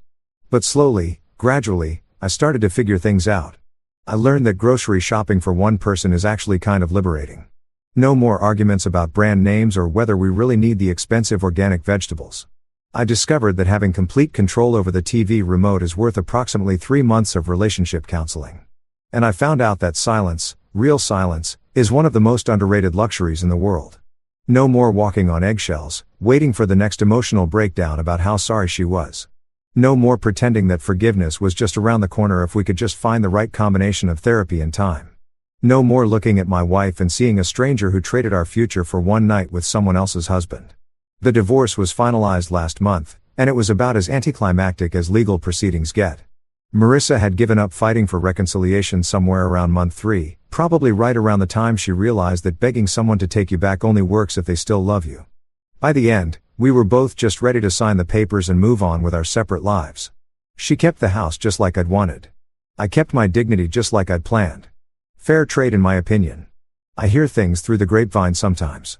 This city isn't big enough to completely avoid news about your ex-wife, especially when she's carrying what is apparently a very obvious not your baby. Clara and Victor's divorce was finalized about a month before ours. And from what I understand, it was significantly messier. Apparently, when you're splitting assets worth millions of dollars instead of fighting over who gets the good coffee maker, lawyers get a lot more creative with their billable hours. Clara reached out to me a few times in those first couple of months. We met for coffee twice. 2 broken people trying to make sense of how quickly our lives had imploded. She was angry in a way that I recognized. That cold, focused fury that comes when someone you trusted completely betrays you in the most personal way possible. We didn't talk much about specifics, mostly just sat there drinking overpriced lattes and marveling at how naive we'd been. I keep thinking about all the signs I missed, she told me during our second coffee meeting. All the times he was working late or taking business trips that seemed unnecessary or just being distant. I thought he was stressed about work. I had no idea he was planning to cheat on me with my best friend. To be fair, I said, I don't think it was planned. I think they're both just selfish people who made selfish choices when the opportunity presented itself. Does that make it better or worse? She asked. I honestly don't know, I told her. Some days I think it would be easier if it had been planned because then at least I could hate them both without reservation. The fact that it was supposedly spontaneous just makes them seem pathetic instead of evil. We stopped meeting after that, not because of any drama or falling out, but because we realized we were both just picking at wounds that needed to heal. She had her own rebuilding to do, and so did I. Staying connected to the wreckage of our old lives wasn't helping either of us move forward. I heard she moved to Seattle last month. Fresh start, new city, new life. Good for her. She deserved better than what she got from Victor, just like I deserved better than what I got from Marissa. The baby was born 3 weeks ago, a boy. Apparently, I know this because my mother, bless her heart, still talks to Marissa's mother, and the gossip network between them is more efficient than any intelligence agency. Dark hair, dark eyes, looks nothing like me, and everything like his actual father. No surprises there. Marissa tried to put my name on the birth certificate anyway, which resulted in a very expensive legal battle that ended exactly the way you'd expect, with DNA evidence proving what we all already knew. Victor is the father legally and biologically, which means he gets to pay child support while dealing with his own custody arrangements. Marissa gets to be a single mother with a baby that serves as a permanent reminder of the worst decision she ever made. And I get to wake up every morning in my crappy little apartment, make my coffee exactly the way I like it, and not have to pretend that any of this is my problem anymore. The funny thing is, people expected me to be bitter. Coworkers, friends, even my own family kept waiting for me to have some kind of breakdown or revenge fantasy. They wanted me to be angry, to plot elaborate schemes to make Marissa's life miserable, to spend my energy trying to get back at her for what she'd done. But here's the thing I learned during those 6 months of rebuilding my life from scratch. Revenge is exhausting. Staying angry takes work. Plotting and scheming and trying to hurt someone who already hurt you is just another way of letting them control your life. And I was done letting Marissa control anything about my existence. Instead, I focused on the one thing I could actually control, myself. I started going to the gym because apparently stress and rage are excellent motivators for getting in shape. I took a cooking class because eating cereal for dinner loses its charm after the first month. I even started dating again, though that's a whole other adventure that involves learning how to explain your divorce without sounding like a complete disaster. The truth is, I'm happier now than I was during those last few months of my marriage. I'm definitely happier than I would have been if I'd stayed and tried to make it work with a woman who'd proven she couldn't be trusted with the most basic requirements of marriage, like not sleeping with other people. I see Marissa sometimes around town. She looks tired, like single motherhood isn't the glorious adventure she might have imagined. She's gained weight, which isn't surprising considering she's dealing with a newborn and no support system. Most of her old friends have distanced themselves from the drama, and Clara's exile apparently extended to anyone who remained loyal to the woman who betrayed her. She doesn't look happy, but she doesn't look like my problem anymore either. Last week, she sent me a text message. Just 3 words. I miss you.